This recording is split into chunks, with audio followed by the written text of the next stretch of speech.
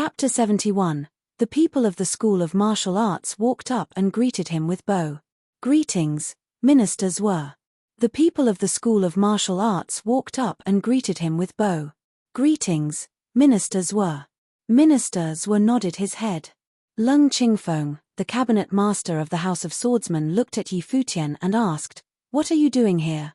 What is my senior sister doing here?" Yi Futian did not answer his question. Lung Qingfeng took a look around at everyone. He did not know how to explain the situation. "She's your senior sister," the young woman snickered. Then to Yi Futian, she said, "She's been my servant these past couple days, but it's such a pity that she doesn't know how to take care of other people. If you promise to be my underling, I'll let her go. How about it?" "You did this." Yi Futian glared at her coldly.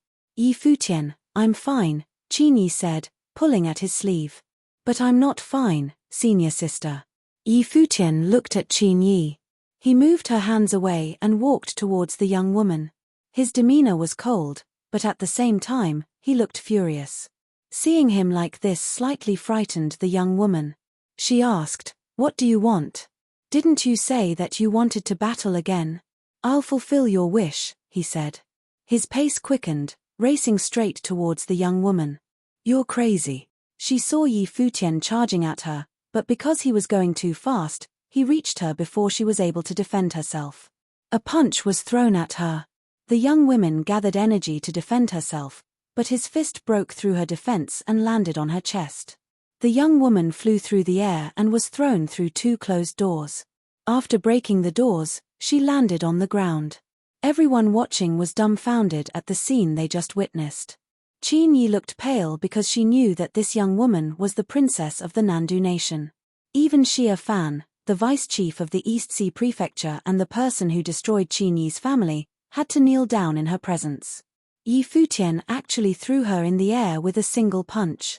"Princess," someone shouted. "Yi Futian, that was out of line," said someone from the School of Martial Arts, as a group of them went up to help the princess. The young woman walked out of the room she had just been thrown into, with a hand on her chest. Her eyes were red, as if she was really going to cry. She had never been hit before. What's more, this was already the second time. "Master, he's bullying me. Kill him," the young woman ordered as she looked at ministers were. The powerful cultivators of Nandu Nation surrounded Yi Futian. "Ministers were, please have mercy," Lung Qingfeng pleaded. "Yi Futian." Qin Yi's face was pale and she placed herself in front of him. "Step down," order ministers were. The people surrounding Yi Futian retreated. "Master," said the young woman. She was shocked and did not understand what her master was doing. "Have you had enough?" In a stern tone, ministers were said to the young woman, "Apologize to Yi Futian." "Me? Apologize to him?" The young woman's eyes were about to pop out of her head as she stared at her master. She was a princess and she was the one who had to apologize after getting hit by Yi Futian. "Are you not going to listen to me?" Ministers were looked at the young woman with a serious look on his face. He could not believe that this child actually ordered to have Yi Futian killed. She would know that this was for her own good sometime in the future. Uncles were, forget about the apology. "I can't bear it," said Yi Futian.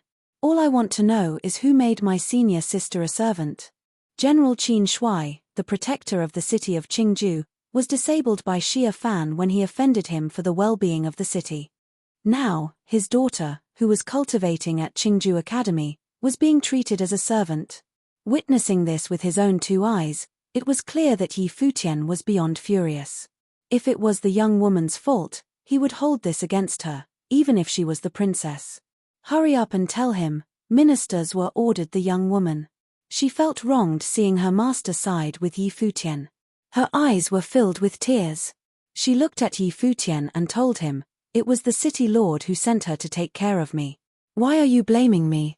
Murong Yunshan?" Yi Futian's eyes grew cold. He asked the people of the School of Martial Arts, "Is this how you treat the daughter of General Qin?" Everyone lowered their heads in shame. They knew that City Lord Murong Yunshan was purposely picking on Qin Yi, but what could they do? Now, it was Yi Futian who would stand up against the Murong family again. Last time as well, He executed Murong Qiu in front of students of Qingju Academy all by himself. It was just as the Thunder Pavilion Lord had said when he left. The prestigious Qingju Academy was nothing compared to this one young man. Not even a year had passed, and this young man was back in Qingju Academy. He was actually able to defeat a 5-starred Glory Plane Mandate sorcerer with one punch.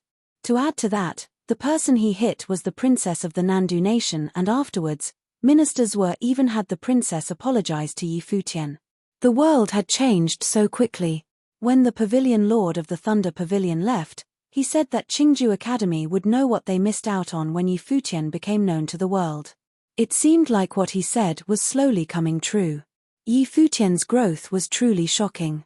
General Qin. Ministers looked at Yi Futian and asked, Yi Futian, is there a story behind this? General Qin is the protector of our city, answered Yi Futian. He turned to Minister Zhuo and summarized the story of General Qin, and Xia Fan, Murong Yunshan, and the others. When he finished retelling the story, Minister Zhuo became extra cold. He said, those bastards. Murong Yunshan plunged the people into misery and suffering, but has become the city lord. Uncle Zhuo, I want him dead, said Yi Futian. He was out for blood. Go, bring him here, ordered Minister Zhuo. Understood. Someone answered his order and flew to find Murong Yunshan. The people of Qingju Academy shuddered at this scene. Was the Murong family done for? One word from the Prime Minister of the Nandu nation was enough to have a whole family killed off, even if it was the city lord. Yi Futian, called out Qin Yi. She looked at the young man standing in front of her. It hadn't even been a year since she last saw him. What on earth had he been through? For her, he attacked the princess. Senior sister, everything is okay now. Yi Futian smiled at Qin Yi. She nodded, eyes red. In this time, she learned the truth about human nature.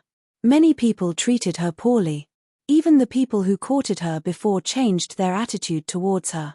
As if it was not enough that Xia Fan and Murong Yunshan caused her father's disability, Murong Shan used the arrival of the princess as an excuse to suppress her growth in cultivation. Don't you still owe me an apology? The young woman asked Yi Futian. She still felt wronged. Senior sister, did she give you a hard time? Yi Futian asked Qin Yi. No, she said as she shook her head. Then I'll forgive you, he said to the young woman. You. The young woman pointed a finger at Yi Futian, not knowing what to say. Then she turned to look at Minister Zhuo with puppy dog eyes. That's enough. No matter what, you were in the wrong first. Why do you need a servant when traveling? Treat this as a lesson learned, said Minister Zhuo gently. He then turned to Yi Futian. Yi Futian, I watched her grow up. Other than being a little obstinate, she doesn't mean any harm. Please don't take what she does to heart, and take care of her if possible. I need him to take care of me. The young girl felt that Minister Zhuo was a little strange since coming down from the mountains. What on earth happened? Uncle Zhuo, that's too much. I was a little rash. This situation had nothing to do with the princess, so I am at fault, said Yi Futian. Minister Zhuo showed much respect for Yi Futian. Even though he saved Minister Zhuo on Mount Tianyaro, Yi Futian knew that there was a limit to what he could do. After all, the young woman was the princess and her master was Minister Zhuo. Is this the attitude you use in an apology? The young woman chewed on her own lip. Fine, then I'll promise to battle you the next time you ask, he said. Who wants to fight you? The young woman scratched her head. After that one punch, she finally realized she could not defeat him. Minister Zhuo saw her expression and could not help but smile. It looked like her temper had dissolved. Yi Futian and the princess should have made up by now, right? After a little while, Murong Yunshan was escorted to them. He still had no idea what was going on. When he saw Yi Futian, Murong Yunshan saw red. His son, Murong Qiu, had died at the hands of Yi Futian. Greetings to Minister Zhuo and the princess from Qingju City's city lord, Murong Yunshan, he bowed. Yi Futian, what do you want to do with him? Asked Minister Zhuo. I want him beheaded, Yi Futian answered without hesitation. Murong Yunshan was in complete shock. He lifted his head to look at Yi Futian. What was going on? Off with his head. One word from Minister Zhuo and the people standing behind Murong Yunshan restrained him. In this moment, Murong Yunshan finally realized the predicament he was in. Please spare me, Minister Zhuo. What did I do wrong? Murong Yunshan's expression was completely different. However, Minister Zhuo did not bother with him. The minister looked at Yi Futian and felt a cold shiver when he saw Yi Futian's cold eyes. It was then that Murong Yunshan understood, the person who wanted to kill him wasn't Minister Zhuo, but was the young man in front of him. He was once an outer sect disciple of Qingju Academy. Murong Yunshan thought of the fall quarter examinations. That was the first time Yi Futian stood up in the middle of the stage, stubborn and unwavering. Murong Yunshan never expected that the lives of both him and his son would end in the hands of Yi Futian. I cannot accept this. Murong Yunshan screamed furiously. A moment later, Qingju City's city lord was dead in Qingju Academy. Have the Murong family property confiscated, ministers were ordered. Immediately, his people left to get things taken care of. What do you think of making General Qin the new city lord of Qingju City? Ministers were asked Yi Futian. Thank you, uncles were. Naturally, Yi Futian had the same thought, but he did not feel right asking this of ministers were. He was so shocked at this treatment he was receiving from ministers were.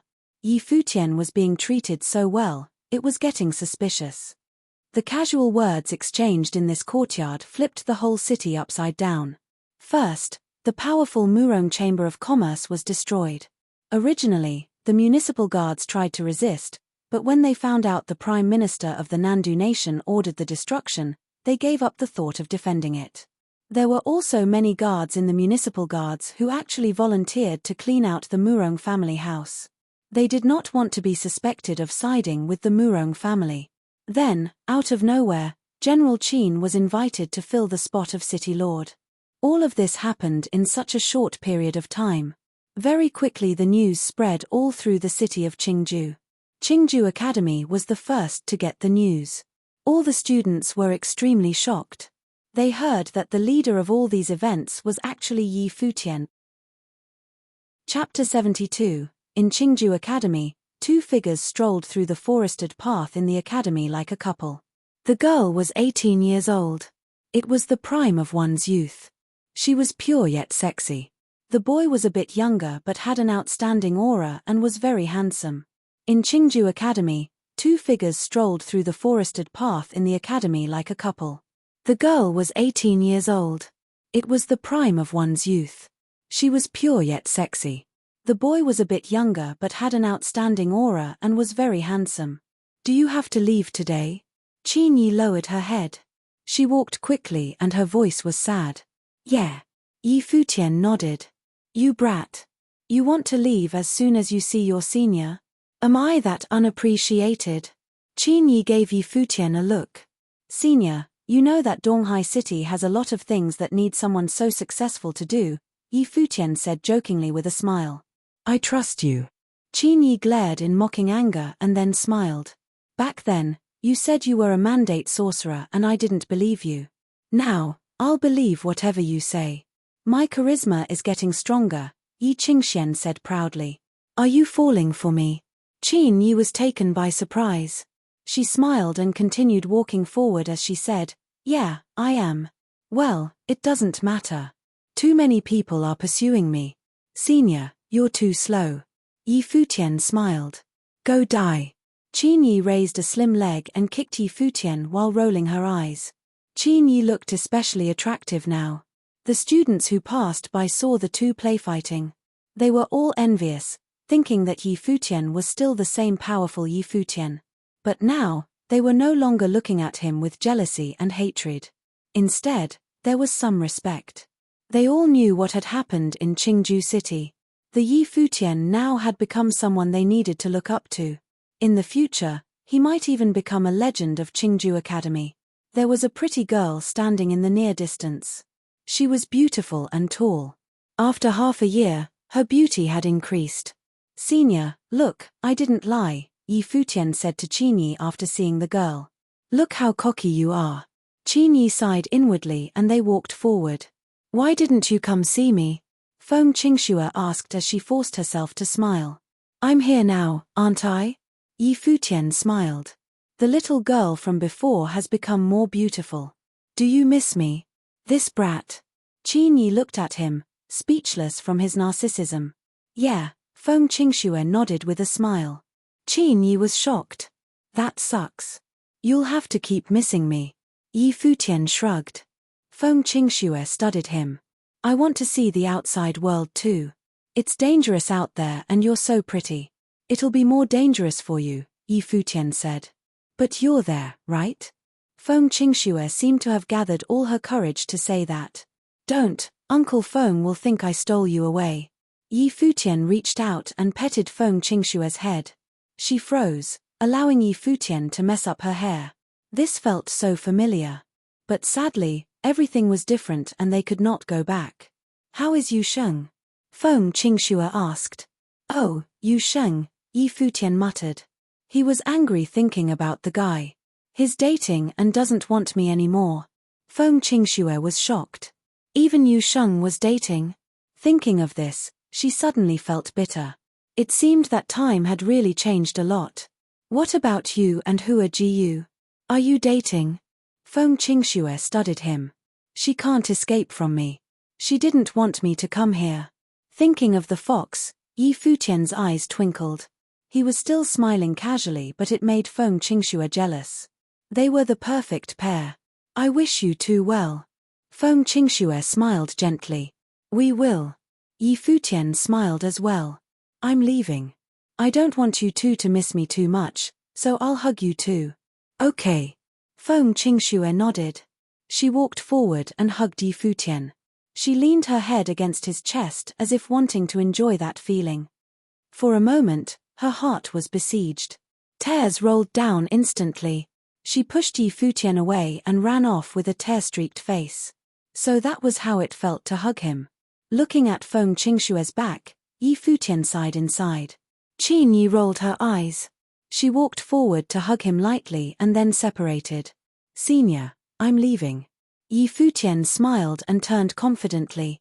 Minister Zhuo and the others were waiting in the distance. Seeing Yi Futian come, the girl beside Minister Zhuo was unhappy. She said, "This is someone with a girlfriend, shameless jerk." Minister Zhuo felt awkward. This girl was full of resentment. Uncle Zhuo, let's go, Yi Futian said when he got close. Minister Zhuo nodded. The people climbed on their demons. Sensing something, Yi Futian glanced at the girl. I'm attractive, but you don't have to keep staring at me, right? Shameless, the girl spat. Then she turned away. Yi Futian was speechless. The demons leaped into the sky. The people of Qingju Academy watched them leave. Many of the big figures still had not calmed down. In the sky, Minister Zhuo asked Yi Futian from his demon, Futian, what are your plans when you return to Donghai City? Will you keep studying at the academy? Would you like to go to Nandu's royal city? Are there many talented men in the royal city? Yi Futian asked. Of course, ministers were answered. The best of Nandu go to the royal city, including the most talented from Donghai City. Really? Yi Futian chuckled. Of course I will, but not now. Oh, I'm sure you have many things you still need to do in Donghai City. I won't pressure you, but next spring, something big will happen in Nandu Nation. You must come. Ministers were smiled. What big thing? Yi Futian was confused. Do you know about Nandu Nation's history? Ministers were asked. I heard from my professor that Nandu was once ruled by the Nandu family, Yi Futian answered. Then, Emperor Donghuang and Emperor Yi ruled over the divine prefectures of the east. The powers of the world were reordered. Nandu was weak and walked down from the throne, replaced by the current king. Yes, the current royal family is named Luo. In order to remind themselves, they have not changed the name of the country. In addition, they hold a Tingfeng banquet every 10 years. Next year will be the next full decade. At this time, not only will the East Sea Prefecture come, people from all prefectures and cities of Nandu will come. The heroes will aggregate and meet each other. You can't miss it. If all the strong men of Nandu are there, why should I go? Yi Futian asked. The stars of the banquet are your generation. The goal is to see the future of Nandu Nation. The outstanding figures of Donghai Academy would definitely be included, ministers were answered. Oh. Yi Futian nodded. He first thought of his professor's ailment. Since the Tingfeng banquet was important, if the king noticed and liked him, it would be easier to heal Hua Fengliu, right? Oh, Xia Fan is the young master of the East Sea Prefecture. With his father there, I cannot deal with him directly. After returning, I must take care of some matters. To protect you from danger, I'll keep the decree of the minister with you. People will treat it as if I'm there. Minister Zhuo gave Yi Futian his badge and said, "You still have to be careful about assassinations." Yi Futian looked at the badge. He needed it but he did not accept it. "Uncle Zhuo," he said. He was still suspicious. Was Minister Zhuo treating him so well really because he helped block the blow from the snow ape? He had defeated the princess with one blow because he was brash, but instead of blaming him, the minister had made the princess apologize too. "Take it. This is useless for me. Just don't do bad things under my name," ministers were said jokingly. "Okay." Yi Futian nodded and took it. He would remember this gift. The badge was truly useful to him. "Professor."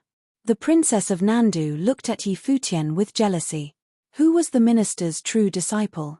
The group advanced forward and finally reached Donghai City. Ministers were personally saw Yi Futian to the academy. "Futian, remember, don't miss out next spring. Your stage shouldn't be in Donghai City," ministers were advised. "Okay, Uncle Zhuo. I'm going back now," Yi Futian said. Ministers were nodded and watched as Yi Futian entered Donghai Academy. "Let's go back too," ministers were said. But then, a figure walked out.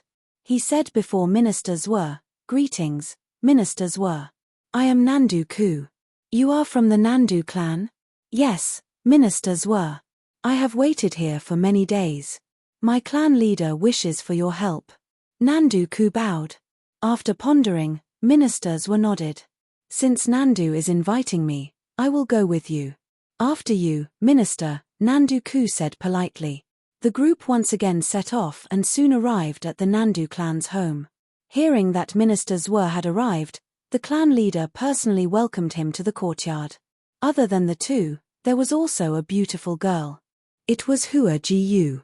"Minister Zhuo, this is a descendant of the Nandu clan.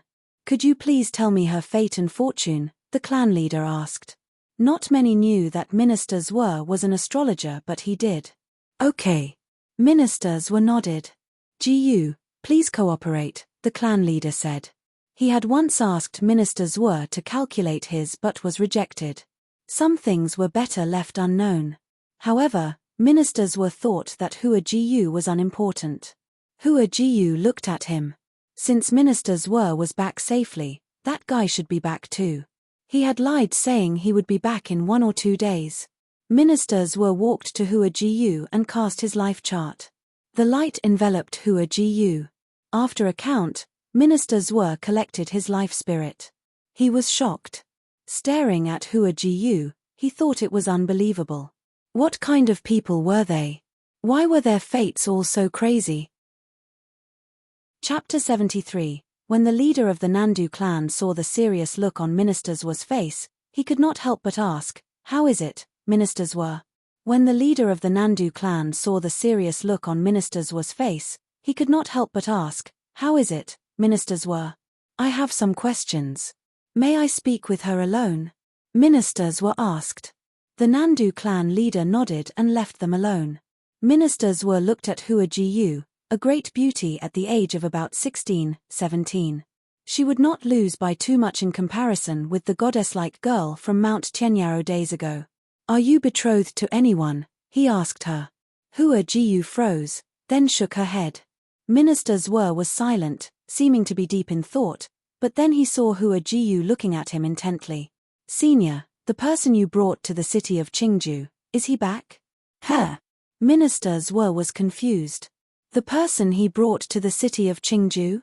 From Donghai Academy, she explained. Ministers were stopped to think for a moment and then his eyes brightened in realization. In his mind, he thought of the words a certain young man said, I already have a girlfriend and she's more beautiful than you. He's already returned to the academy. Ministers were smiled and nodded. She smiled as well, feeling the worry in her heart disappear. Brother Nandu. Ministers were called out. The Nandu clan leader returned upon being summoned and looked at the two people in the room in confusion. Goodbye, ministers were said to the clan leader. Then, he turned with his hands joined to salute Hua Gu. This was not a gesture to a junior, but a gesture of respect and honor. The Nandu clan leader was shocked and asked, Ministers were, what does this mean? Ministers were just laughed loudly and with every step, he ascended in the sky. The head of the clan leader yelled out to him, Ministers were, the fate of an empress, the mother of the world. Ministers was stern-voiced traveled. The family head was frozen in place and watched Ministers were get further and further away. The fate of an empress. His mind was anything but calm. At that moment, he thought of many things. Hua Gu was naturally gifted, that was why he had wanted Ministers were to tell her fortune. The clan leader wanted to know if she was going to be able to restore the Nandu clan's glory. But now, it seemed like she was destined for a different path, the road to become an empress. Hua Gu was also shocked. She saw the family head looking at her, so she told him, I don't believe in fate and I also don't want to become empress. I'm going back to the academy. When she finished, she turned and left. When Yi Futian got back to Donghai Academy, he could feel something different in the atmosphere. Everyone was whispering and discussing amongst themselves. And once he stepped onto campus, this atmosphere became more obvious. Yi Futian is back, said the students of the School of the Finance Star. He's finally back, said someone else. Many people seemed to have been anticipating Yi Futian's return. They all looked so happy to see him. This type of treatment was something new to Yi Futian. While he walked to his destination, people were greeting him. Hey, a beautiful girl called out to Yi Futian from the building of the finance school above. Yi Futian turned his attention to the graceful girl. He knew her. She had made a lasting impression on him. After all, she was the first female to tell him that he wasn't a man. It was going to be difficult to forget someone like her. I have a name. Yi Futian smiled. She just stared at him and asked, what level are you now? 5-starred glory plane. You're not trying to fight me again, are you? Yi Futian was feeling uncertain. Were all girls crazy about fighting? One just left, now there was another. I won't fight you. The ones you have to fight are the people of the Emperor Star School and the Treasury Star School, the girl said. Yi Futian looked confused. More people came up to them. What happened? Yi Futian asked. He had just returned and the atmosphere at the academy felt strange. Junior brother Yi Futian, the Finance Star School hasn't been doing too hot as of late, said a young man. Why is that? Asked Yi Futian. Recently, the students of those two schools have been very arrogant. From time to time, they'll pick fights with the students of other schools, and our school is the most pitiful because they seem to be picking on us in particular, the young man explained. The students of the School of the Emperor Star and the School of the Treasury Star are stronger to begin with, so naturally the students of our school can't compete with them, said someone else. Yi Futian had gotten famous around Donghai Academy for fighting, so everyone from the Finance Star School was excited for him to be back. Yi Futian frowned. Both of those schools had previously paid a visit to Yi Xiong to congratulate him on taking on a disciple, now they were joining hands to torment the School of the Finance Star. There was definitely a secret involved in all of this. What did the two elders of those schools talk about with Yi Xiong that day? Yi Futian remembered that Yi Xiong came to reprimand him that day after their little chat. He seemed to be in a bad mood. Based on how things were going now, something definitely happened that day. Where's Yu Sheng? Yi Futian knew, with Yu Sheng's bad temper, he would not have just stood by and watched all of this happen. It gets me angry just talking about what happened, someone spoke.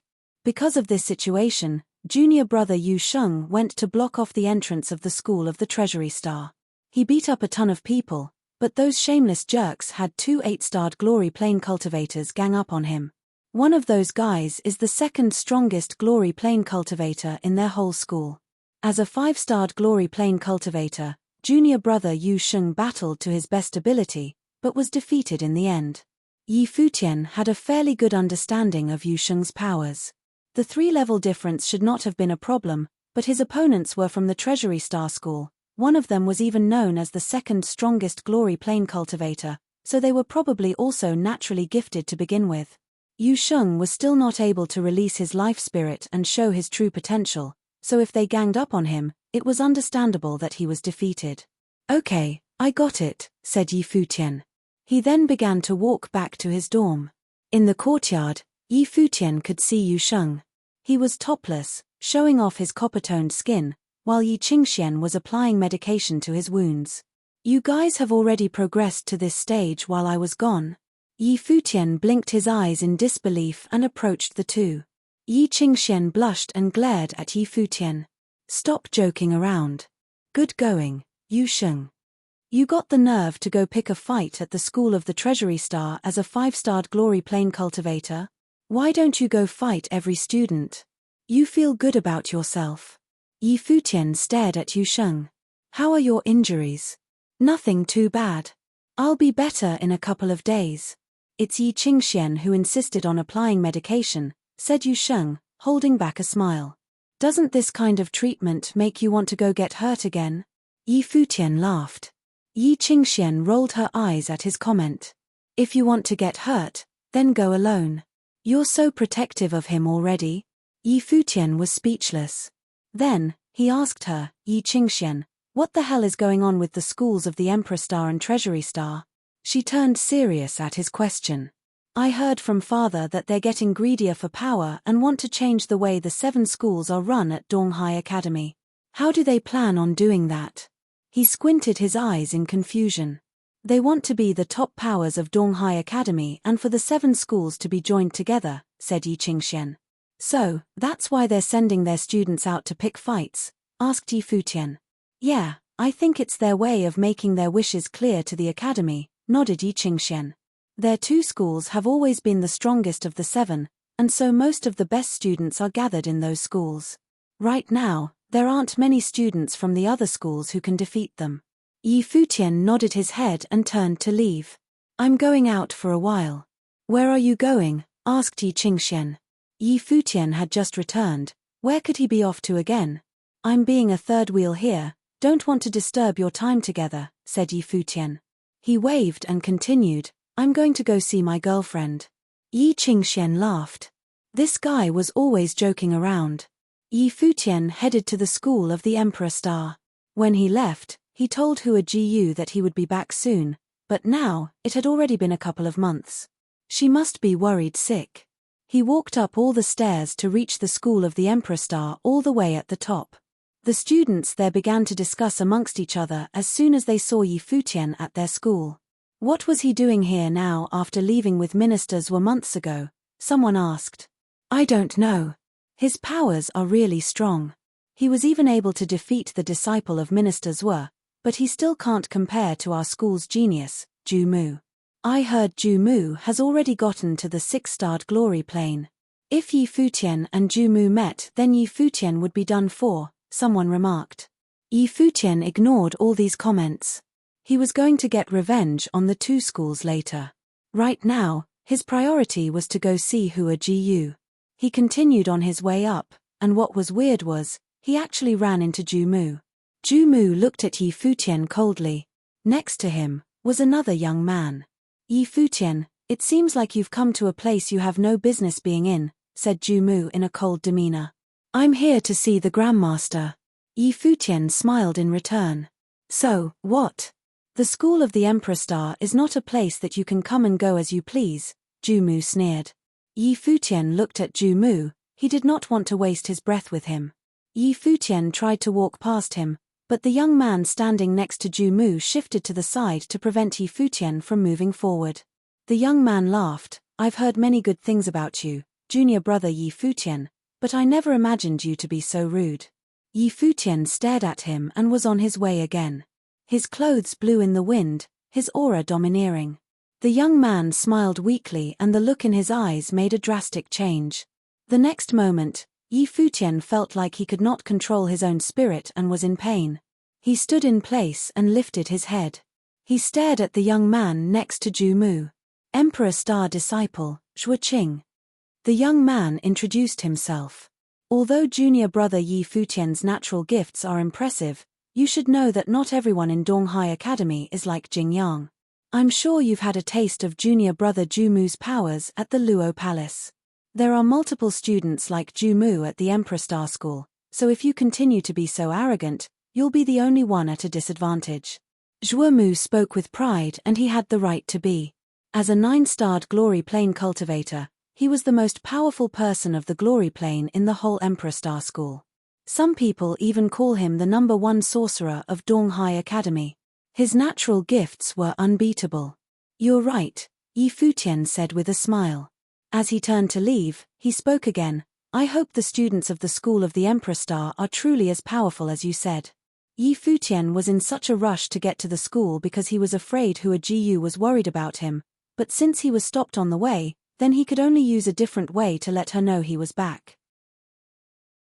Chapter 74. When Yi Futian returned to the School of the Finance Star, Yi Qingxian was still there. When Yi Futian returned to the School of the Finance Star, Yi Qingxian was still there. Didn't you go to see your girlfriend? Why are you back? Yi Qingxian asked with a smile. Yi Futian furrowed his brows. It was too shameful to say. Qingxian, how is Zhuo Qing's skill? He asked. You met Zhuo Qing? Yi Qingxuan's pretty eyes went blank. Seeing Yi Futian's gloominess, she guessed what happened. Yeah.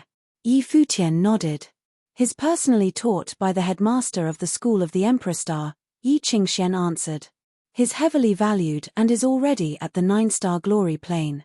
He's known as #1 of Donghai Academy's Dharma. His main abilities? Yi Futian asked. He's a spirit elemental mandate sorcerer with a strange life spirit. He has an eerie ability too. He can use the spirit element to control others. He's also good at the wood element and is extremely dangerous, Yi Qingxian said. A controlling mandate sorcerer. No wonder. Something flickered past Yi Futian's expression. According to Yi Qingxian, the other was a spirit elemental mandate sorcerer specializing in attack and control.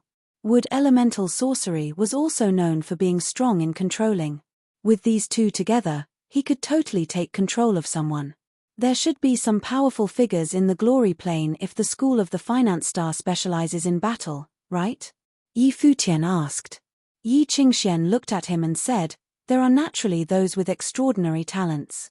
There is a 9-star Glory Plane mandate sorcerer specializing in both martial arts and sorcery, but it is still hard to defeat Zhuo Qing. There's a reason why he is #1 of the Dharma rank. I understand, Qingxian. Help me spread news that, Yi Futian smiled and said, even if I lost last time at the Luo Palace, I've had a breakthrough in my planes. I will challenge Ju Mu again tomorrow to continue the battle between my master, the Qin Devil, and the Art Saint. I hope the students of Donghai Academy will come witness it. Hearing this, Yi Qingxian was confused. She asked, didn't you say you didn't lose last time? Since they're saying I lost, then just play along. Yi Futian smiled confidently. Yi Qingxian seemed to understand something. She glanced at the boy. You're so mean. Ju Mu's reputation would be destroyed if he was defeated yesterday. Yu Sheng, Yi Futian called. The other glanced at him. How's your injury?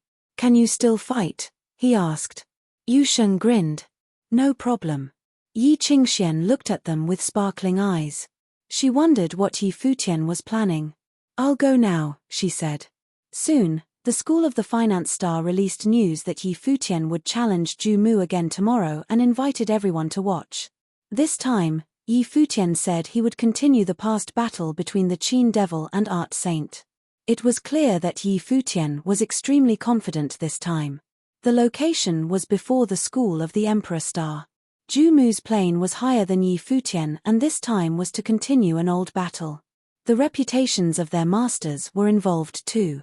It was impossible for Ju Mu to turn him down. Donghai Academy was bustling. The news naturally traveled to the School of the Emperor Star.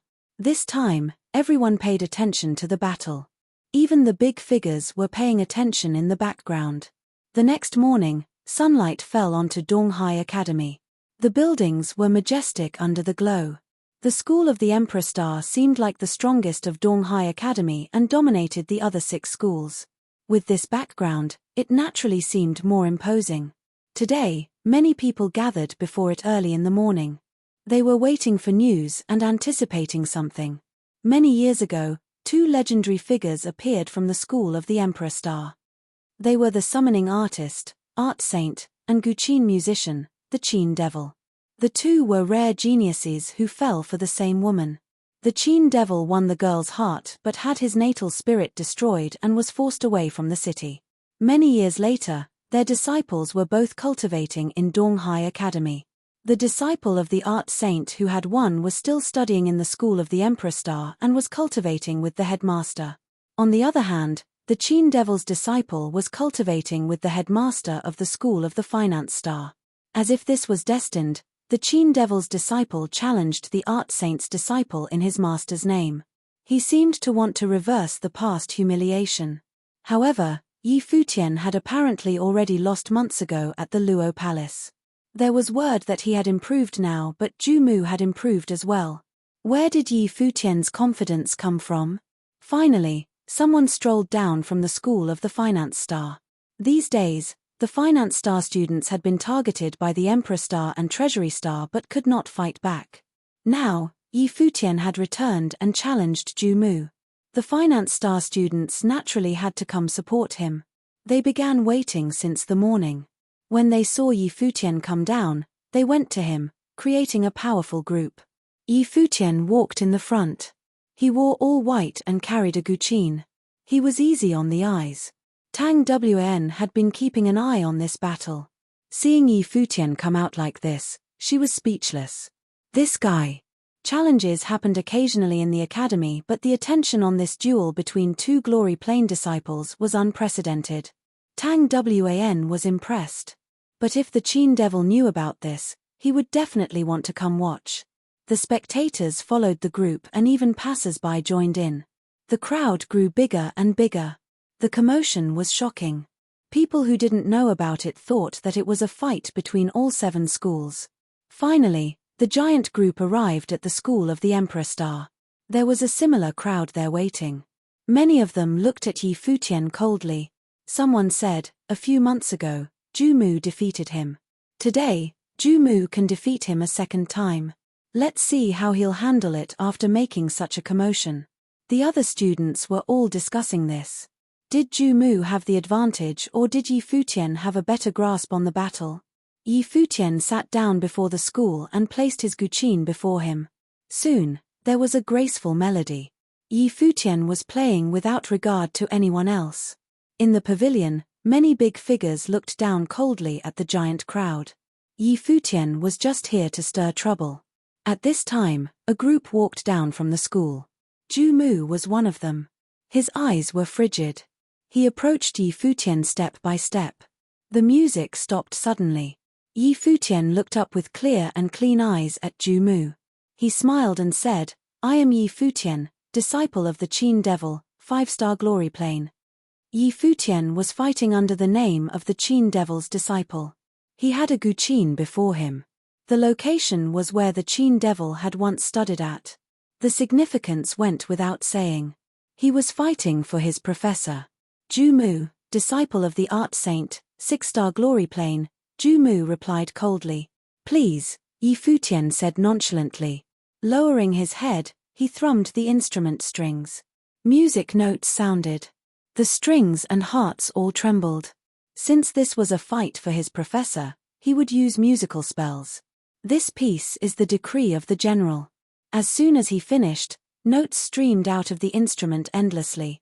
At this moment, a beautiful image appeared in everyone's minds. They seemed to have been transported to a battlefield. The war drums shook the sky as the soldiers went to war. Spiritual chi grouped around Ju Mu. He used his finger as a brush to paint in the air. An invisible sound wave descended. It hit Ju Mu in the front and knocked his painting down. At the same time, the sound wave pierced into his brain. His mind shook. Yi Futian's music spells were able to affect him now. Compared to last time, Yi Futian's skills seemed to have increased greatly. Ju Mu's expression grew more serious. The spiritual qi grew more terrifying. He reached out and began multitasking. Both hands painted at the same time. He created a sword with a single stroke. It whistled through the air toward Futian. However, an invisible strength gathered around Futian now. The music notes transformed into a beating war drum. It was powerful like thousands of galloping horses. The sword flew here and shattered. Ju Mu endlessly created swords that flew crazily to where Futian was sitting. However, as soon as they got close, they would turn to dust. The area had turned into a battlefield. Futian was like the general commanding the entire army. As the music intensified, a shocking music note storm gathered around Futian. They did not dissipate and had a terrifying power. Swords whistled and clanged. Endless swords flew toward Futian. However, the people only heard the war drums shaking the earth. The ground quaked and shattered the swords. Such terrifying musical spells. I don't know if Ju Mu's demons will be able to resist it if Futian keeps playing, someone said. The spectators could feel that Futian's music notes were still gathering and strengthening. He seemed to be gathering a military with thousands of soldiers and horses. They would shatter everything with the general's decree. Finally, Ju Mu finished. He had drawn a golden ape made completely out of gold. It ran toward Futian. The earth shook with its steps. What a strong summoned beast. Futian had given Ju Mu time for him to wildly use his spiritual qi to draw. The spectators were nervous. The golden ape stepped into the storm around Futian. There were giant booms. At that moment in the battlefield made of music notes, the war drums shattered everything. Thousands of horses galloped out. Everything in the path of the music storm turned to dust. The golden ape cracked endlessly but, just like last time, it still kept going toward Futian. The ending, though, was different this time. Futian kept playing. The endless power rolled past. With a boom, the golden ape's body was pulverized, turning into spiritual qi. Ju Mu's expression changed drastically. His life spirit appeared behind him as he continued drawing. "You really think you won last time?" Futian said nonchalantly. His fingers moved gracefully and he stood up. The moment he strummed the strings, the boundless music storm destroyed everything as if following the general's decree. It arrived before Ju Mu, making it impossible for him to keep painting. Chapter 75. The sound of Futian's voice and the sound of Guqin started simultaneously. The hearts of its listeners vibrated along with it. The sound of Futian's voice and the sound of Guqin started simultaneously. The hearts of its listeners vibrated along with it. Ju Mu, who was in the midst of drawing, lifted his head to see the storm created by the music dawning upon him. His life spirit roared and a wave of spiritual energy was released, but it was no use. The storm descended and destroyed everything in its path. His drawing was completely absorbed into the eye of the storm, and the spiritual qi in the atmosphere was flowing wildly. Then, the storm washed over Ju Mu, which caused him extreme pain. It was as if he was a lone soldier, fighting against thousands. He spat fresh blood as his whole being was thrown back and made a harsh landing on the ground. Everything happened extremely quickly. Futian stood up as if he was confident that the battle was already over. Only then did people break free of their dazed state and look at Futian. The handsome young man stood there, his clothes blowing in the wind. The quiet, elegant young man playing the Guqin just a moment ago was now unrestrained and ready to show his true potentials. The battle between the successors of the Guqin devil and the art saint had come to an end. All those years ago, the art saint disabled the Guqin devil's powers. Now, his disciple was crushed by the powers of the Guqin devil's disciple. This was not a battle between equals, as the people had previously expected. What's more, Futian was at a lower level than Ju Mu. To be able to do so, Futian has surpassed so many limitations placed upon him. And also, what was the meaning behind his previous utterance? Among the rumors spread in Donghai Academy, there was one that claimed after acting extremely arrogant at the Luo Palace, the Guqin devil's disciple, Futian, was defeated by the art saint's disciple, Ju Mu. This rumor was the hottest talk in town at one point. If Yi Futian had come out to try to explain at an earlier time, probably no one would have believed him, but after seeing the results of this battle, it was hard not to question its validity. This was just like the rumors regarding Hua Jiu months ago. Ju Mu's face was as pale as a ghost. After getting himself together, he stood up. He looked at Yi Futian with an icy glare before saying, "It's just one loss. This doesn't determine anything. You can't reject the results of the previous battle just because of the results of today's battle." Everyone was looking at Ju Mu.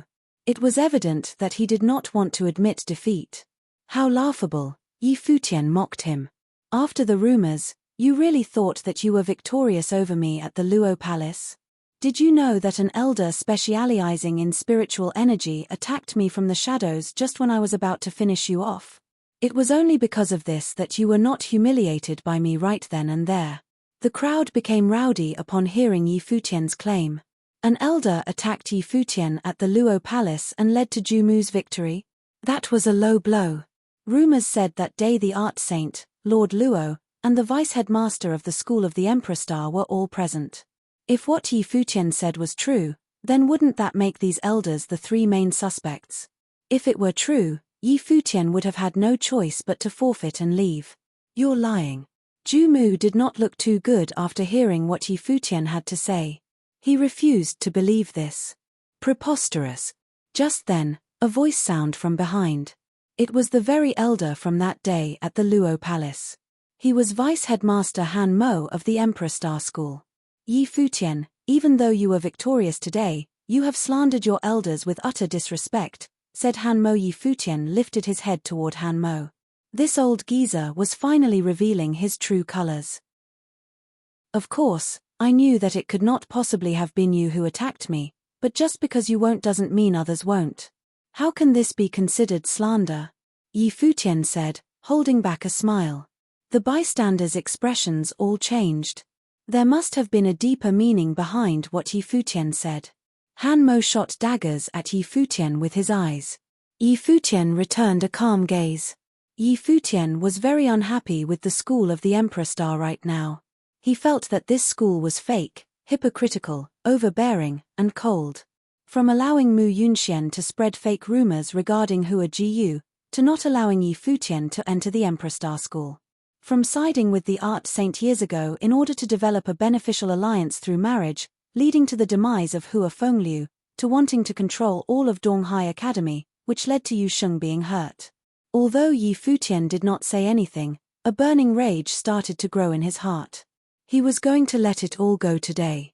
Now, he stood in front of the School of the Emperor Star, challenged Ju Mu, and played the decree of the general. All of this was to express his anger. Lord Luo and the art saint are both honorable seniors, and everyone there that day was of high social status. "Would it even make sense for them to make a sneak attack on a junior like you?" asked Han Mo mockingly. "There were many people present at the time, so I cannot pinpoint the exact identity of the culprit.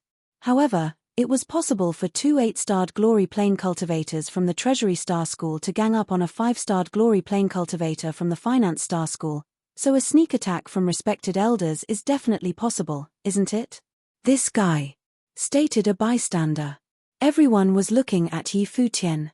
By dragging the School of the Treasury Star into the conversation, Yi Futian was really trying to pick a fight. "It was a student of your school who came to instigate the fight. Our students were simply giving him a well-deserved lesson." "There's nothing strange about that," said Han Mo. "You, on the other hand, have slandered your elders. If you do not give me a proper explanation, you won't be able to get off the hook that easily. Since when have my students needed to report anything to you?" A voice came from within the crowd. Pushing through, Yi Xiong looked at Han Mo and said, "Han Mo, you're the vice-headmaster of the Emperor Star School, and you're here reprimanding a student from the School of the Finance Star? Now, that's impressive." The arrival of Han Mo and Yi Xiong frightened bystanders. It seemed that things had gotten out of hand. "Headmaster Yi Xiong, did you not hear your student slandering his elders?" asked Han Mo. He did not seem to be afraid of Yi Xiong at all. "Is this true?" Yi Xiong asked Yi Futian. Yi Futian smiled and said, "It would be easy to determine whether it is slander or not. During that fight between Jumu and I was defeated by a conjured beast. Even though I was at a bit of a disadvantage, we can try again today. He looked at Jumu. Although I have made quite a bit of improvement over the past couple of months, I'm still going to draw up some conjured beasts. I won't release my life spirit and will use pure martial arts tactics. If I can't defeat you with one stack, then you can consider my words slander. He's so crazy. Everyone was watching Futian. He was going to give Jumu to conjure the strongest beasts, only use martial arts tactics, and try to defeat Jumu with one attack. Futian was beyond crazy.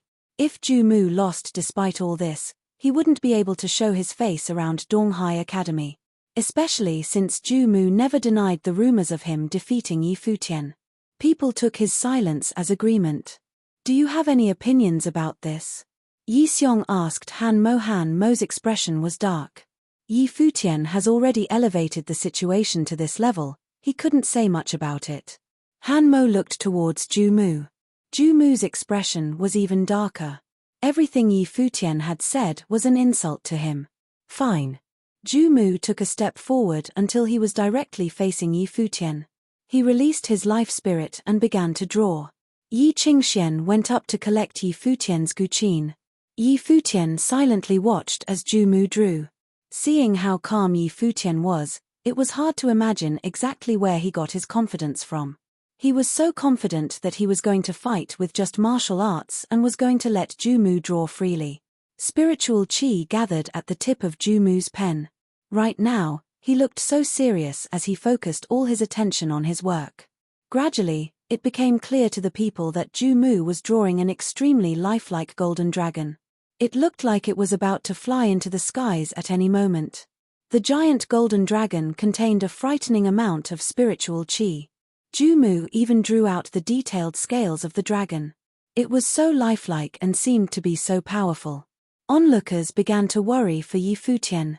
Was he really going to be able to withstand Jumu's attacks by using only martial arts? Jumu ignored everything around him and focused on his drawing. He perfected every little detail. As the disciple of the art saint, his natural gift was not a question. It was only because his opponent was Futian that he seemed weak. Finally, Jumu added his last stroke. An enormous golden dragon revolved around his body. The light from Jumu's life spirit doubled as a force field around the dragon. This made the dragon look even more menacing. It stared at Futian. So powerful.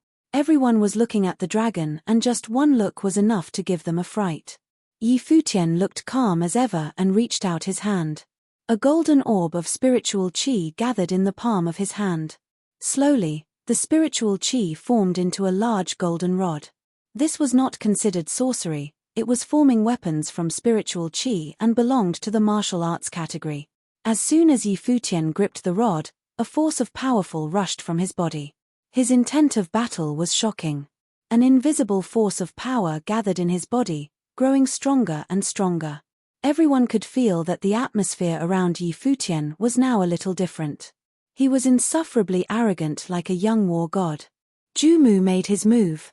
He took steps forward and as if a part of his body, the giant golden dragon moved with him. A loud roar from Jumu, and the mystical dragon was sent charging at Futian. Boom! Futian also stepped forward. The ground vibrated under his feet. A frightening force gathered in his body. Die! Yelled Jumu in rage. The dragon was headed toward Futian. Futian waved the golden rod in his hand around. The spiritual energy became one with nature and was aimed for the golden dragon.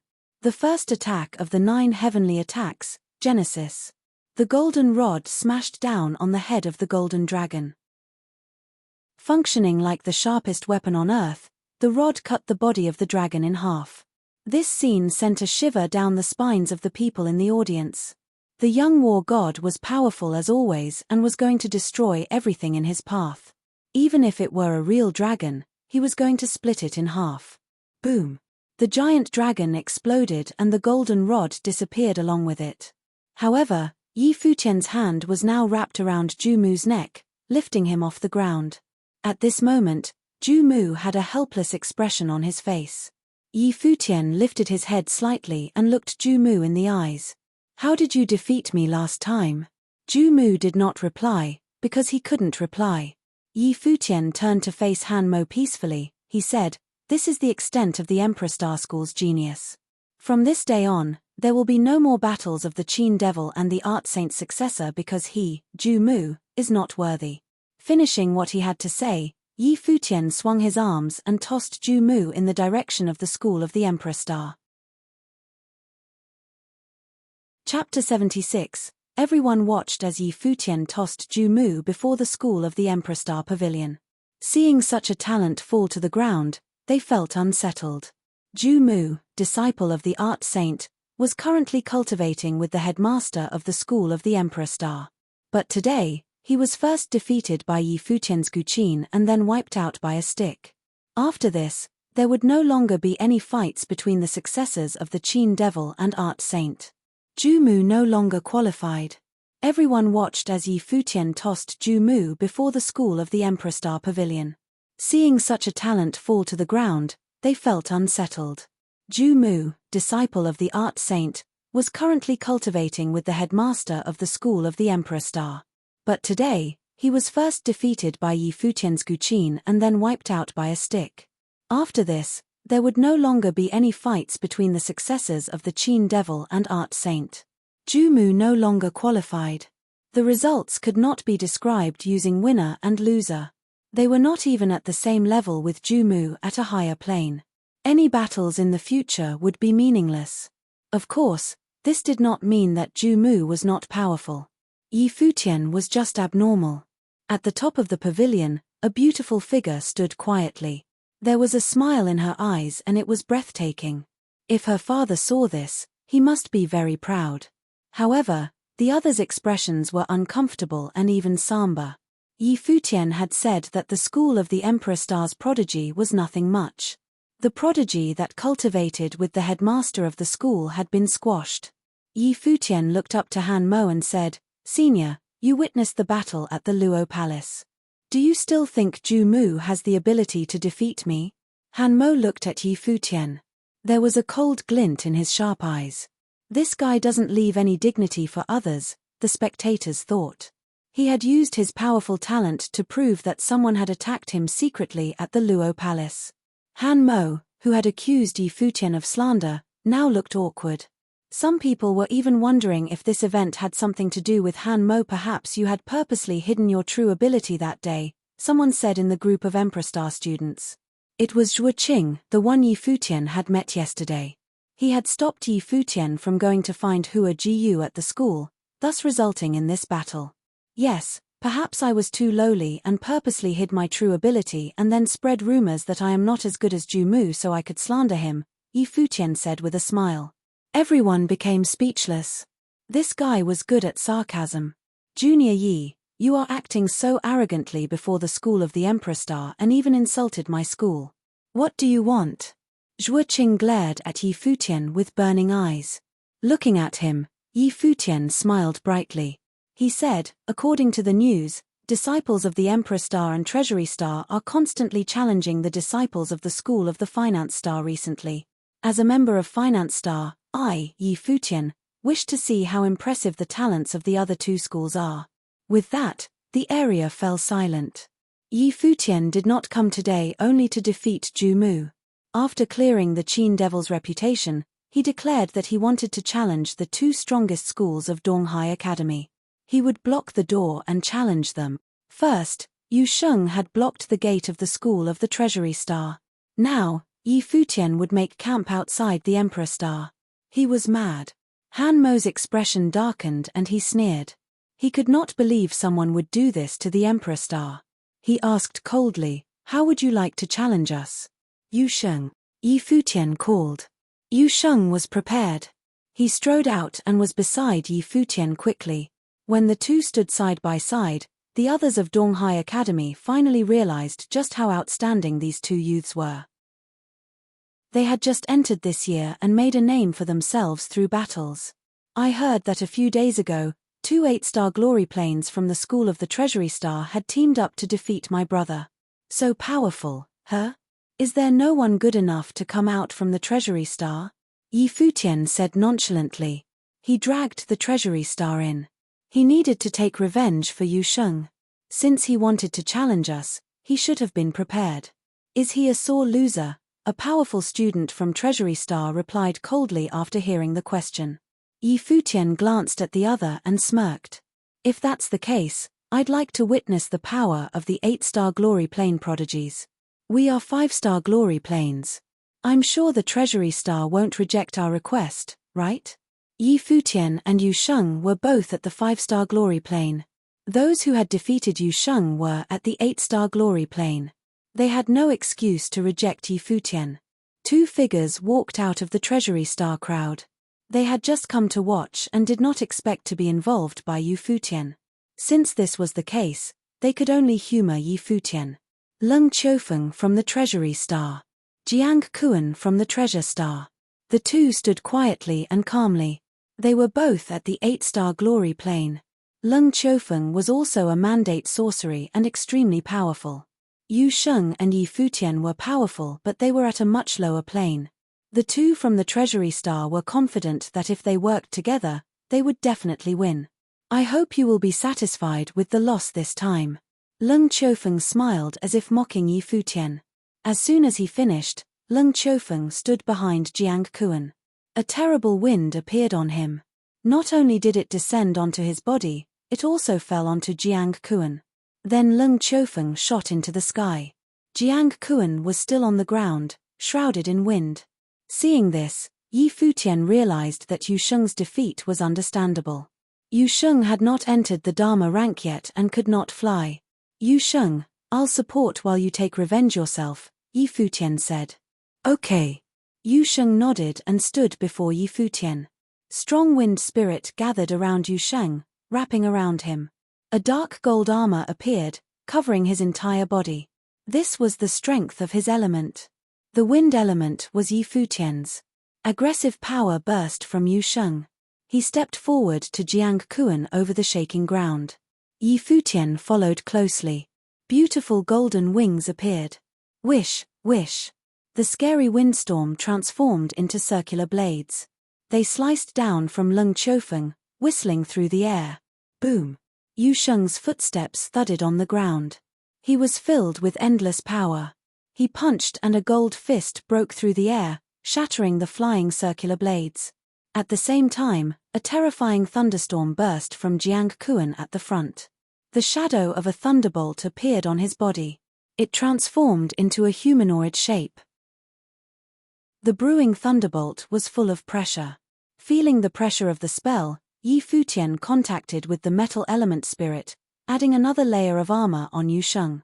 The next moment, the thunderbolt's shadow descended.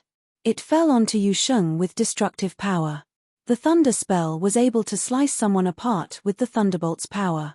When the spell descended, Yu Sheng's armor was torn apart. Then it attacked Yu Sheng's dark gold body. Electricity ran through his body. His powerful muscles trembled, but his steps did not falter. In the air, Leng Qiufeng scoffed. The next moment, Jiang Kuan was wrapped in the wind spell and flew up too. Yu Sheng. Yi Futian called. The two worked together with tacit agreement. Yu Sheng jumped and sprang into the air. The powerful momentum was paired with Yi Futian's wind spell, helping him rush toward Jiang Kuan like the wind. What a joke! Leng Qiufeng looked disdainful. With his supportive control, Yu Sheng would be unable to touch Jiang Kuan. Even if he was extremely strong, he would not be able to use his skills. Yi Futian was spiraling up as his wings flapped. At this moment, the wings began glowing green and flapped crazily in the air. With a sound like a waterfall, Jiang Kuan suddenly stopped in the air. He was stunned. Looking down, he saw vines on his body. Starting at his legs, they wrapped around him. It's the wood element. The spectators below were shaken. Since when was Yi Futian good at this? Leng Qiufeng's expression changed as well. This sudden change had interrupted his rhythm. He wanted to react but saw that Yu Sheng had already arrived and sent a fist at Jiang Kuan. Jiang Kuan was not a wind elemental sorcerer and was not good at flying. He needed Leng Qiufeng's control. How could he dodge this blow? There was a thud and one could faintly hear the sound of bones cracking. Yu Sheng was so strong that Jiang Kuan spat out blood. Yi Futian used the vines to drag Jiang Kuan back. He dropped to the ground and flung the vines. Jiang Kuan smashed onto the ground, blood spurting out of his mouth. He shook uncontrollably. The people of Treasury Star looked at this with dark faces. They were so embarrassed. So violent, many people thought. Yi Futian was helping Yu Sheng vent his anger. The two 8-star glory planes had worked together to beat Yu Sheng. Yi Futian was obviously pissed. Leng Qiufeng was stunned by this scene. He glanced at Yi Futian and Yu Sheng on the ground, his eyes turning frigid. He had never expected that Yi Futian would be a wood elemental sorcerer who specialized in control. An 8-star glory plane talent of the school of the Treasury Star? Yi Futian mocked. Then he tossed Jiang Kuan into the direction of his school's crowd without looking. Instead, he looked up into the air and said coldly, "There's another one." Boom. Chaotic power burst from Leng Qiufeng's body. A shadow appeared behind him. It was an extremely burly demon lion. It was entirely white and seemed to be made from stone. This was Leng Qiufeng's life spirit, the stone lion. It contained Leng Qiufeng's strong earth elemental talent. It also provided him with terrible strength. Therefore, he also cultivated with martial arts. Other than that, he also had the wind elemental talent. Thus, Leng Qiufeng was a wind and earth bi-elemental mandate sorcerer and martial artist. "You will pay for this." Leng Qiufeng looked down at the two. The earth element spirit gathered around him, covering his body with stone armor. A stone spear appeared in his hands. "He's a lot stronger than Jiang Kuan," Yu Sheng said quietly. "The ending will be the same," Yi Futian uttered. The rock life spirit appeared behind him. The golden feathers had become so brilliant. Chapter 77, Even the Score.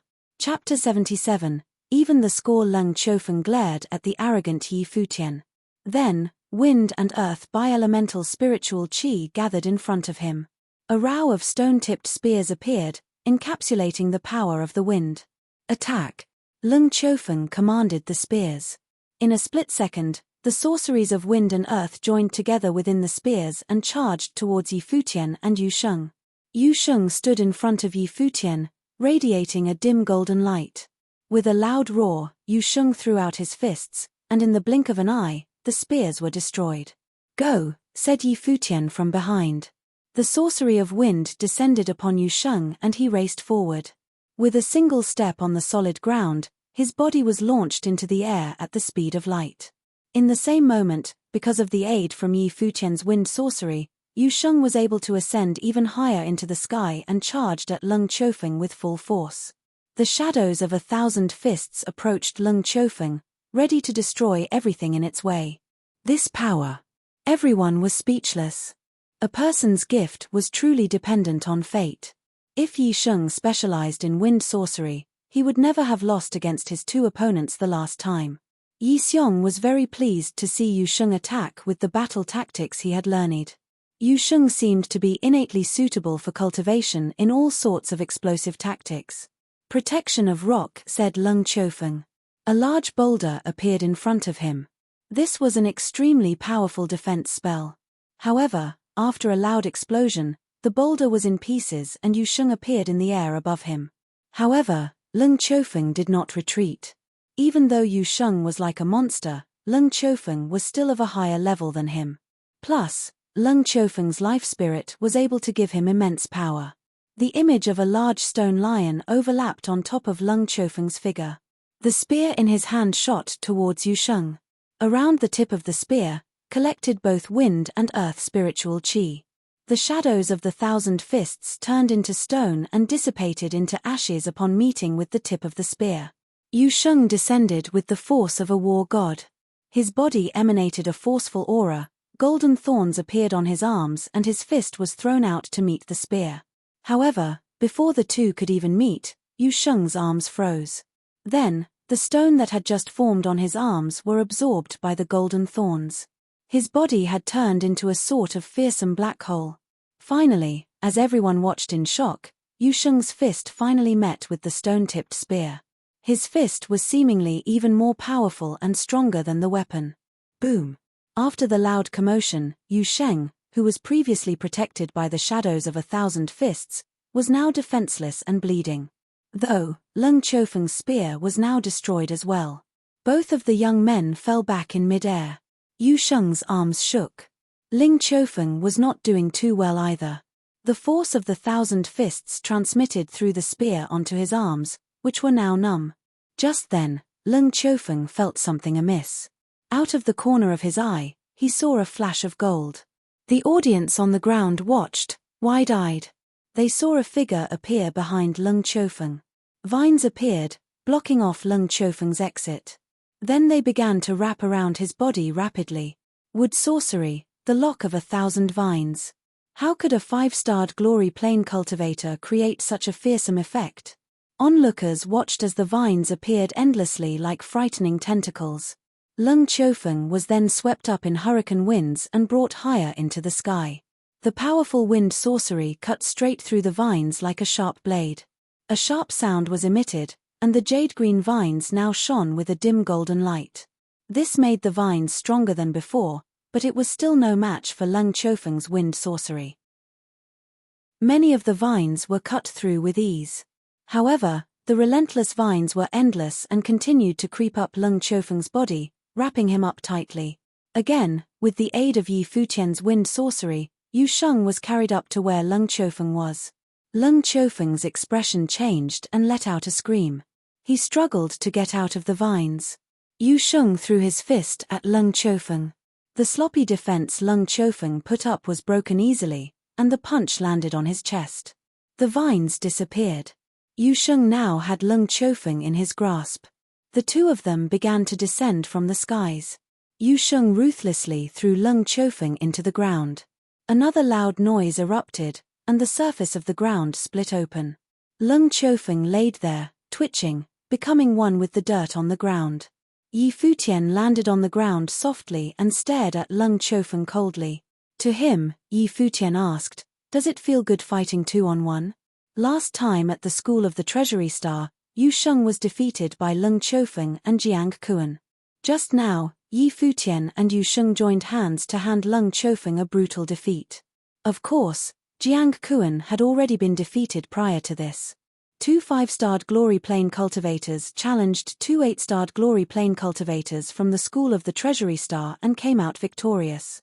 2 monsters, the people commented about Yu Sheng and Yi Futian. They shook in their shoes. The strength Yu Sheng possessed was inhuman.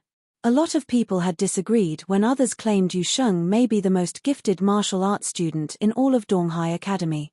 But after the previous battle at the Treasury Star School and today's battle, there would not be a single person who could deny this fact any longer. Who else would possess such explosive powers? It was not a question as to why Headmaster Yi Xiong of the School of the Finance Star, who specialized in combat, chose Yu Sheng to be his discipline. Yi Futian was equally as monstrous. A bi-elemental mandate sorcerer of metal and wind with a rock spirit. He was also a musical sorcerer. Furthermore, he had just revealed his gifts in the wood element and also cultivated in martial arts. He was simply good at everything. Some people thought, could it be possible that Yi Futian is hiding his gifts in other elements as well? It was possible that the only person who was able to beat him in terms of elemental gifts was the girl genius from the School of the Emperor Star, Hua Ji. However, she would most likely be unwilling to make a move. Other than the time she was trying to get into the academy, she had not used her powers. Hua Ji also rarely stepped out of the Emperor Star School. The last time she came out onto the main campus was when she personally spoke up regarding the rumors about her and Mu Yunxian. The School of the Treasury Star really lost all face this time, thought everyone in the crowd. They watched as Yu Sheng picked up Leng Qiufeng and threw him in the direction of the Treasury Star School. It was a direct, domineering, and slightly insulting action. It was obvious that Yu Sheng was unhappy with what had happened during their previous battle. His opponents were able to soar through the skies, while he was stuck on the ground, not even able to make contact with them. He was finally able to get payback today. This is the capability of 8-starred glory plane cultivators in the School of the Treasury Star. Stop making fools of yourselves at Donghai Academy, Yi Futian said calmly. The expressions on the faces of students of the Treasury Star turned more and more sour. Everyone was speechless upon hearing Yi Futian's words. He came today with revenge on his mind and was not going easy on them, whether it be the students of the Treasury Star School or the Emperor Star School. First, Yi Futian defeated Ju Mu. Then, he assisted Yu Sheng in defeating Leng Qiufeng and Jiang Kuan. What was he going to do next? At this moment, everyone saw Yi Futian walk to the side. He looked towards the school of the Emperor Star and said with a smile, I came here yesterday seeking my girlfriend, but senior brother Zhuo Qing did not allow me to enter. He told me the Emperor Star School was full of genius cultivators and that I was no match for Ju Mu. It was because of this that I came today. Sadly, I am disappointed by Ju Mu abilities. Now that I have proved myself to be more capable than Ju Mu, I am curious about the abilities of these other geniuses. Both Yu Sheng and myself are 5-starred glory plane students of the Finance Star School. Would any students of the self-proclaimed top school at Donghai Academy, the school of the Emperor Star, be willing to challenge us? If any students of the same plane are willing, you may choose to challenge either one of us. The students of the Emperor Star School did not know what to do. Same-level cultivators to fight against these two freaks. It was possible that Hua Jiyu could give it try, but her schoolmates knew things that everyone else did not. So, they knew that she would never battle Yi Futian. The onlooking crowd was speechless. They all shared a thought about how shameless Yi Futian was. 2 8-starred glory plane cultivators had already lost to Yi Futian and Yu Sheng. Now, he was asking students of the same plane to challenge them. Wouldn't that be digging their own grave? However, there was nothing that the students of the school of the Emperor Star could complain about. They were the ones who bragged about housing many genius cultivators and claimed to be the top school of Donghai Academy. Asking to challenge students of the same plane should not be considered too out of line. Also, Yi Futian's girlfriend was in the Emperor Star School? What was going on? If that's not possible, I'll also accept 6-starred glory plane cultivators, Yi Futian said with a smile when he noticed that no one was willing to answer him. Han Mo's expression darkened. 6-starred glory plane cultivator? Ju Mu already tried. Defeated with 1 rod. Then what about 7-starred? Yi Futian continued, yesterday, senior brother Zhuo Qing said that the Emperor Star School was packed full with geniuses. What's going on today? Everyone turned their attention towards Zhuo Qing, only to see the normally gentlemanly Zhuo Qing with a dark face. He forced a smile and said, Junior brother Yi, since you're trying to provoke my fellow schoolmates into a challenge, what's the need to bring up planes? So, what senior brother Zhuo is trying to say is that I should ignore planes and fight against students 4, 5 planes above me? Maybe even those in the Dharma plane? Yi Futian laughed. Is this what the students of your school have been doing to my fellow schoolmates these past days? Why don't you try to challenge Dharma plane students in my school, senior brother? Zhuo Qing had nothing to say once again. The students of the Emperor Star School all stared coldly at Yi Futian. They were getting anxious under his questioning. If nobody has the guts to come out and challenge us, then I hope that the students of the Emperor Star School will stop being so brazen, coming to pick on the weaker students of my school, warned Yi Futian when he saw that nobody was going to speak up. Only when he said this, onlookers realized his true intentions, to stop the school of the Emperor Star from attacking the students of the Finance Star School.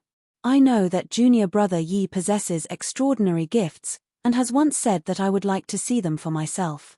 So, I am willing to be thick-skinned and step out to challenge you as an 8-starred glory plane cultivator, but if you are here simply to give empty threats, then please leave, said a figure as it stepped out. A handsome young man, one of the geniuses in the Emperor Star School, walked towards Yi Futian and introduced himself, student of the school of the Emperor Star, Mu Yunxian. 8-starred glory plane. As soon as he heard this name, Yu Sheng took a large step forward. His body radiated a powerful force. Yu Sheng, called Yi Futian. Yu Sheng halted. Let me, said Yi Futian. Yu Sheng nodded and retreated. Yi Futian looked at Mu Yunxian. A sarcastic smile spread across his face and he continued, You're not just thick-skinned. I feel ashamed simply attending the same academy as you. You. Mu Yunxian broke his facade immediately. His expression darkened. Yi Futian stood quietly and a powerful aura emanated from him. His clothes moved without wind. Since you have the guts to step up, then I'll also settle the incident of you spreading rumors about my girlfriend. Let's even the score today, said Yi Futian calmly. After he spoke, there was silence. Chapter 78, Face It Holding Hands. Chapter 78, Face It Holding Hands. Mu Yunxian had hurt Yi Futian's girlfriend while spreading rumors. Earlier, Yi Futian had also said that his girlfriend was from the school of the Emperor Star. Thinking of the rumors that had spread around Donghai Academy earlier, everyone stared at Yi Futian. Months ago, that fairy-like figure had walked down from the school of the Emperor Star and announced to the entire academy that there was nothing between her and Mu Yunxian. She had said that Mu Yunxian could not even be compared to the one she liked. They had thought about whether someone that talented really existed in the academy. Today, Yi Futian had blocked the gate and challenged the school of the Emperor Star. He was so mad. With what he just said to Mu Yunxian, it was easy to link the two events. Everyone's hearts trembled. They slowly looked over toward the school of the Emperor Star. Behind all the students, they saw a beautiful figure standing quietly at the high point. She stood alone, and it seemed that wherever she was, everything else would lose color. Now, the beautiful figure moved. She slowly walked down. The other students quickly moved aside and watched her. There was some yearning in their hearts, but they knew it would be an impossible dream. Hua Jiyu walked down the steps and entered the battlefield. She walked past Mu Yunxian. The boy looked to the side at the scene. There was lust deep in his eyes. Every time he saw this beauty, his heart would be shaken, but he did not exist in her eyes. She had even embarrassed him in front of the entire academy. Hua Jiyu stood before Yi Futian. Her eyes gazed at him without blinking. Jiyu, fight with him, Han Mo said behind them. His expression was so dark and gloomy. However, Hua Jiyu completely ignored him. She kept staring at the youth's figure, thinking how impulsive he was. Why are you looking at me like that? Yi Futian stared back at Hua Jiyu and shrugged. Why do you think? Hua Jiyu said sharply. She sounded angry but was also whining. Though she was glaring at Yi Futian, there were rich emotions inside her beautiful eyes. Many people felt their hearts breaking. There had been rumors before, but they were only rumors. Now, they personally witnessed the fairy of Donghai Academy talk and look at Yi Futian like a little girl. It was a peculiar feeling. With just one sentence and one glance, they experienced the feeling of dating. Many felt moved, but sadly, the voice and eyes were for Yi Futian, not them. Didn't I say that I'll announce it to Donghai Academy? Yi Futian said with a smile. You're so pretty and everyone keeps thinking about you. It pisses me off. Today's the best chance to tell them that you're mine and they can just be jealous. Many faces became long at this. Hearing Yi Futian's words, they suddenly wanted to beat him up. This bastard was doing it on purpose. Hua Jiyu was the girl of their dreams. Idiot, Hua Jiyu reprimanded, still glaring. After that, she continued forward. When she was beside Yi Futian, she reached out gently.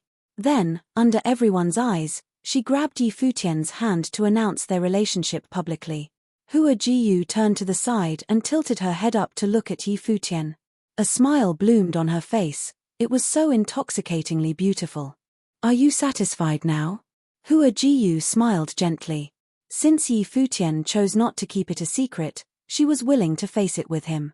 No matter what would happen in the future, they would face it together, hand in hand, just like now.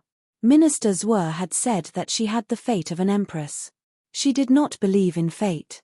Even if she had this fate, she would change it, she believed. Seeing the smile on the girl's face and those gentle words, Yi Futian's smile was also warm. The most beautiful promise was no better than that. The most beautiful girl was no better than the fox's smile. So what if he had seen a girl even more beautiful at Mount Tianyao? His godfather had said that his woman would be the empress of the world. If that really happened, His fox's temperament was enough to rule and impress the world. Yes, very satisfied. Yi Futian smiled and nodded. This feeling was amazing. Hey, are you guys done?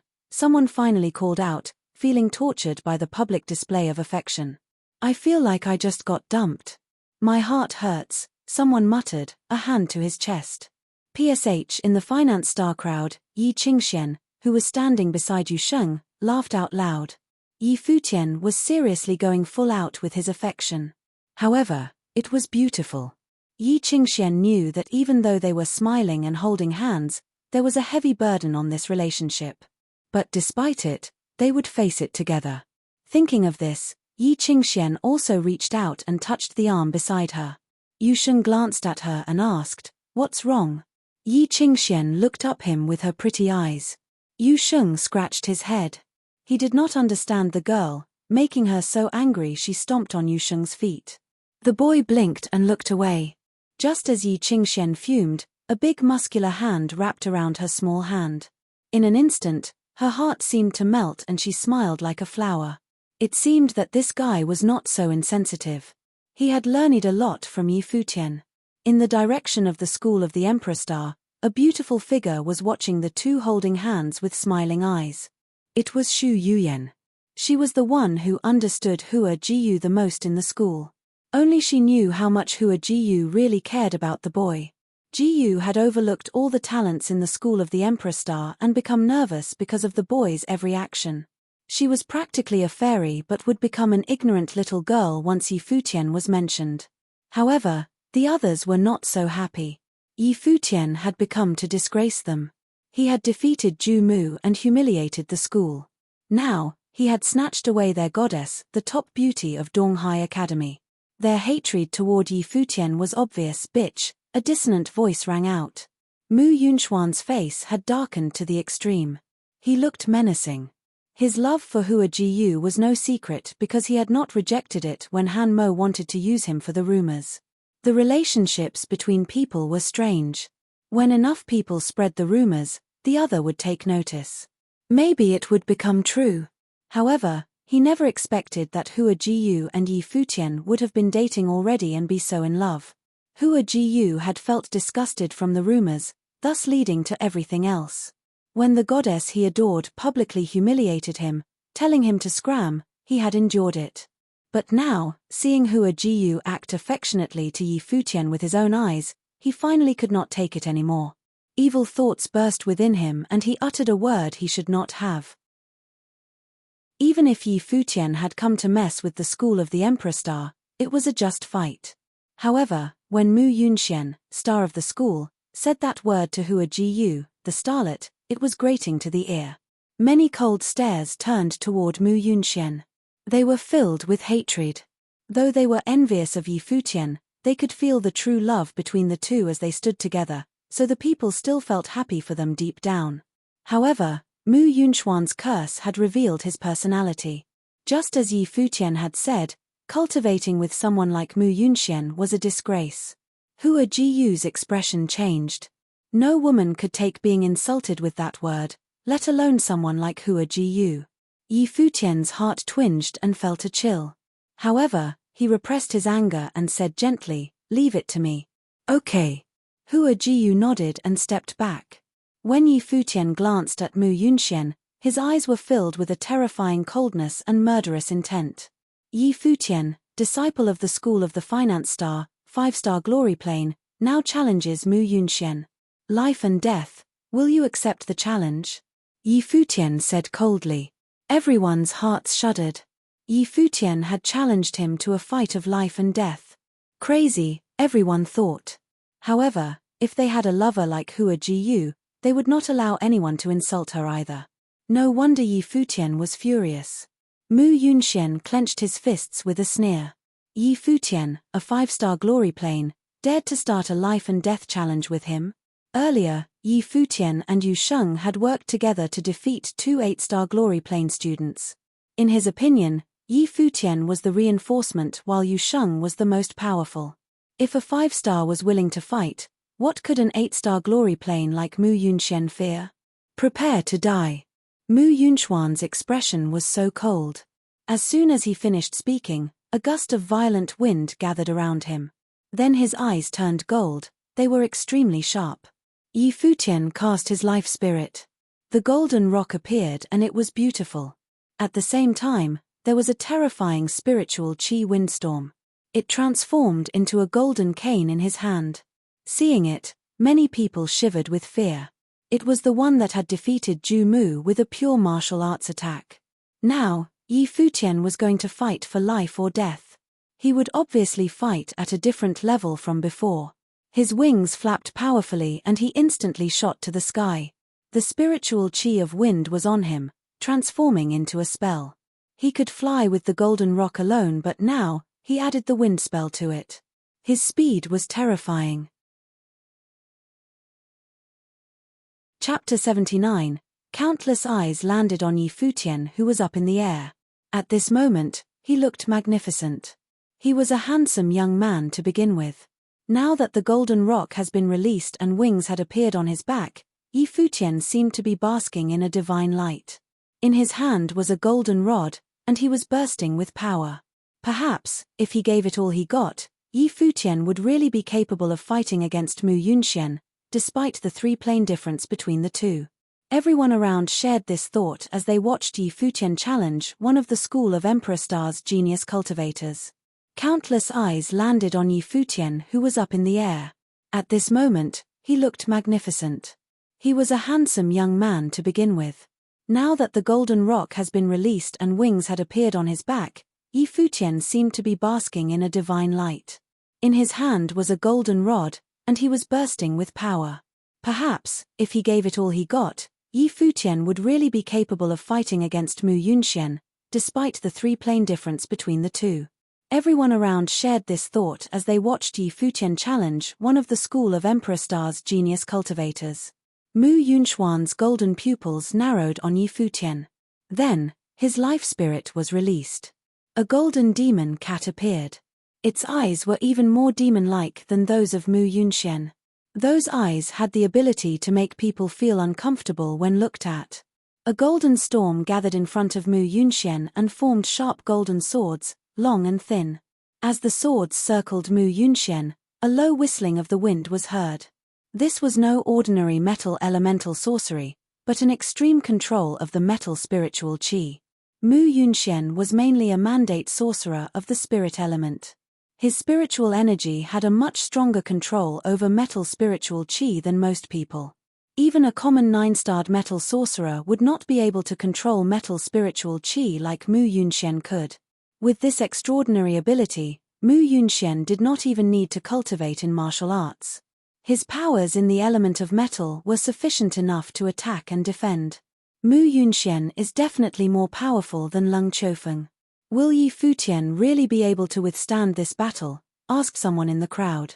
Witnessing the release of Mu Yunxuan's powers had many people lose the confidence they previously had on Futian. The golden storm surrounding Mu Yunxian was too frightful. The sharp swords revolved around him, controlled as if they were toys. Han Mo stood quietly in the school of the Emperor Star and observed. Obviously, he could see just how gifted Futian was, but the young man now stood against the school, so they must get rid of him. Since Futian personally proposed a life or death battle, it saved the school a lot of trouble. Since you're asking for it, I'll let you die, Mu Yunxian said with a cold demeanor. Just as he finished his sentence, the swords around him whistled through the wind and shot towards Futian. In perfect unison, these swords were much more powerful than those drawn by Ju Mu. After all, there was a huge difference in regards to the planes Ju Mu and Mu Yunxian were in. The golden rod danced in Futian's hand. He tried to take a step forward when a large force erupted, and the wings appeared on his back. Just like a flash of lightning, Futian shot up into the sky. Mu Yunxian hemphed and directed his attention up above. The swords immediately altered their route to continue in their attack on Futian. Even though Mu Yunxian did not specialize in the element of wind, he was not afraid to face a sorcerer who could fly. Futian moved at an incredibly fast speed.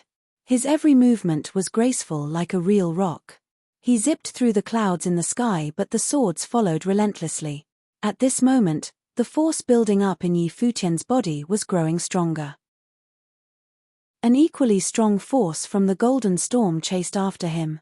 The golden rod he held grew thicker. "Until when do you plan to keep running away from me?" Mu Yunxian asked coldly.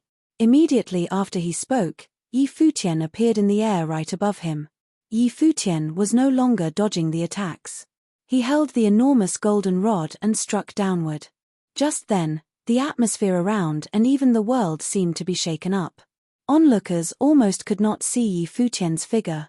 To them, there was only the shadow of a rod coming down from the heavens to wipe out everything below.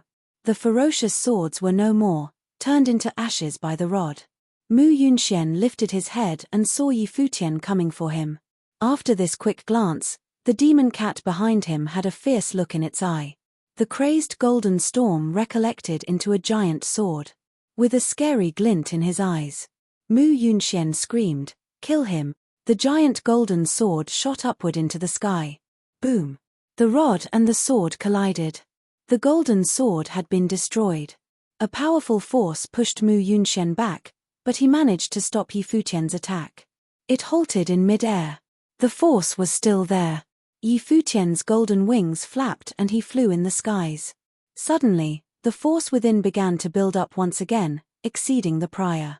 Mu Yunxian sensed what was happening, and the look on his face changed. He put out both of his hands. The golden storm started once more and formed a pattern, shielding him. At the same time, strains of golden silk sliced through the air, attacking Yi Futian. This spell was protecting and attacking all at once. Yi Futian remained emotionless. He soared through the air and then formed into lightning, hitting down on Mu Yunxian again. Mu Yunxuan's spell, winding of 1,000 silk strains, advanced towards Yi Futian, but a golden light barricaded him, not leaving space for anything to get past. Finally, Yi Futian descended upon Mu Yunxian. Yi Futian attacked with the second attack of the 9 heavenly, ready to destroy everything in his way. Boom! Mu Yunxuan's golden pattern exploded and a powerful force forced him to slide backward on his own 2 feet. Right now, the expression on everyone's face has changed. They were utterly shocked. What kind of battle technique was this? It was so domineering, wiping out everything in its way. It was as if one attack could kill any enemy you pleased, not leaving any survivors. Yi Futian was truly a young war god at this moment. Not only did his powers not diminish after 2 attacks from Mu Yunxian, but he got even stronger. Upon sensing the crazed energy gathering within Yi Futian, everyone from the school of the Emperor Star had a change in expression. Even Vice Headmaster Han Mo did not look too well. Yi Futian's second attack with the rod was obviously stronger than the first. If there was another even stronger attack, there was no way Mu Yunxian would be able to withstand it. A prepared Yi Futian advanced. He unleashed his power, which caused Mu Yunxian to blanch. With a loud scream, Mu Yunxian used metal spiritual qi in a spell which summoned a large ancient bell to encapsulate himself.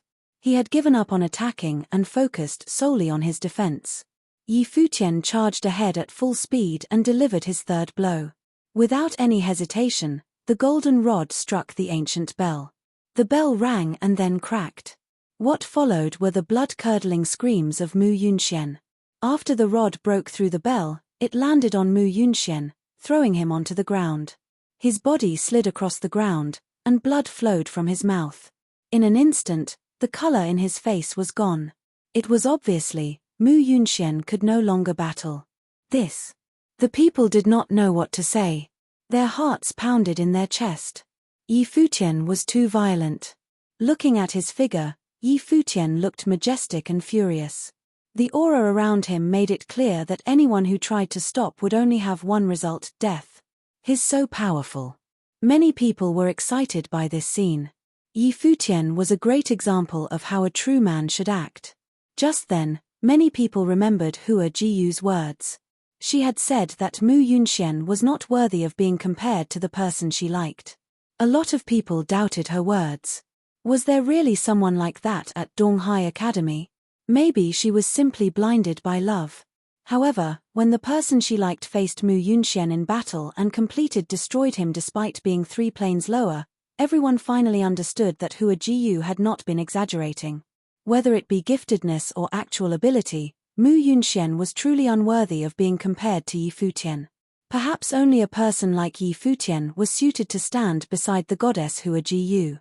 As Yi Futian approached Mu Yunxian, one step at a time, many from the school of the Emperor Star had a change in expressions. This battle was a matter of life or death. Mu Yunxian had already agreed to these terms. Mu Yunxian held himself up with his hands on the ground as he looked up at Yi Futian. Blood dripped from the corners of his mouth. With a crazed look in his eyes, he stared at Yi Futian and said, "This is the school of the Emperor Star, you dare to commit such a sin here? Get down on your knees and apologize. I will spare your worthless life then," Yi Futian said to Mu Yunxian coldly. Mu Yunxian looked even more crazed now. Yi Futian wanted him to kneel down and apologize. "Are you done with this nonsense?" Han Mo approached. His aura was forceful as he stared at Yi Futian. "This is a battle to the death. Have you been watching, senior?" Yi Futian lifted his head to look at Han Mo. "You are standing on the Emperor Star School's territory," said Han Mo suddenly. Yi Futian began to laugh. Mockingly, he said, "If it were Mu Yunxian who was victorious today, you probably would not hesitate to kill me." Naturally, Han Mo had nothing to say to that. Seeing the vice-headmaster step in, Mu Yunxian let out a laugh. "You can't kill me now, Yi Futian. Do you really think that you and that bitch will have a happy ending?" Yi Futian looked down at him. Mu Yunxian was laughing like a madman. He had obviously been deeply affected by his defeat today. He deepened his voice and said, "With those looks, that bitch will definitely end up as someone else's plaything in the future. You're calling out for death." Yi Futian clenched his fist around the golden rod. Then, he lifted his arm, ready to strike down at any moment. Vice-headmaster, Mu Yunxian called to Han Mo as he turned to look at the elder. Han Mo took another step forward. The headmaster spoke, "Yi Futian, do you want to die?"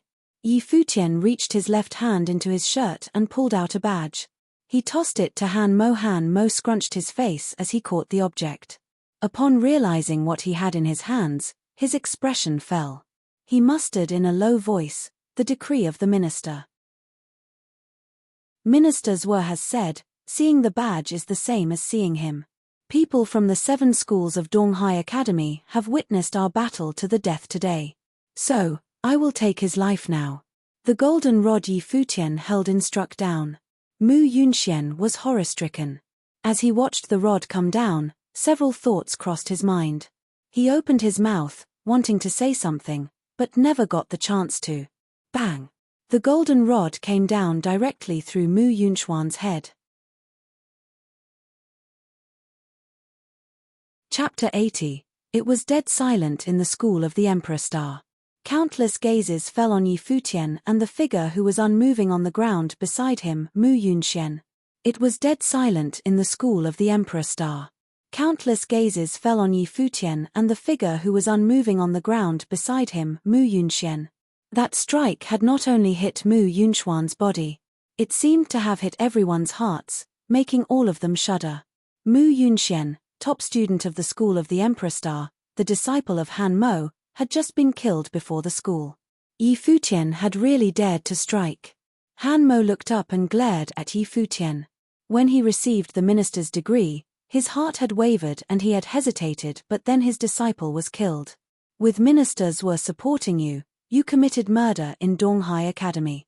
Good job, Yi Futian, Han Mo said coldly, tossing the minister's decree to him.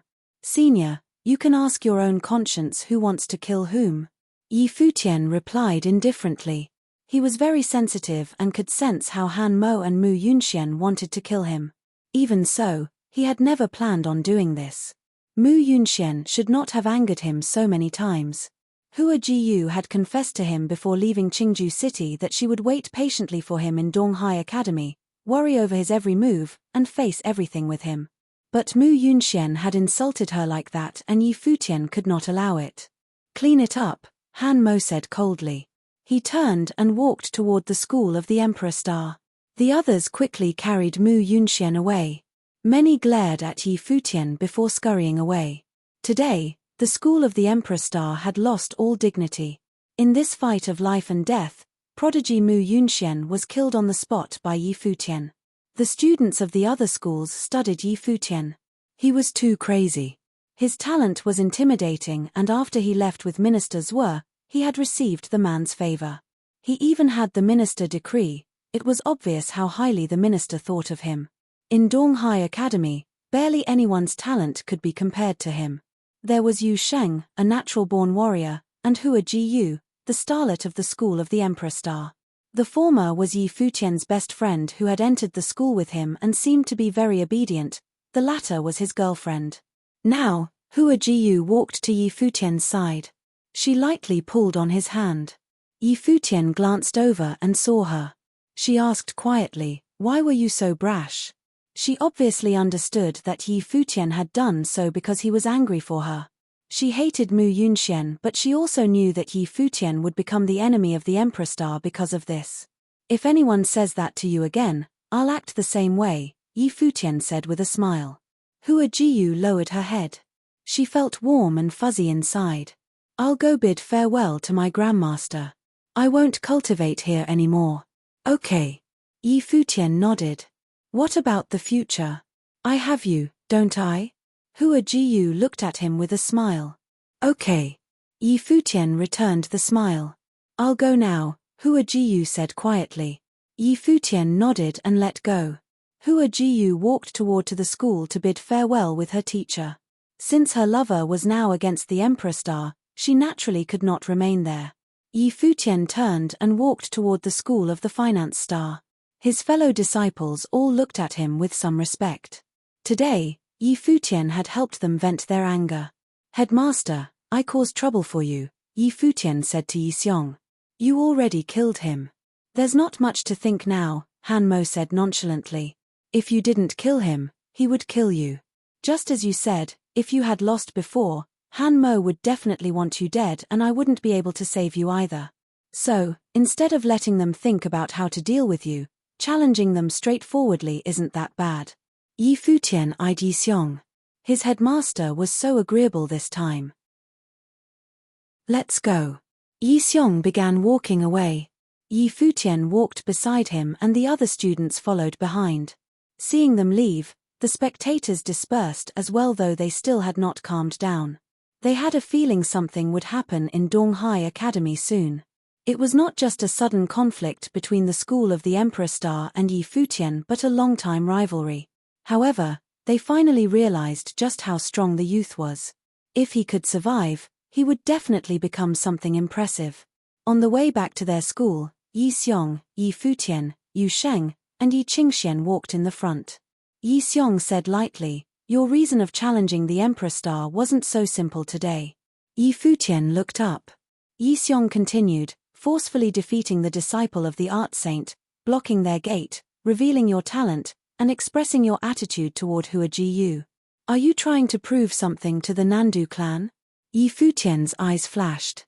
Yi Xiong said, "With the talent you showed off today and the minister's decree, the Nandu clan will definitely pay attention now." "Headmaster, I don't want that either."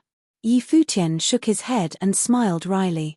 Since the school of the Emperor Star had suspected his relationship with Hua Jiyu, the Nandu clan obviously did too. It was better to make things clear now since it would come out sooner or later.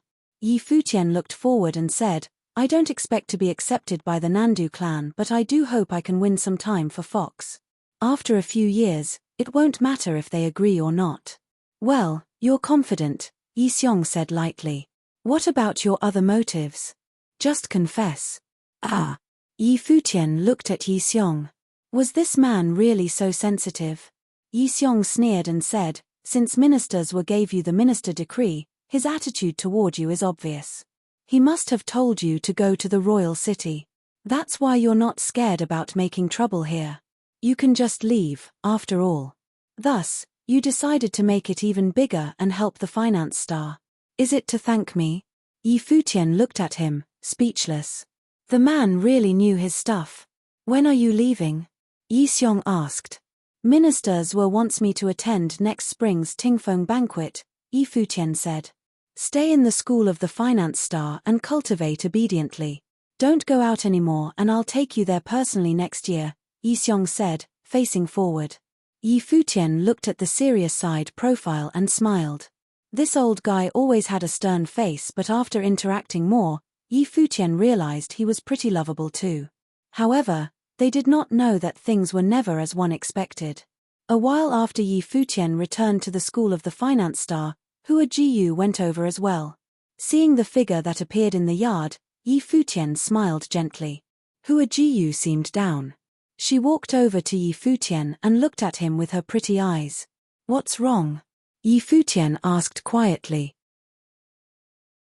Hua Jiyu reached out a slender arm and grabbed Yi Futian's hand. Her voice was low.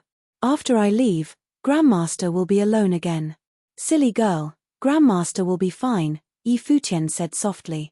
Thinking of the old man at the school of the Emperor Star, he felt bittersweet. The old man's smile was so benevolent. He could feel his grandmaster's love towards him and Hua Jiyu in his gaze. Though he was old, he still had a scholarly and refined aura. He did not seem to like how the school of the Emperor Star had become.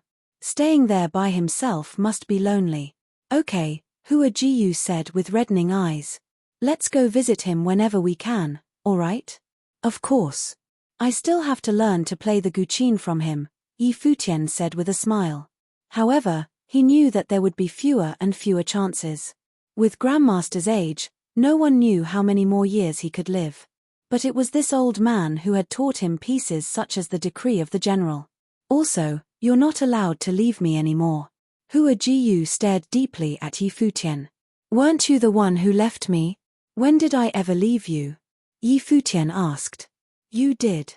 Hua Jiyu glared at him. Yi Futian sighed. He couldn't argue with Jiyu's logic. "Does that mean you're planning on being with me now?" Yi Futian's eyes brightened. "You still want to shake me away?" Hua Jiyu whined. "Oh no, seems like I won't be able to talk to pretty girls anymore," Yi Futian muttered.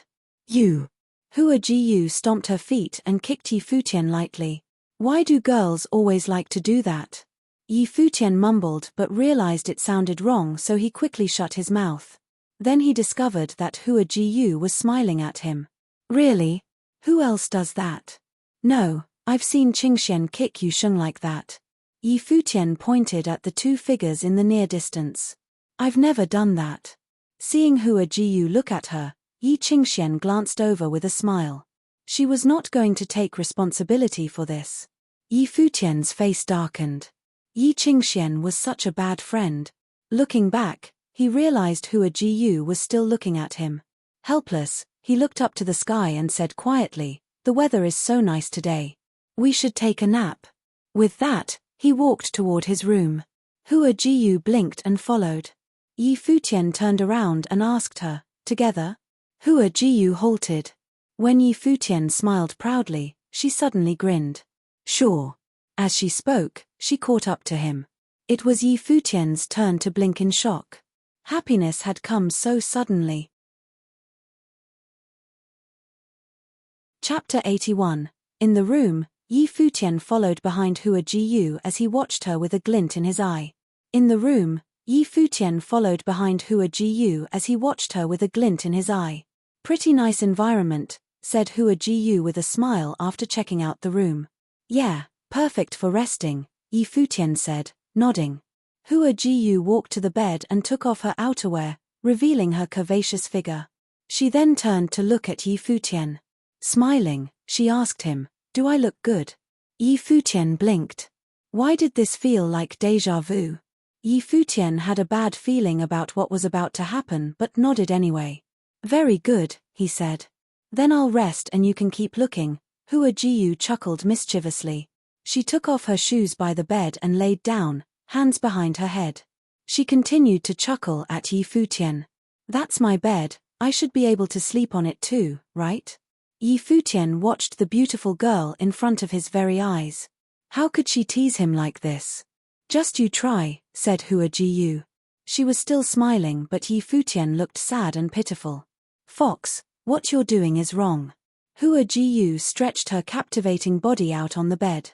Her every movement was torture for Yi Futian. "I'm sleeping," she said.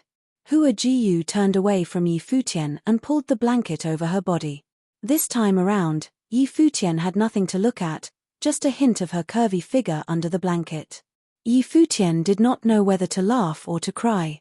He was definitely going to get payback on this tempting vixen. With light steps, Yi Futian walked to the side of the bed and sat down on the floor. Softly, he spoke, "Fox, do you feel extra warm sleeping here with me?" Hua Jiyu did not reply. "I used too much energy in battle today. I want to lie down and rest, but the floor is too cold. Why don't I get in bed?" Yi Futian said, full of confidence. Still no reply. "Don't worry. I won't touch you, I'll just lay next to you," he continued. "Okay, since you're not answering, I'll take that as silent consent," said Yi Futian. Yi Futian kept talking to himself. He got up off the ground and sat on the bed. Hua Jiyu made no movements to stop him. He had finally succeeded in getting onto the bed next to her. "So comfy," he said. A moment later, he spoke again, his eyes were twinkling. "Wow, it's so fragrant. Fox, you smell so nice. Darn it, it feels kind of cold. It would be so nice to have a blanket." Yi Futian was still talking to himself. As he spoke, he tugged lightly at the covers and gently pulled it on himself. The two of them were not under the same covers. Right now, Hua Jiyu, who still had her back to Yi Futian, was already flushed red. Her beautiful eyes kept blinking. She could feel the warmth radiating from his body. "How is it still cold under the covers? Are you cold, Fox? I should just hold you," he said. Hua Jiyu felt his arm wrap around her waist gently, sending a shiver down her back. Didn't he say that he was just going to lay down next to her and not touch her? He was cold. "Fox, why are you shaking? Is it because you're too cold? I should hold you tighter then," Yi Futian said. Hua Jiyu felt the arm around her waist pulling her in further. The red in her face spread to her ears, her neck. She was so shy. "Stop bullying me," she spoke softly. Hua Jiyu's soft voice reached Yi Futian's ears and he smiled. He held on to the girl in his arms tightly, taking in her sweet scent. His nose was in her hair. He closed his eyes to savor this moment. Quietly, he said, "I wouldn't have the heart to bully you. Wait for me to marry you." "Okay, I'll wait for you," Hua Jiyu responded, nodding slowly. Her shaking body calmed and she slipped into a deep sleep with a smile on her face. She felt safe in his arms. "Fox, I will definitely marry you," Yi Futian thought to himself while he held her warm body against his own. While the loving couple shared this sweet moment, the happenings at the school of Emperor Star spread wildly. In a short while, all of Donghai Academy knew of the story. Yi Futian, the disciple of the Guqin devil, brutally defeated the disciple of the art saint, Ju Mu. Then he crashed the school of the Emperor Star and joined hands with Yu Sheng to defeat 2 8-starred glory plane cultivators from the school of the Treasury Star. After all that, Yi Futian announced to everyone that Donghai Academy's top beauty, Hua Jiyu, was his girlfriend. The couple revealed their relationship hand in hand. Mu Yunxian, an 8-starred glory plane cultivator in the school of the Emperor Star, got jealous and insulted Hua Jiyu, angering Yi Futian. Thus, Yi Futian challenged Mu Yunxian to a battle to the death, and eventually defeated him with ease. Finally, with the decree of the minister in hand, Yi Futian slaughtered Mu Yunxian right in front of the headmaster of the Emperor Star School. The 7 schools of Donghai Academy were stirred up in absolute shock. Everyone was in disbelief. They had no idea that boy genius Yi Futian, who made a name in Donghai Academy for himself by fighting, was this powerful. In a couple of years, he may even be more powerful than the Guqin devil was in the past. It was now dusk. Yi Futian's room was quiet and warm. In her sleep, Hua Jiyu had unknowingly turned over to face Yi Futian. Her soft body laid quietly in his arms. At this time, she opened her eyes. Her long eyelashes fluttered as she observed Yi Futian. "Aren't you going to get up?" "No, I'm going to continue sleeping until the sun rises tomorrow," Yi Futian said with a smile. "You wish. You rested during the day, so you have to cultivate during the night," said Hua Jiyu, escaping his embrace. She got out from under the covers and sat up on the bed. Her hair was messy, but it only made her more enchanting. She was so beautiful that it hurt to look at her. "Fox, I could just eat you up," Yi Futian muttered. Hua Jiyu blinked and flushed red. Smiling, she said, "You can try." "I'm really going to do it," said Yi Futian. He tried to make a move. His hands ready to grab Hua Jiyu. A slender leg swept toward him and Yi Futian flipped off the bed. "Are you trying to murder your husband?" Yi Futian sat up on the ground and asked her sadly. Hua Jiyu got off the bed and chuckled at him. She seemed proud of her actions. "Yi Futian," called a voice from outside. It was Yi Qingxian. Yi Futian was upset to be interrupted at this moment. "I'm sleeping," he replied. "Yi Futian, hurry out," she continued to shout from outside his room. Yi Futian reluctantly stood up. What did this girl want from him? "Hua Jiyu, are you here?" Another voice rang out from outside. Hua Jiyu froze. Then, she began to panic. She looked at Yi Futian and began to straighten out her hair and put on her outerwear. "Who is that?" Yi Futian whispered to Hua Jiyu. "My mother," Hua Jiyu replied in the softest manner. Yi Futian turned to stone and jumped when he processed what she had just said. Oh no, this was bad. Moments later, the two of them left the room. Outside, they saw a few people. Headmaster Yi Xiong was also here. He stood not far away from the rest. Standing in front of Yi Futian and Hua Jiyu was a beautiful woman. She looked to be around 30 years old. Her whole being radiated elegance. One look at her and Yi Futian knew who she was. No wonder Hua Jiyu looked the way she did. This woman in front of him must have been an extreme beauty in her youth. Her beauty plus Hua Fengliu's good looks, it was no surprise that their daughter was such a beauty. To this day, Yi Futian had not found a man whose looks could compare to that of Hua Fengliu, other than himself. "Mother," Hua Jiyu spoke softly. Yi Futian glared at Yi Qingxian. Why hadn't she notified him earlier? "Masteress," Yi Futian greeted the beautiful woman in front of him. Nandu Wenyin eyed her daughter's messy hair then looked at Yi Futian. It was difficult to determine her thoughts through her eyes because they remained emotionless. To Yi Futian, it was like waiting to be sentenced. To his master's wife, Fox's mother, Yi Futian could not act out no matter how arrogant he was. "Qingxian, let's go," Yi Xiong called out to his daughter. Yi Qingxian and Yu Shengbother nodded and left with the headmaster. The only people left standing outside were Yi Futian, Hua Jiyu, Nandu Wenyin, and Nandu Wenshan, who stood behind his sister. "How is your master doing?" Nandu Wenyin suddenly opened her mouth to speak. She didn't question Yi Futian about what happened in the room but instead asked about Hua Fengliu. Her voice was crisp and comfortable. "Master is doing well in the Guqin Gardens. He just misses you, Masteress," answered Yi Futian. "He has Tang Lan to take care of him." "So of course, he's doing well," said Nandu Wenyin. She sounded so calm. Yi Futian could feel sweat drip down his forehead. Was this how all jealous women acted? Master initially had no intentions of staying, but now that it is inconvenient for him to move around by himself, he needs someone to take care of him. Plus, Ms. Tang Lan was very adamant about him staying, so he had no choice but to accept her offer. "The first day we arrived in the city of Donghai, Master brought me to the Nandu Palace. He pointed at the inside and told me that Masteress lived there and that he wanted to go in to see you," Yi Futian explained. Nandu Wenyin observed Yi Futian for a while, and from the look in his eyes, she decided that he did not seem to be lying. After that, Yi Futian noticed that the look in her eyes had softened. Nandu Wenyin looked at Hua Jiyu and asked her, "You like him?" "Yes," nodded Hua Jiyu. "Your father and I were the same in our youth, but you know how that ended. If something happens in the future, will you regret this?" Nandu Wenyin asked her daughter. The young woman shook her head. "Silly child," Nandu Wenyin's voice was soft and gentle. She sighed and turned to Yi Futian. "You took advantage of the challenge against the school of the Emperor Star to announce your relationship with Hua Jiyu. Did you do it on purpose so the Nandu family would see?" "Masteress, I had no other choice. Even if I didn't admit it, the Nandu family probably already guessed as much," Yi Futian answered.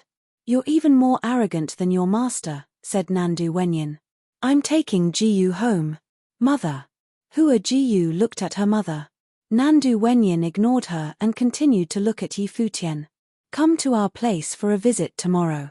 Yi Futian was frozen in shock upon hearing her words. Quickly, he broke out into a smile. Thank you, Masteress. Hua Jiyu was just as surprised. It seemed like her mother did not object to their relationship. Hey kid, you're pretty gifted, Nandu Wenshan said suddenly. He walked closer to the three and smiled at Yi Futian. Senior, was it you who tried to warn me that day at the Luo Palace? Asked Yi Futian. After eliminating the chance that it was Vice Headmaster Han Mo of the Emperor Star School, Yi Futian always wondered who could have possibly warned him that day. Seeing Nandu Wenshan now, he had a realization. Why? Have you antagonized everyone in the Nandu family? I'm Hua Jiyu's blood uncle, Nandu Wenshan said while staring at Yi Futian. Oh. Yi Futian held in a smile and nodded his head. Then, he said rather loudly, Greetings, uncle. Shameless, Nandu Wenshan reprimanded him jokingly. Afterward, the Nandu siblings led Hua Jiyu away. As they were leaving, Hua Jiyu kept looking back at Yi Futian. She did not want to leave him. Chapter 82. After Hua Jiyu left, Yi Xiong and the others returned to the yard. After Hua Jiyu left, Yi Xiong and the others returned to the yard. Going to Nandu tomorrow? Yi Xiong asked. Were you eavesdropping? Yi Futian looked up in shock and asked. You were speaking so loudly. There was no need to eavesdrop, Yi Xiong said indifferently. Yi Futian made a face at this. I'll take you there tomorrow, Yi Xiong said. Yi Futian finally smiled. Headmaster, you really do see me as a disciple. Don't overthink. Your master stole one of my students who still won't return to the right path. Yu Sheng listens to you too, so you have to live well for now, Yi Xiong said and then left. Yi Futian was speechless. He knew that Yi Xiong thought highly of him but refused to admit it. He had a bad temper as well. Thankfully, Yi Futian was not his son-in-law. You're really going? Yi Qingxian asked, looking at him. She felt like it would lead to trouble. Even Masteress told me to go. She won't try to hurt me. Anyway, I have ministers was decree too. Even if the Nandu clan wants to kill me, they won't do it inside their home and your father will protect me on the way. Nothing bad will happen. Yi Futian was very clear. Minister Zhuo had said that he was favored by the ruler of Nandu nation. Minister Hua controlled the military but was equal to him. Even though he was kind to Yi Futian, someone so powerful was definitely intimidating. When he came to Donghai Academy last time, the big figures of the 7 schools all had to bow down to him. Then, be careful, Yi Qingxian told him. Okay. Yi Futian nodded. Yu Sheng said, I'm going with you. I'm going to go see my girl. What are you going for? Stay here and look after your own girl. Yi Futian glared at him. Yu Sheng glanced at Yi Qingxian. He scratched his head and said, Oh. When Yi Futian said girl, Yi Qingxian saw that Yu Sheng glanced at her. She blushed and ran away. Yu Sheng, it seems like you've got everything down. Nice. Yi Futian looked at his friend, laughing. No. Yu Sheng smiled a little and turned away. Looking at his backside, Yi Futian smiled. He couldn't believe this guy knew how to be shy. The next day, he arrived at the Nandu clan. This was a lord mansion with centuries of history. It felt somber. Centuries ago, the pioneer of Nandu nation had walked out of here.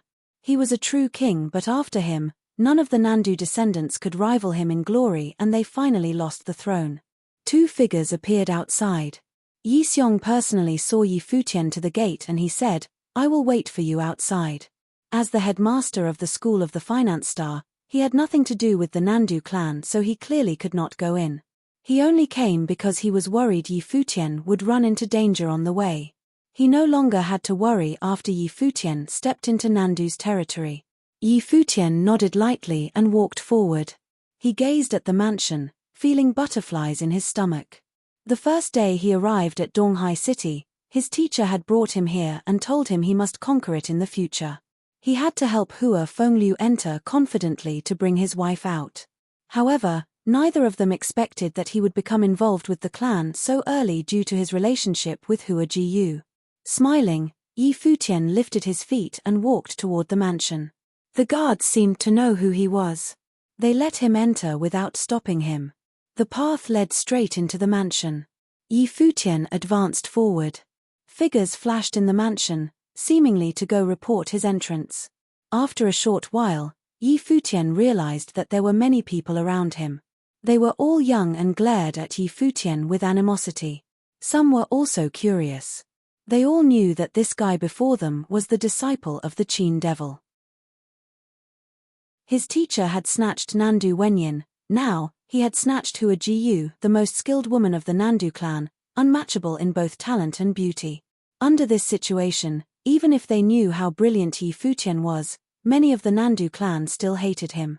Of course, some girls also thought deep down that he truly was handsome. Hua Jiyu probably didn't like him just for his talent. In the mansion, a beautiful figure ran over. Seeing Futian, her eyes brightened.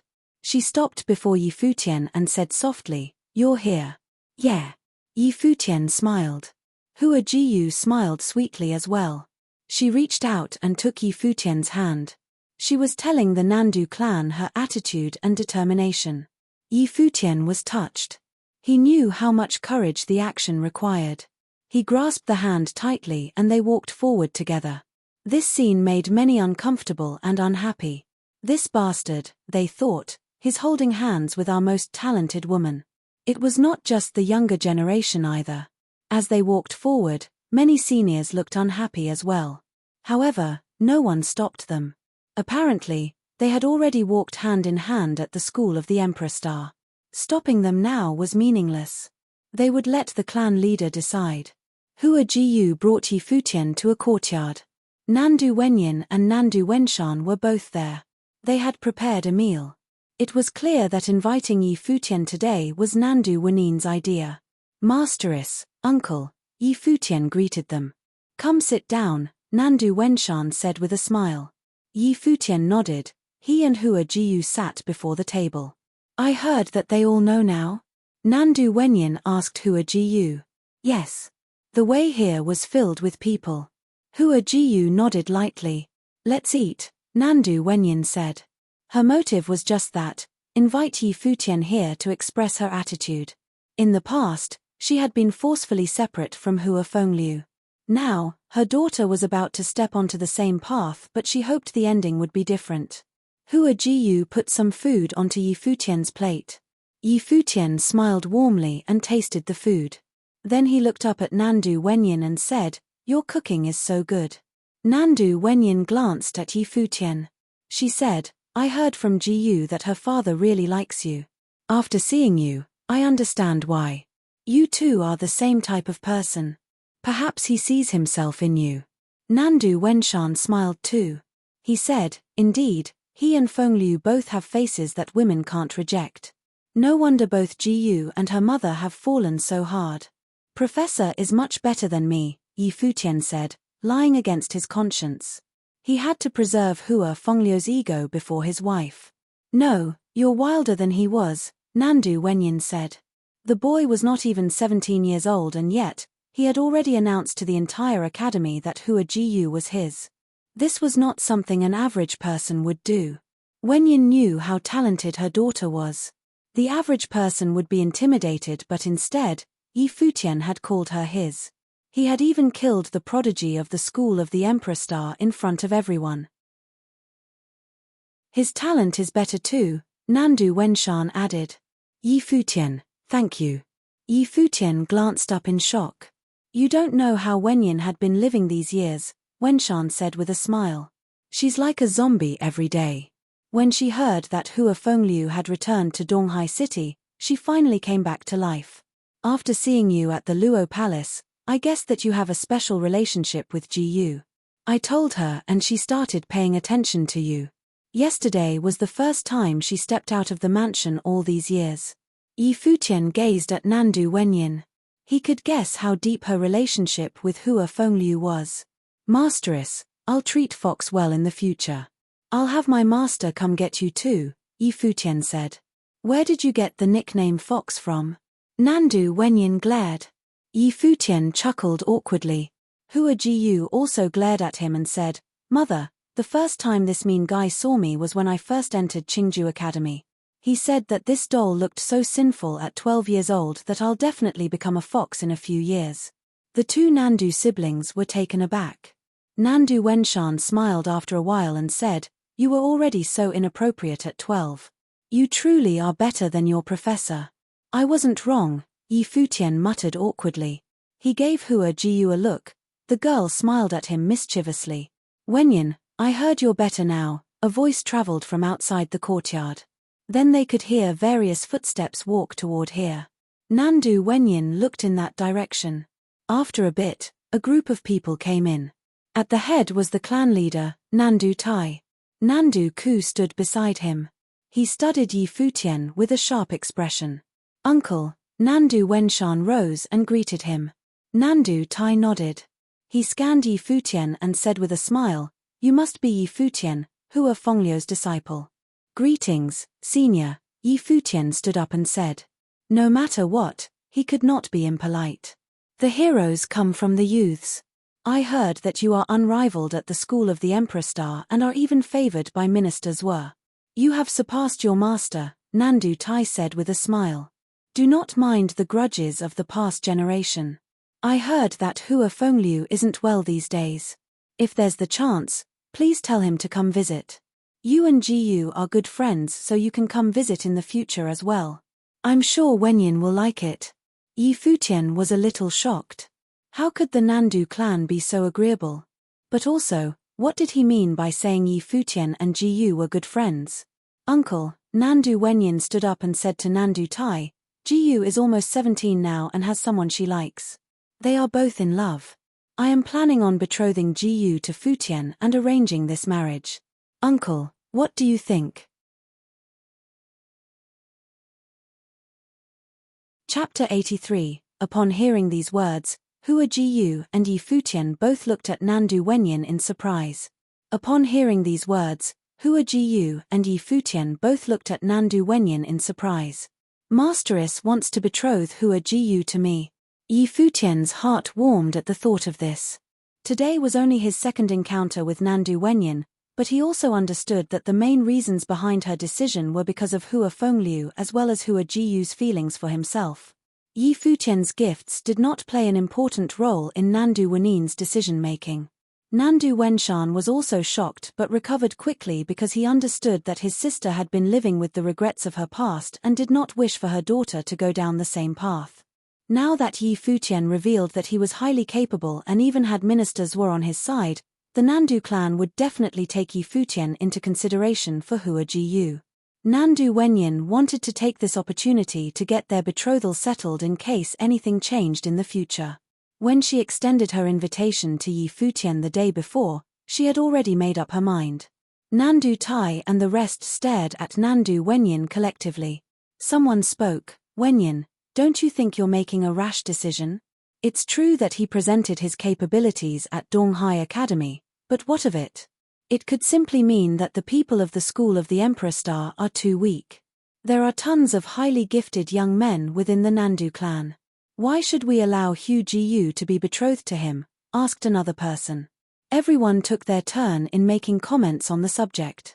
Many people had a thing or two to say in disapproval of betrothing the most outstanding young woman of the Nandu clan to the disciple of the Guqin devil. Wenyin, you heard the people. Jiyu is still young, there is no rush to make such a decision, said Nandu Tai. I'm simply saying they should be engaged. I wasn't suggesting that they should be married right away, replied Nandu Wenyin. She stood firm on her decision. To be honest, it would not be strange for a girl of Hua Jiyu's age to be married anyway. This is still too hasty, said Nandu Tai, shaking his head. Jiyu's father is Futian's master, so obviously he would not object. I am Jiyu's mother and I also support this. Jiyu and Futian are dedicated to each other and are deeply in love. So, why is this a hasty decision? Questioned Nandu Wenyin. She did not sound too happy. Nandu Tai's expression darkened. He stared at Nandu Wenyin and said, So, what you're saying is, Hua Jiyu's marriage has nothing to do with the Nandu clan. Nandu Wenyin retorted, and what uncle is insinuating is that Jiyu's marriage should be decided by the Nandu clan and has nothing to do with me, her own mother. In the past, because my parents have already passed, uncle made decisions for me. Now, even though I'm still well and alive, uncle wants to make decisions for my daughter. Nandu Wenyin knew a thing or two about the clan's plan on setting her up in a marriage of convenience all those years ago. She was not going to allow them to do the same to her daughter. Wenyin, you're out of line, an elder reprimanded. Is this the attitude you use when speaking to the clan leader? Miss Wenyin, is it simply because he is the disciple of the Guqin devil? Asked Nandu Ku. Are you trying to have your daughter fulfill the dreams you were unable to? Yi Futian looked at Nandu Ku. This was the man who stalked Hua Jiyu to the Guqin gardens. He had also told Yi Futian that he could not be compared to the art saint's disciple, Ju Mu. Watch your mouth. This is not a place for you to speak, Nandu Wenyin said to Nandu Ku. I understand that Miss Wenyin is of nobility. You carry the blood of your ancestors. You have inherited the royal bloodline. The same can be said for Miss Jiyu. It is because of this that her marriage cannot be determined so hastily. Even though the Guqin devil's disciple is incredibly gifted, it doesn't mean anything. There are tons of genius cultivators out there. There are many just in the Nandu clan, but it seems that Miss Wenyin never took that into consideration, said Nandu Ku. Realization flashed through Yi Futian's eyes. From Nandu Ku's words, Yi Futian predicted that Nandu Wenyin was the direct descendant of the person who established the Nandu nation. To say that they have inherited the royal bloodline meant that Nandu Wenyin and Hua Jiyu were actually the princesses of the Nandu clan. What you said is correct. The battle at Donghai Academy doesn't mean anything. I am willing to test his true abilities.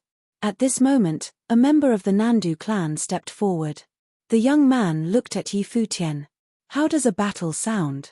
Yi Futian glanced at the young man and chose to ignore him. What do you mean by this? The young man glared at Yi Futian. Step down, ordered Nandu Tai. The young man retreated into the group. Nandu Tai spoke again. Wenyin, it is exactly because your parents left you at an early age that I was forced to take over as the clan leader. I have the responsibility to take care of you guys. I know that you hold a grudge against me for what happened in the past, but we can't change what has already happened. I am willing to let go of the past and might even think about allowing you to reunite with Hua Fengliu in a couple of years, but regarding Jiyu's marriage, will you allow me to make the decision? You're only now considering Hua Fengliu, asked Nandu Wenyin. Her demeanor was cold. Hua Jiyu was incredibly gifted and carried the hopes and dreams of the entire Nandu clan. Plus, Yi Futian, who was the Guqin devil's disciple, also possessed incredible gifts. He also had Minister Zhuo to back him up. Nandu Tai had to know that some things could not be changed. Some things are inevitable. The only way future events could be altered is if Nandu Tai broke off relations with Hua Jiyu and at the same time, had Yi Futian killed. However, it was obvious that Nandu Tai could not do either of these things. I will make the decisions regarding Hua Jiyu's marriage. Nandu Wenyin was not going to give up. She was not going to let the clan sacrifice her daughter as they had done to her. How presumptuous, yelled Nandu Tai. More and more people of the Nandu clan gathered behind their leader. At this moment, Yi Futian realized how lonely Hua Jiyu and her family were among the huge Nandu clan. Their family used to be the most distinguished bloodline but was now the most isolated. Masteress, maybe we should give the clan leader a little more time to think about this matter. Jiyu and I aren't in a rush, Yi Futian spoke. In this situation, it was not a good idea for Nandu Wenyin to go against the entire clan. What Yi Futian needed was time. Nandu Wenyin averted her attention to Yi Futian. He bowed to her and said, Masteress, Jiyu, I'm going to leave now. I'll come visit again when I get the chance. He then turned to Nandu Tai and the rest of the group. Excuse me. Yi Futian began to make his way out. The clan made way for him. One of the younger clan members mocked Yi Futian. He's probably just afraid to lose. He won't live up to his reputation. I heard that he does what he wants at the academy, but looking at him now, He doesn't look all that mighty, someone else chimed in. Yi Futian smiled but chose to ignore them. Fighting someone from the Nandu clan would only add fuel to the fire. After Yi Futian left, Nandu Wenyin and Nandu Tai were still in a standoff. Wenyin, I think you should take some time to cool your head, said Nandu Tai. There's no need. This is my final decision, I'm not going to have a change of heart, she replied calmly. Talk some sense into your younger sister, Nandu Tai said to Nandu Wenshan. Then, he turned to leave. The crowd dispersed. As Yi Futian made his way to the exit of the Nandu Palace, people either challenged him to battle or insulted him. Everyone had an opinion about Yi Futian. He ignored all of them and left with Yi Xiong. After Nandu Tai led the crowd away, Nandu Wenyin frowned and said quietly, in the past, he tried to use me to get close to Minister Hua, but now even though Yi Futian is in Minister's was good graces, he won't let Hua Jiyu marry him. Is it purely because he is Hua Fengliu's disciple? Nandu Wenshan also frowned. There did seem to be some contradicting points in Nandu Tai's decision. Mother, there is something that I forgot to tell you, said Hua Jiyu. The other day, the clan leader invited Minister Zhuo over to tell me my fortune. The minister agreed to his request and said that I was destined to be an empress. Tell your fortune? Nandu Wenshan was shocked. Minister Zhuo is an astrologer. Yes. Hua Jiyu nodded her head. Nandu Wenyin stood frozen in place. She then turned to her brother and asked, what do you think of this? So, this was the reason why His Majesty has such great trust in Minister Zhuo, Nandu Wenshan murmured to himself. I once read an ancient text about astrologers. They are extremely rare and possess the ability to tell a person's fortune. However, this ability is highly dependent on the astrologer's own powers. Based on Minister Zhuo's powers, by empress, he could have meant a title of courtesy or a queen. Besides, astrologers can tell fortunes but cannot see the future. A told fortune can be changed. What Nandu Wenshan did not know was that Minister Zhuo did have doubts on the day he told Hua Jiyu's fortune. However, he only told her that she was destined to be an empress after she had asked about Yi Futian. In reality, the fortune Hua Jiyu was told consisted of a biased prediction from Minister Zhuo. Hua Jiyu nodded. She also believed that her fortune could be changed. After Yi Futian returned to Donghai Academy, he put himself on lockdown to focus on cultivating. Even after he had demonstrated his gifts and also brought out the decree of the minister, the Nandu family clan was still conflicted on allowing him to be with Hua Jiyu. Since things have come to this, the only thing Yi Futian could do was to become even stronger. He was going to become so powerful that he wouldn't even need to seek the clan's approval. When spring arrived next year, he would head to Nandu Nation's imperial city and attend the Tingfeng banquet with Hua Jiyu. They were going to heal Hua Fengliu. The days passed, but Yi Futian has not set foot outside of the school of the finance star. His powers were increasing day by day. Meanwhile, Donghai Academy had actually become more peaceful since Yi Futian's battle. The schools of the Emperor Star and the Treasury Star stopped picking fights with the school of the Finance Star. That day, the two schools were completely humiliated by Yi Futian. They did not have the nerve to look for trouble at the Finance Star school anymore. However, everyone in Donghai Academy already knew that the school of the Emperor Star was not going to let this go so easily. Perhaps this was the peace before the storm. Countless rumors circulated around the campus. They said that the school of the Emperor Star wanted to control all of Donghai Academy and that the 7 schools were no longer going to stand together. In the blink of an eye, it was the end of the year. It has almost been 1 year since Yi Futian arrived in the city of Donghai.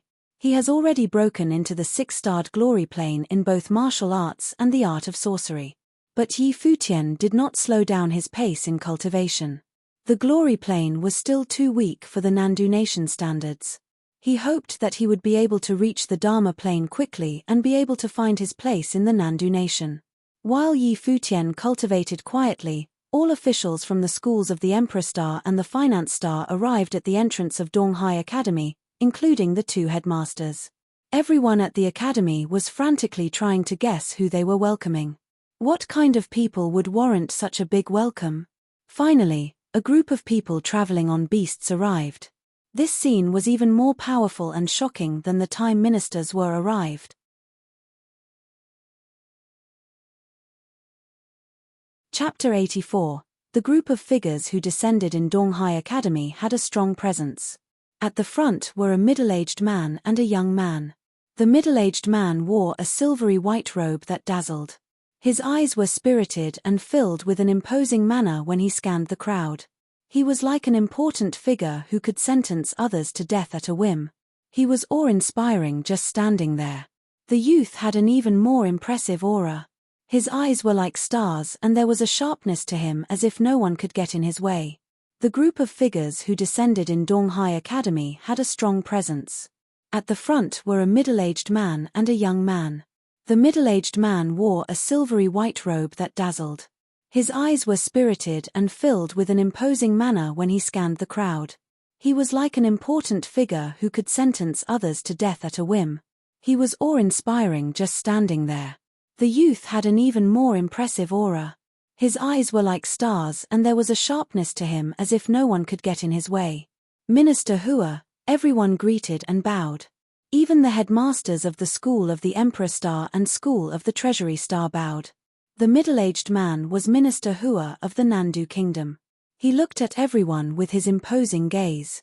Then he pointed at the youth and said, "This is His Highness, the Crown Prince." Everyone's heart shuddered. They had felt something when they saw how extraordinary the youth was.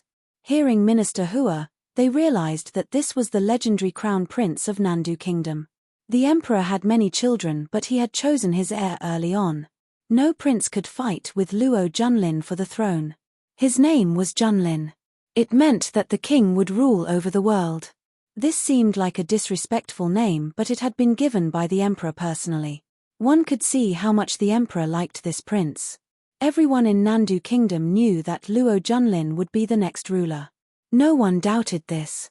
Crown Prince, everyone greeted and bowed reverently. No one expected that the Crown Prince would come with Minister Hua. If that was the case, everything was determined already. Luo Junlin nodded casually. He strode forward and the men of the two schools made way for him. "Junior, let's go," Minister Hua walked up and said to the headmaster of the School of the Emperor Star. "Senior, after you," the headmaster said politely. Then the group entered Donghai Academy. News of Crown Prince Luo Junlin's arrival quickly spread throughout the academy. The powerful students of all 7 schools went to meet him. The School of the Finance Star had conflicts with the Emperor Star but Yi Xiong went too.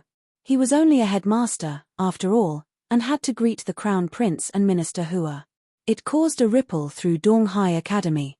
After the peace and quiet of the past days, had the storm finally come? The School of the Emperor Star and School of the Treasury Star had been low-key these past months. It seemed that they'd been waiting for this step and had planned this early on. All the headmasters left the School of the Emperor Star after bowing to the Crown Prince and returned to their own schools. Then another news spread throughout the academy. Minister Hua had said that he wanted to see the cultivation progress of the students. He ordered Donghai Academy to hold an assembly of the 7 schools 3 days later. He and the Crown Prince would observe it. This news caused an uproar in Donghai Academy. Everyone could feel that there was an ulterior motive behind the assembly. It might have something to do with the recent rumors. The School of the Emperor Star was unsatisfied with all 7 schools being equals. In the School of the Finance Star, Yi Futian was practicing his instrument in his courtyard. Not only would the piece help his musicality, it also cultivated his mind. He had locked himself up these past months to cultivate without disturbances. Now, Yi Xiong came over. When Yi Futian finished the piece, he looked up and saw that Yi Xiong had furrowed brows. He asked, "Headmaster, did something happen?" "Yes." Yi Xiong nodded. The School of the Finance Star might not exist anymore. Yi Futian stared but the man continued, "Minister Hua and the Crown Prince came to Donghai Academy earlier. They went directly to the School of the Emperor Star and ordered that we hold an assembly in 3 days. With Minister Hua and Luo Junlin's support, no one can stop the changes in the academy. What do you plan to do?" Yi Futian didn't try comforting him. Since Yi Xiong said this, it meant that he was powerless. Donghai Academy's 7 schools were created to be different clans, Yixiong said. However, this is less and less clear. Now, they are all becoming like true schools. The school of the Finance Star is especially like this, but the school of the Emperor Star seems to want to return to clans. If this is the case, I naturally will not stay. I'm telling you this because if the Emperor Star takes control, you would be unable to stay as well. But if you leave, Han Mo might deal with you. Yi Futian understood this. He'd wanted to cultivate quietly and go to the Imperial City next spring. He didn't expect this sudden change of Donghai Academy. It's okay. I have you and Minister Zhuo's minister decree. There's nothing to be scared of. As long as I don't look for trouble, Minister Hua can't hurt me himself, right? Yi Futian chuckled. Minister Hua wouldn't ruin the relationship with Minister Zhuo without a reason. You're clever. Cultivate here and do not worry about the assembly. Don't participate either, Yixiong advised. Yi Futian nodded. He knew that the assembly was not the time for him to show off. News of the assembly of the 7 schools spread throughout Donghai Academy using the shortest time possible. Then it even spread towards Donghai City with terrifying speed. Even many big figures of Donghai City were invited. The school of the Emperor Star stated that they welcomed everyone to come as spectators. This showed the citizens that something big would happen in Donghai Academy. Excitement bubbled through the city. Countless people discussed the event on the streets and in taverns, talking about the legendary Crown Prince. Many wanted to see with their own eyes how amazing the Crown Prince was. Apparently, he had already reached the pinnacle of Dharma and had unparalleled talent. There were also rumors that he had twin spirits and no one in Nandu could beat him. He was born to be king, destined to be king. None of the other princes even had the courage to compete with him. They could only try to become close to him and be a lord in the future. No one dared to have any other thoughts unless they wanted to die. One could imagine the furor if someone like him came to Donghai City. The 3 days passed in a blink. That day, the sun shone brightly. Countless people from Donghai City gathered outside the academy to watch the assembly. The big figures had all arrived. Many of them had brought their children too, especially daughters. The reason went without saying. Though the possibility was low, they could become the empress in the future if they caught the crown prince's eyes. He didn't have a wife yet. Lin Xie came too with her father. Stepping into Donghai Academy, she studied the place. He was cultivating here and she wondered how he was doing. Lin Xie didn't know about all the things that had happened. Yi Futian was now infamous in Donghai Academy, but his fame was restricted to the academy. Unless they were like the Nandu clan who knew from paying attention to Hua Jiyu, no one knew what had happened. The important figures of Donghai City wouldn't care about a youth of the academy. Are you thinking of him? Xiao He smiled and asked. Shut up. Lin Xie glared with her pretty eyes. He was so handsome at the Luo Palace. Xiao He chuckled while Lin Xie just smiled and nodded. The youth's performance at the Luo Palace was truly eye-catching. Ju Mu is also cultivating here. I wonder if they'll run into each other, Xiao He said. Ju Mu? Lin Xie murmured. She wondered if he could defeat Ju Mu now. But no matter how they are, they can't be compared to the Crown Prince. You're so pretty. Do you think he'll notice you? Xiao He continued. Lin Xie ignored her. She hurried to catch up with her father and continued into the academy. In the other direction, Mu Yunqing and Mu Yuni were with their father Mu Hong. The man smiled and said, no wonder Donghai Academy is the home of geniuses and talents. It's filled with vitality. How have you two been performing? Pretty good. We're still working hard, Mu Yunqing answered. Good. Mu Hong nodded. The Crown Prince himself is here today. If you have the chance, you too must perform well. Yes, Mu Yuni said. However, the two siblings looked uncomfortable. Their experiences that year had actually been horrible. It was all due to someone, but they were too embarrassed to tell their father. Back in the day, this academy had many impressive figures. The Art Saint, the Qin Devil, and I all came from here. Feeling nostalgic, Mu Hong smiled, saying, the Art Saint is now renowned in Donghai City while the Qin Devil is disabled. I wonder where he is now and how his disciple is. Thinking of how the Qin devil had wanted to bring his disciple to him, he smirked.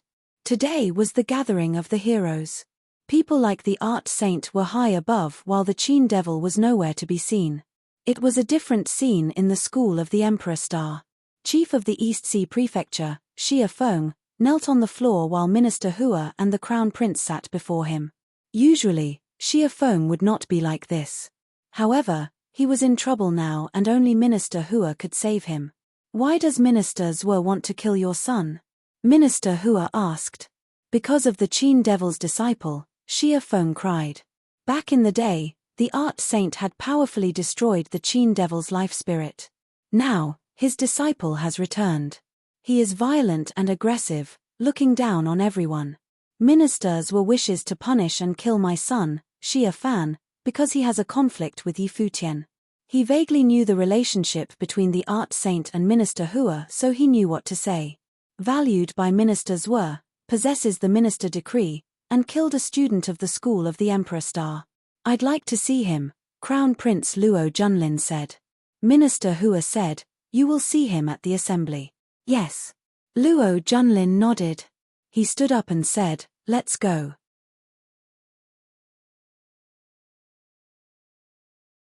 Chapter 85. The halls of the 7 schools emptied as everyone gathered at the central square of the main Donghai Academy campus. Yi Futian and Yu Sheng were not among them. They remained in their dorm. The halls of the 7 schools emptied as everyone gathered at the central square of the main Donghai Academy campus. Yi Futian and Yu Sheng were not among them.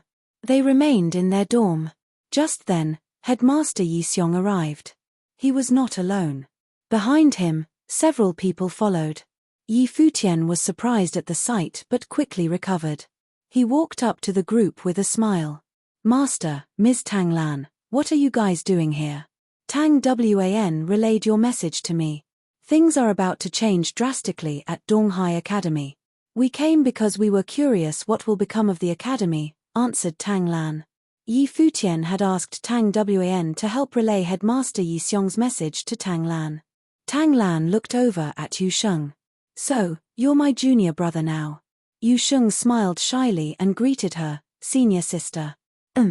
Something felt wrong to Yi Futian. Our relationship has gotten so complicated. Doesn't this mean that Yu Sheng is technically my senior? This won't do. Forget about that. Tang Lan stared at Yi Futian. I heard you've been really cocky since you started attending the academy. You crashed the party at the Luo Palace, beat up Ju Mu as well as students from the Emperor Star School. You even went to the Nandu Palace. Daring fellow. Yi Futian chuckled. It was only a given that Hua Fengliu and Tang Lan kept tabs on everything that happened at Donghai Academy. Did you see your masteress? Hua Fengliu asked. Yes, I did, master. Masteress hasn't forgotten about you, said Yi Futian. After he replied, he felt a chill. He turned to see Tang Lan smiling at him. He shut his mouth immediately. Life was so hard. I'm going to go see your grandmaster, said Hua Fengliu. Yi Futian glanced at Yi Xiong and heard him say, the assembly of the 7 schools is about to begin. I have to head over now, but I'm sure the school of the Emperor Star is already empty. You can take your master there. Okay. Yi Futian nodded. He stepped forward to put Hua Fengliu on his back. Wind sorcery surrounded and carried them into the sky. In the air, Hua Fengliu questioned Yi Futian again. Your masteress, is she doing well? Yeah, she just misses you. After meeting me, she said that you have a good eye to pick such an outstanding disciple, Yi Futian replied with a smile. He did not tell Hua Fengliu what Nandu Wenshan had told him. If Hua Fengliu knew that Nandu Wenyin spent the past years like a living corpse, he would definitely be very upset. You've become more thick-skinned in our time apart. Your masteress didn't kick you out the door for acting this way? Hua Fengliu made a light-hearted joke. He was already used to Yi Futian's shamelessness. Something like that could never happen. Before I left, masteress even said she would betroth Hua Jiyu to me, said Yi Futian. Really? Asked Hua Fengliu. Master, do you think I would joke about this matter? Hua Fengliu laughed. I believe you. Love me, love my dog. It seems that her feelings for me have remained unchanged. What do you mean, love me, love my dog? Master's fondness for me has nothing to do with you. It's because I'm such an outstanding man. What a narcissist you are. Yi Futian had no words for how thick-skinned Hua Fengliu was. Love me, love my dog. Oh please. Shouldn't you already know how narcissistic I can get? Asked Hua Fengliu. Yi Futian could only admit defeat. He said, Master, I don't think I can ever surpass you in this aspect. By this aspect Yi Futian meant narcissism. Don't underestimate yourself like this. You were able to defeat Ju Mu, which means that I made the right choice to take you on as my disciple. I do have a good eye. Hua Fengliu laughed softly. It's not easy to get a compliment out of you. So, does this mean you're happy I beat up Ju Mu? Chuckled Yi Futian. Very happy, answered Hua Fengliu. A huge smile broke out on Yi Futian's face. Although he has yet to make any progress on healing Hua Fengliu, Yi Futian was happy to do at least this much for his master.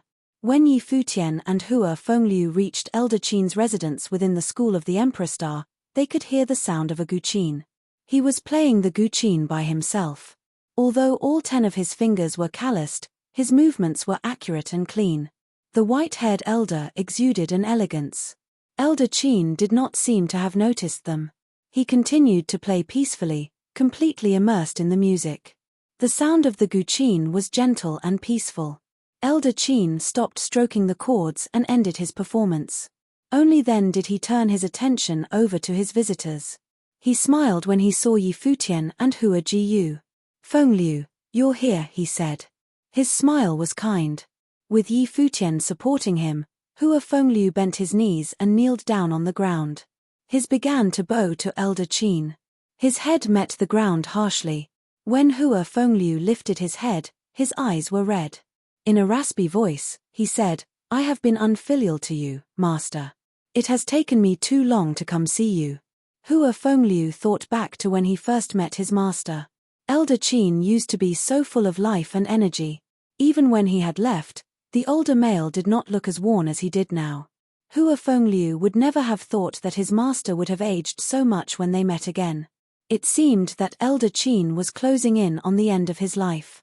Hua Fengliu, get up. Elder Qin sounded very stern.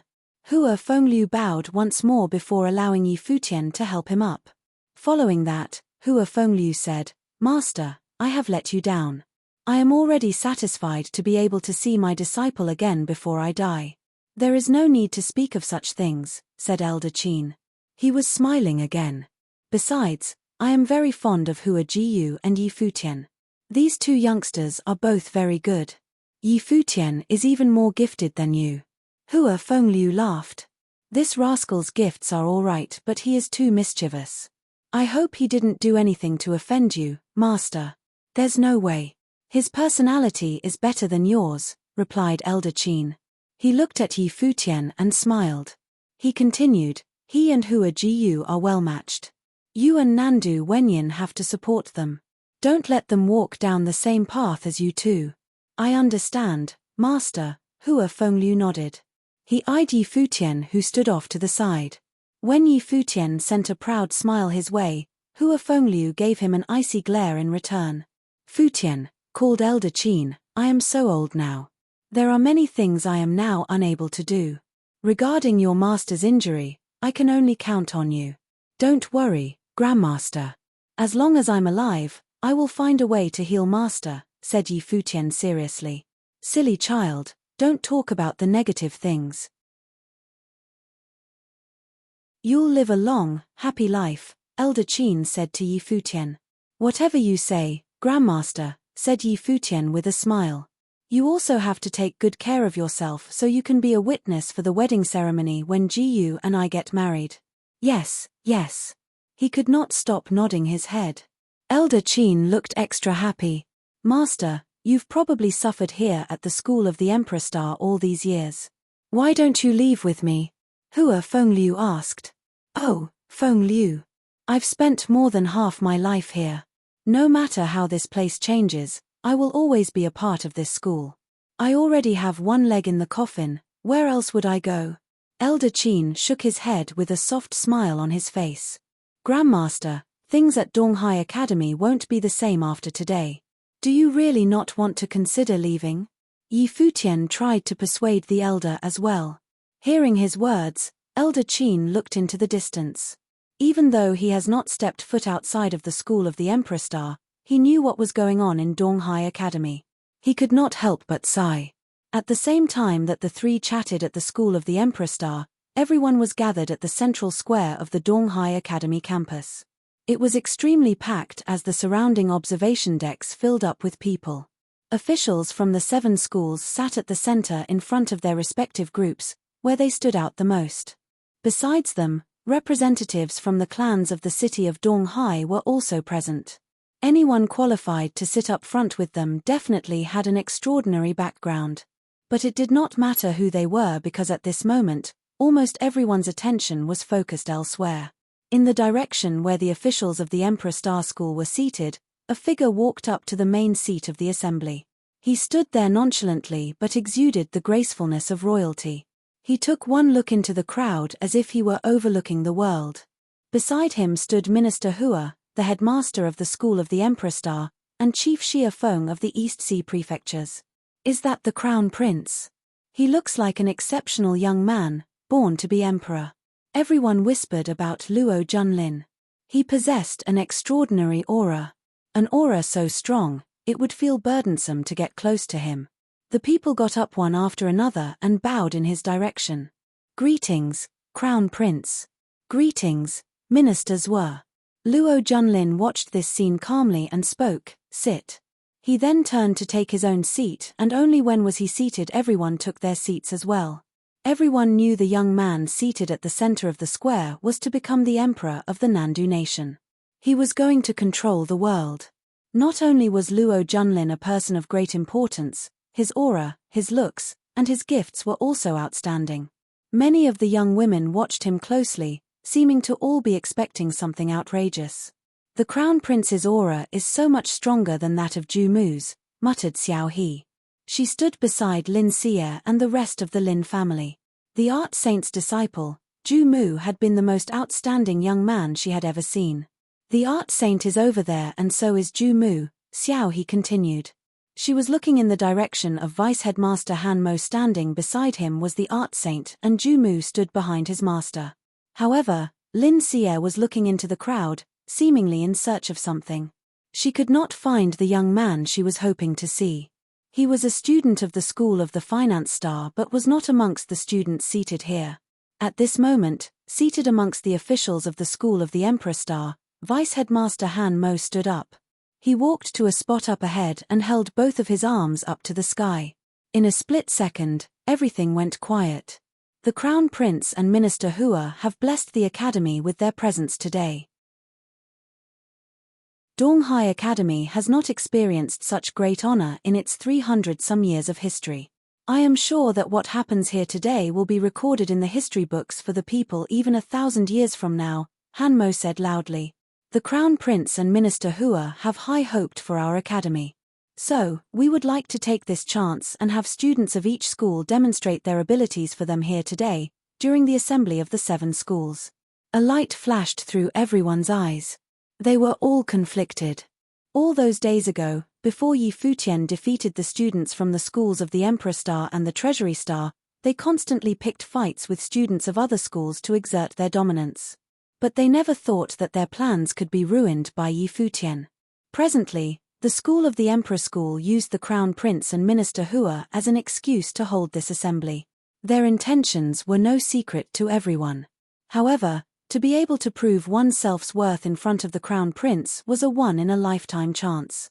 Some people began to explore the idea. After all, it didn't really matter to ordinary students whether or not the 7 schools of Donghai Academy were separated or united.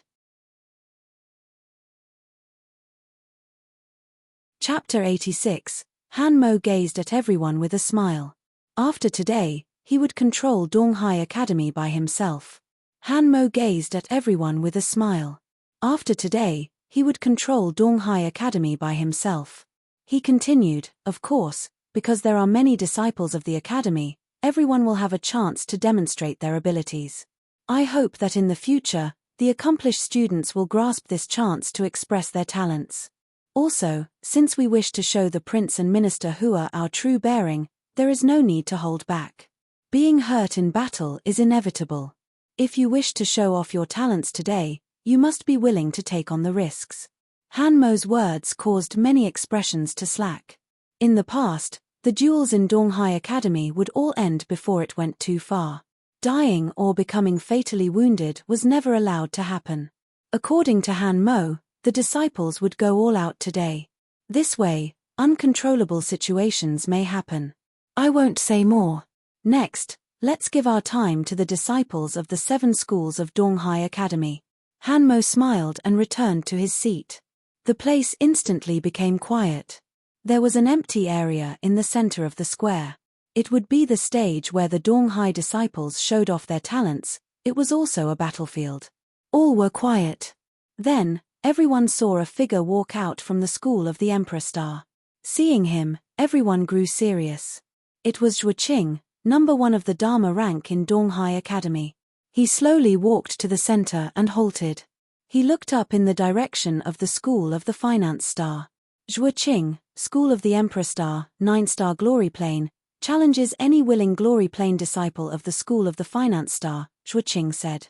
Many outsiders did not understand the situation, but the people of Donghai Academy understood immediately. He was taking revenge for what Yi Futian had done. However, Yi Futian was not in the school of the Finance Star crowd. He didn't come today. The others looked uncomfortable. Zhuo Qing was at the highest level of the glory plane. There was nothing brag-worthy of challenging other glory plane disciples. However, he'd used the word any willing, which was a blow to their pride. But barely anyone could beat him at this level. Yu Sheng moved, wanting to go out. He was now in the 6-star glory plane and could fight Zhuo Qing. However, Yi Xiong stopped him. Yu Sheng's attacks and strength were no competition for anyone in the glory plane, but he still had flaws. Unlike Yi Futian, who learned all sorts of abilities, Zhuo Qing specialized in mind spells and was good at controlling. He could also fly. This was fatal to Yu Sheng. No matter how strong he was, he might not be able to hit the opponent. Once Yu Sheng reached the Dharma state, his abilities would evolve. At that time, he would be able to fly and also cultivate sorcery. Is no one taking the challenge? Seeing how there was no action, Zhuo Qing smiled. At this time, someone walked out of the crowd and came before him. Yang Teng, 9-star glory plane, the disciple said. After you. Please. Zhuo Qing smirked. He instantly hovered in the air. His eyes became extremely demonic and he flew toward Yang Teng. Yang Teng stomped on the ground and stepped forward. He rushed toward Zhuo Qing like lightning and sprang into the air. Zhuo Qing's eyes radiated with horrible sharpness. An invisible mind storm fell upon Yang Teng's body, rushing into his brain. Then, he was unable to control himself. His hovering body dropped to the ground. The spectators realized that Zhuo Qing could use extremely powerful mind spells to control others' bodies. They shuddered. However, Yang Teng was also powerful. He roared and forcefully shook the mind control away. He landed on the ground gracefully. But then, Zhuo Qing landed in the air above him. His demonic eyes stared at Yang Teng. At the same time, endless vines fell toward Yang Teng. This was the wood element spell Yi Futian had used before the school of the Emperor Star, Lock of 1,000 Vines. The spiritual qi on Yang Teng burst forward. He wanted to gather his spell, but the mind storm attacked. He discovered that he could not control the spiritual qi around him and his spell would not form. With a whoosh, the vines locked down around him, immobilizing him. Zhuo Qing descended slowly. He kept his demonic eyes on the struggling Yang Teng. Then, Yang Teng felt the vine's sharp thorns dig into his body. He cried out from the intense pain. With a snap, the vines stiffened. They snapped his joints and Yang Teng's body became deformed. Now he was regretting taking up this challenge. Zhuo Qing was more powerful than what the rumors said. Thud. Zhuo Qing's foot fell before him. The next moment, there was a string of noise and the vines tossed Yang Ting in the direction of the school of the Finance Star. The people there caught his body but saw that his limbs were all deformed. He was curled up in extreme pain. Take him to get medical treatment, Yixiong said. He studied Zhuoqing, whose eyes had returned to normal. Zhuoqing smiled and said, sorry. With that, he returned to the school of the Emperor Star crowd. Many people could feel the coldness. Zhuoqing had directly disabled a disciple of the school of the Finance Star. He was so cruel. The student of the Emperor Star headmaster is as expected, a clan member praised. They had seen situations like this many times before and were used to it. In the future, he will definitely be an important figure of Donghai City, many praised. The headmaster of Emperor Star smiled and said, Zhuoqing is not just this. Next year, he will attend His Majesty's Tingfeng banquet. Yes, with Zhuoqing's talent, he will definitely make a show at the Tingfeng banquet, someone said with a laugh. Everyone was praising Zhuoqing. No one ever asked about the defeated one. While everyone was talking, Yu Sheng stepped onto the battlefield. He gazed at the school of the Emperor Star and said coldly, Yu Sheng, 6-star glory plane, challenges everyone from Emperor Star under the 7-star glory plane. The chattering stopped. Countless eyes studied this burly figure. A 6-star glory plane was challenging everyone from Emperor Star under 7-star? Was he crazy? It's him. Lin Xie's eyes brightened. Yu Sheng was so wild but Yi Futian had not appeared. Isn't that the kid who came to our home with the Qin devil before? Is his brain okay? Mu Hong from the school of the Flirting Star asked his children, the Mu Yunqing siblings. Mu Yunqing and Mu Yuni's eyes flashed. They thought this guy was so messed up. Back when he was a 5-star glory plane, not even those in the 8-star dared to fight directly with him.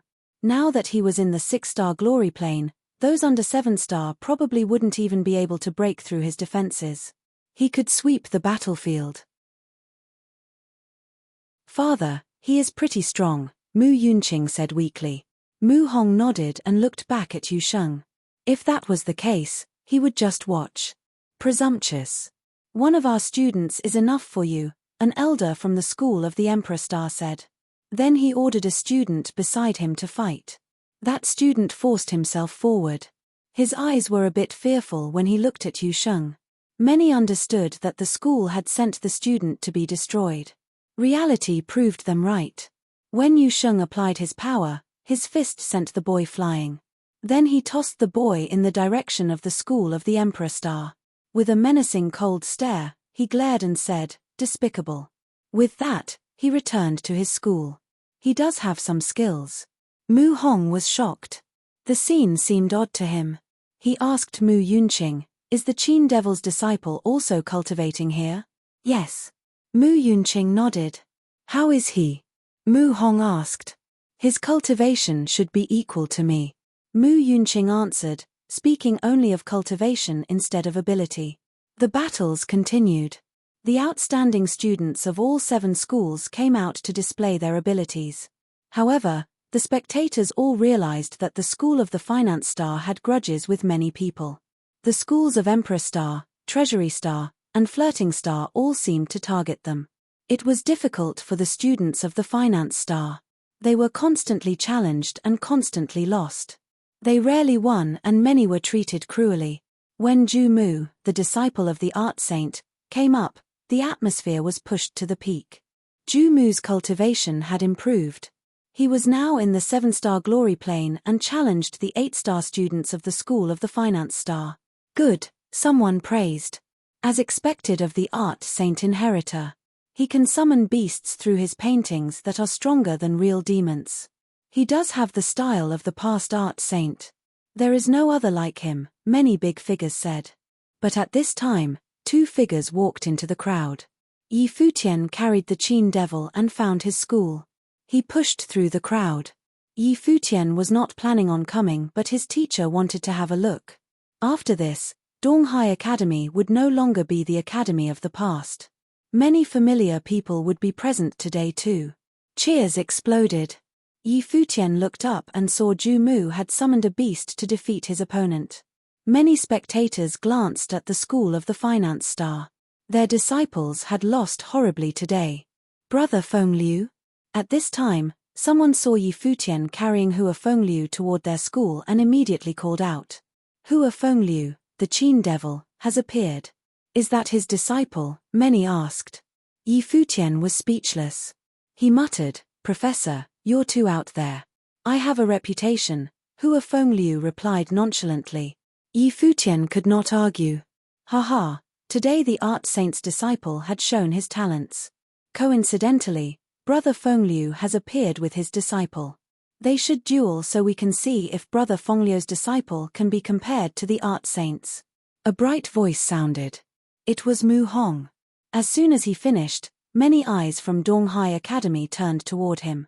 They were all shocked and stared at him as if looking at an idiot. How much did he hate the art saint that he wanted to humiliate the man this badly?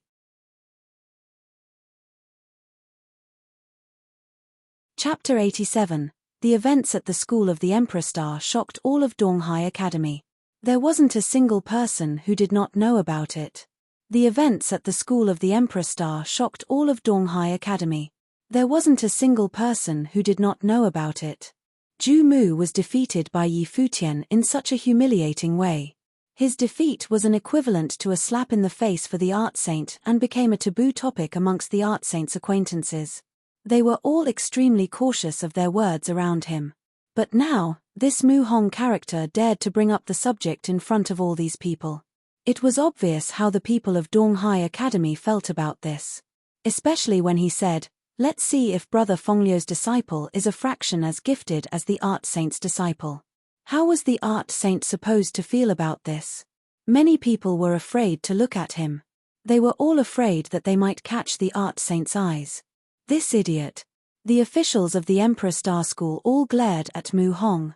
The officials of the School of the Flirting Star were also looking at him. This sucker's son and daughter had been beaten up by Yi Futian. Did he not know of this? Mu Hong noticed all the attention he was getting. He thought to himself, who would have thought that the battle between the art saint and the Guqin devil still had this much influence on people? There should be a lot of people who look forward to a battle between their disciples. It was a pity that Hua Fengliu was so inferior now, going around begging others like a stray dog. It was only natural that his disciple would not amount to the brilliant Ju Mu. Father, his children called to him. Standing behind Mu Hong, Mu Yunqing, and Mu Yuni were going to be sick. They never expected Yi Futian to show up out of the blue, and never in a million years did they think their father would say such things. There was no way that the art saint and the School of the Emperor Star were not offended by Mu Hong's words. Even Yi Futian was stunned by Mu Hong. Yi Futian remembered this man vividly. After all, he was the first person that Hua Fengliu introduced him to upon their arrival in the city of Donghai. He could not believe that Mu Hong would say these things in this setting. Looking to the Mu siblings who stood behind their father, he gave them a meaningful smile. Just as he thought, the siblings did not have the guts to complain to Mu Hong. It was probably because they were too embarrassed. Greetings, senior. Yi Futian suddenly greeted Mu Hong with a smile. He continued, when I met you I thought that you were a brilliant man and that your children were destined to become the best of the best. I only found out that they were students of the Flirting Star School when I entered the academy. Under your guidance, your children must be very talented.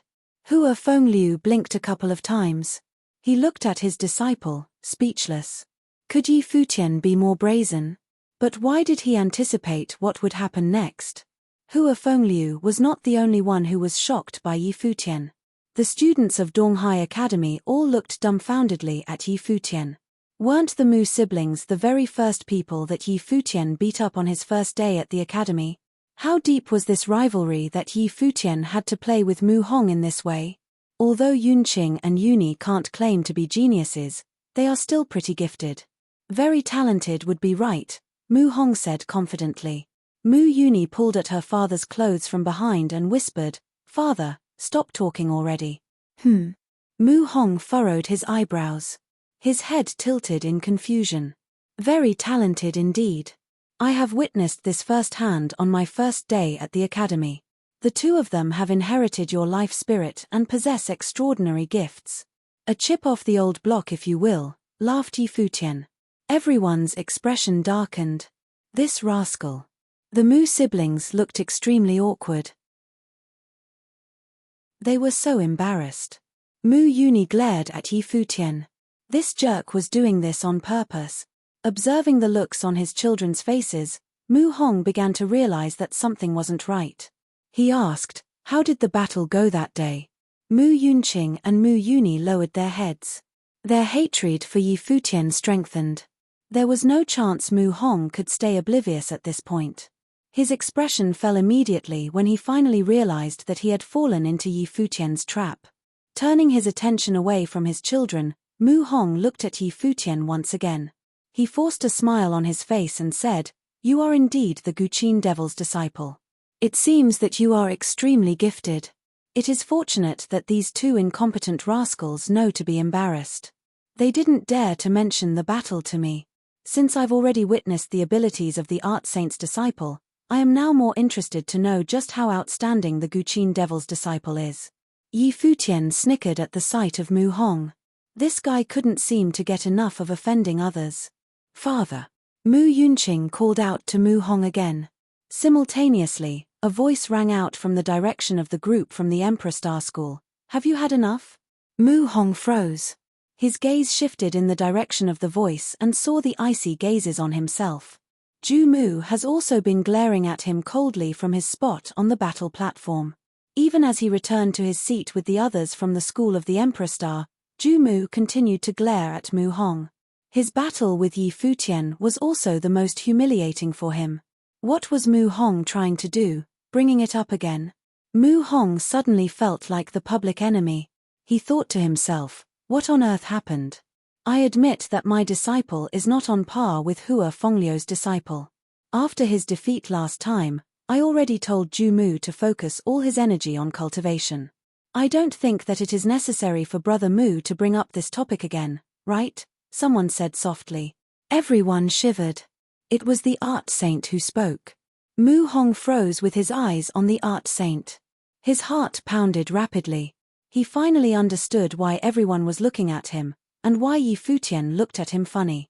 So, the Art Saint's disciple, Ju Mu, already had an exchange with the Guqin Devil's disciple.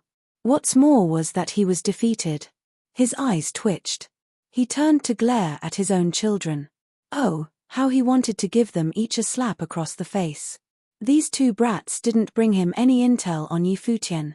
Upon having another look at the Art Saint and the officials of the School of the Emperor Star, Mu Hong knew exactly what kind of effects his words had. Please forgive me, Brother Hua. I had no idea of any of this. I had no intentions of offending anyone, Mu Hong apologized. The Art Saint turned his gaze away, not looking at Mu Hong. At this Mu Hong's lips twitched. His piercing eyes turned to Yi Futian.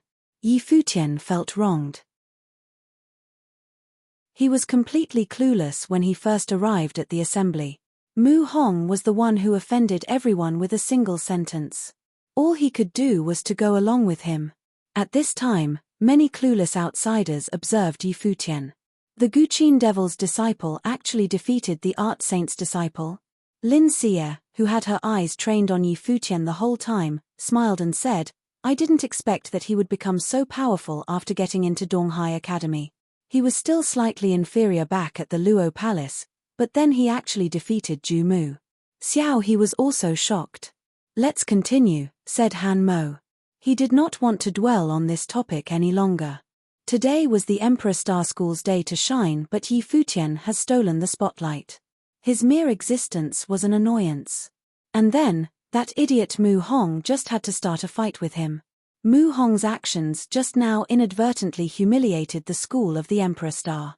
More disciples from the school stepped out and the assembly of the 7 schools continued. Yi Futian and the Guqin Devil sat with the school of the Finance Star. They quietly watched the assembly progress. They deduced that the Emperor Star School was targeting the Finance Star School. Yi Futian was fuming inwardly.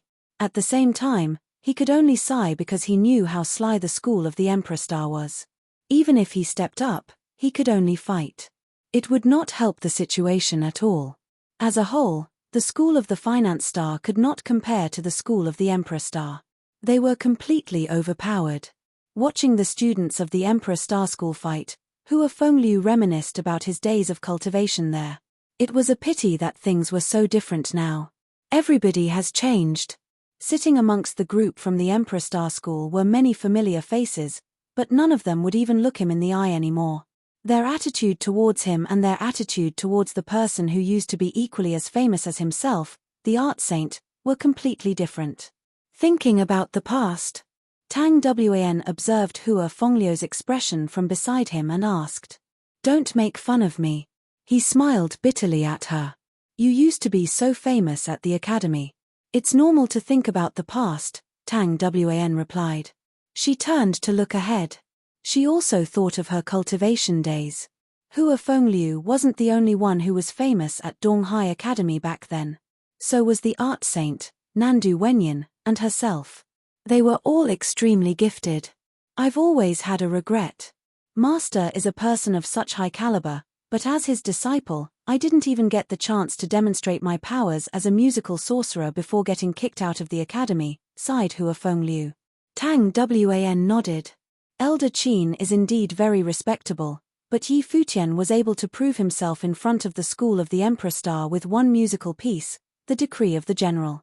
"That should make up for at least a part of your regrets, right?" she asked. "Yeah," Hua Fengliu nodded. Time passed little by little. It was dusk. The sky turned a beautiful red. People from Donghai Academy looked up at the beautiful night sky from time to time. It was almost like the end of an era. "Is he really not going to fight?" asked Lin Xie. Her beautiful eyes never left Yi Futian.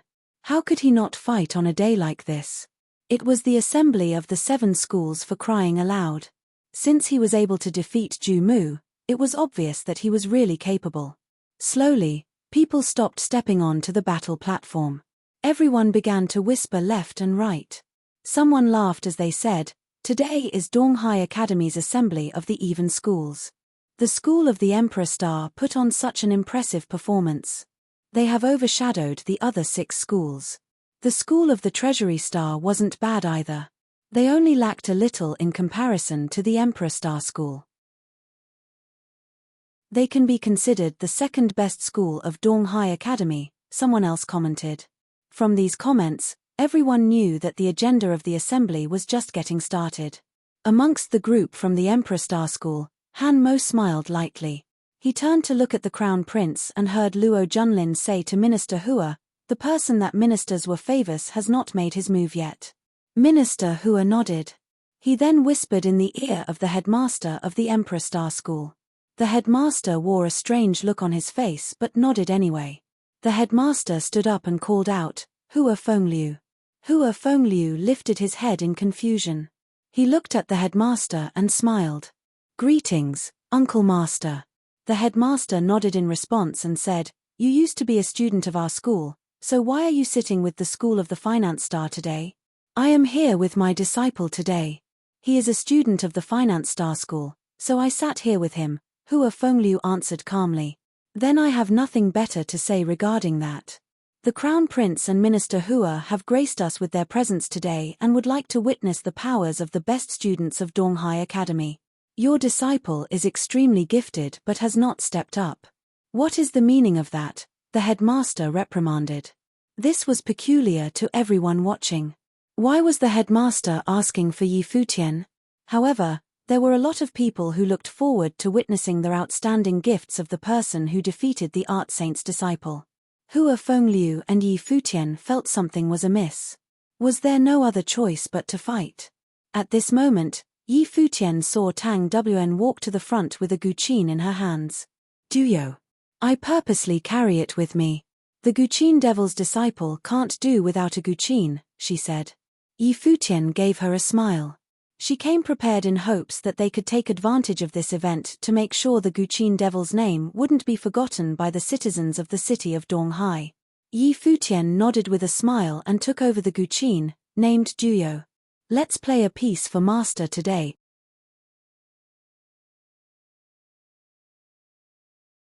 Chapter 88. Yi Futian slowly walked out to the center of the square. Countless gazes fell upon him. The younger generation went without saying. Yi Futian had already proved how powerful he was. The older generation was also paying attention. The Qin devil had returned to Donghai City as a disabled man. How talented could his disciple be? Yi Futian slowly walked out to the center of the square. Countless gazes fell upon him. The younger generation went without saying.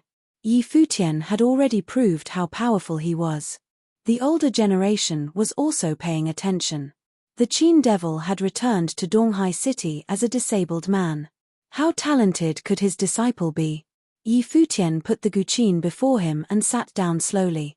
Clad in a white robe, he looked extremely handsome and regal. Seeing him, Lin Xie gasped and was shocked. She had once thought that he was just an average musician who went to the Luo Palace to learn more about the world. Then, Yi Futian displayed his talent during the battle. Today, she heard that he had defeated Ju Mu at Donghai Academy. Just how outstanding was this handsome boy? Her father glanced at her.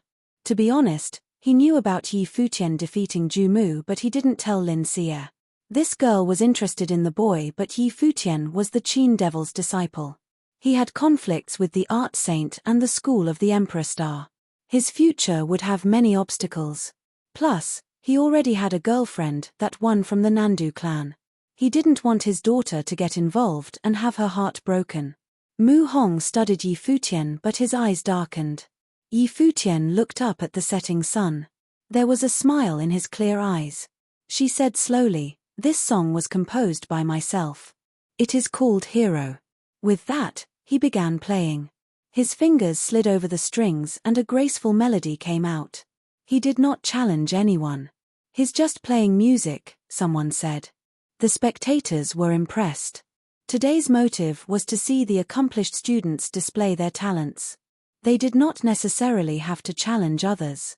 For the Qin devil's disciple, music playing was naturally a way to do that. People quickly stopped mulling. The moment the music sounded, they fell into a pleasantly strange artistic conception. At first, the melody was cheerful and fresh. As the music entered their ears, a picture appeared in the audience's minds. They seemed to see a handsome youth earnestly bow to his teacher for the first time. The youth had extraordinary talent. He was well liked by his teacher and was taught true skills, growing even more powerful. The melody gradually became graceful and moving. It made one feel as if they were falling in love. They involuntarily entered this mindset. The student grew up, met a girl, and fell in love. His heartbeat seemed to be audible in the music. The moving melody changed again. It became heavy and dark. The relationship was judged and opposed. A few big figures furrowed their brows. Was the meaning behind this song his own story or Hua Fengliu's? The music changed again. The youth had matured and become successful, but he still wanted to be with his loved one even if everyone opposed it, even if it was beyond redemption. The music intensified. The main character of the melody seemed to be fighting against fate. He faced everything alone, but in the end, he failed. The music grew dreary, like a hero past his prime. Just as everyone thought the song was over, the dreary melody suddenly recovered its vitality.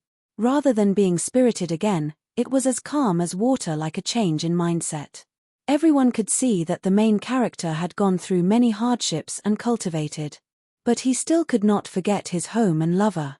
He decided to return and face the changes in the world. Even if he was defeated, he was still a hero. The melody stopped. The music faded slowly. Everyone seemed to be unwilling to return to reality. The young people were especially affected by the attractive force of the music.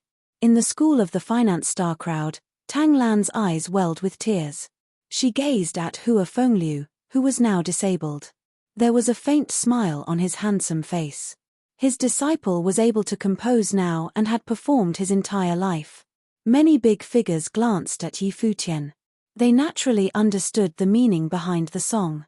This was a composition for the Qin devil. Yi Futian used his music to express his teacher's life. Though he didn't fight anyone, this melody was better than the Qin devil in the past. No one dared to look down on him. Mu Hong narrowed his eyes at Yi Futian. No wonder Hua Fengliu had begged him for this student. He was a second Hua Fengliu. "Who did you play this for?" Luo Junlin, the crown prince, asked from the direction of the school of the Emperor Star. "Your Highness, I played for my master." Yi Futian set his hands down and looked up at Luo Junlin. "You have enough artistic conception but not enough elan. You did not reveal a true musical spell. Since you are such a good musician, why don't you perform something for me today as well?" Luo Junlin said. Yi Futian gazed at the crown prince. Since he requested it, Yi Futian could not deny him. He nodded and said, "Okay.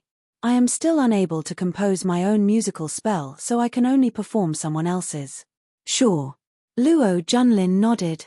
Yi Futian lowered his head and began playing again. His fingers strummed and the instrument strings vibrated. A note broke through the air like powerful running thunder. "This piece is the world." As he spoke, the music notes danced. The audience instantly felt an extreme power. Many people's eyes flashed. Yi Futian truly was a prodigy. They instantly understood that this melody was created for the crown prince. A terrifying music storm gathered around Yi Futian. It was as powerful as crashing tidal waves. Now, different images flashed past the audience's mind as the music played. Signal smoke rose and the emperor rode onto the battlefield to conquer the lands. Some also saw the king ride a dragon and survey the world. Everyone he passed bowed down. In this melody, the world was like a painting. "Send some men up," Luo Junlin said indifferently. Minister Hua glanced at the school of the Emperor Star headmaster and uttered a command. Several disciples then walked toward Yi Futian. However, their steps were very difficult. The music constantly entered their ears, making them scared to fight back. Spiritual chi gathered around them and they stepped forward. However, the music was still rising. It seemed to want to break through the clouds. Now, Yi Futian was shrouded in a halo of light. He was like a young king. He represented the world. Everyone saw a shocking image. There was a blurry figure up above. He had an emperor's long robe and a crown. He walked toward them, commanding the world, making them voluntarily want to bow down to him. The weaker Emperor Star students going toward Yi Futian had prostrated themselves to the ground, not daring to raise their heads. They seemed to be revering Yi Futian. More and more people knelt down under the music's influence. As if controlled by the musical spell, they worshipped the emperor. Boom! A terrible sharpness flashed past the eyes of the big figures. They felt the youth's talent and shuddered. Something felt wrong. This song was called The World. It was performed for the crown prince, but Yi Futian was the performer. At this moment, he had become the high and mighty emperor and Luo Junlin was before him, face to face. The elegance and grace of the white-clothed youth truly was like an emperor now. Did the musical spell give it to him or was he born with it? Lin Xie gaped. The present Yi Futian was even more brilliant than that day at the Luo Palace. He was unmatchable. He could even be compared to someone like the crown prince, let alone Ju Mu. Mu Hong shuddered as well. Hua Fengliu had such a student and had once come to him but he rejected the man. Can't this guy keep a low profile? Yi Xiong cursed.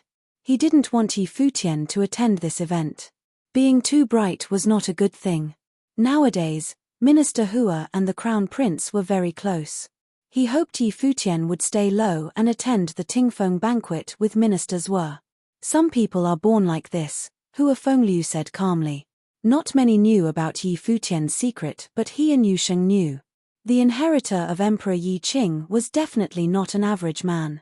His aura would appear when playing music, which he probably didn't even know himself. When Luo Junlin told Yi Futian to perform something, the world should be the most suitable piece. However, this piece caused Yi Futian to reveal his emperor-like aura. This was neither on purpose nor brought about by the musical spell. It was something he was born with. Hua Fengliu could guess that Yi Futian had a shocking background. At this moment, at the highest seat in the school of the Emperor Star, Luo Junlin slowly stood up. Then, to the surprise of all, he walked down toward the center of the square, toward Yi Futian. People could feel those who were the same. Luo Junlin was destined to be king. Everyone in Nandu knew that he ruled over the world. He could feel something similar coming from Yi Futian. It was the aura of an emperor. The music reached the climax. Then it descended and stopped. Luo Junlin also stopped before Yi Futian. Countless eyes were on them. Yi Xiong and Hua Fengliu were even a bit nervous as they watched. As the crown prince, Luo Junlin shouldn't kill Yi Futian just for a song. He had told the youth to play it, after all. "Follow me. When I become king, you will be minister," Luo Junlin said, staring at Yi Futian. With that, the world fell into silence. "When I become king, you will be minister."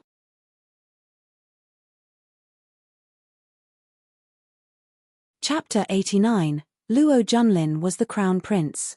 What did that mean? It meant that he was going to become the emperor in the future. Luo Junlin was the crown prince. What did that mean? It meant that he was going to become the emperor in the future. The words of an emperor were to be taken seriously. Since Luo Junlin had spoken, it meant that he was serious. So, at the nod of Yi Futian's head, he would be bestowed a title of nobility and become a prime minister.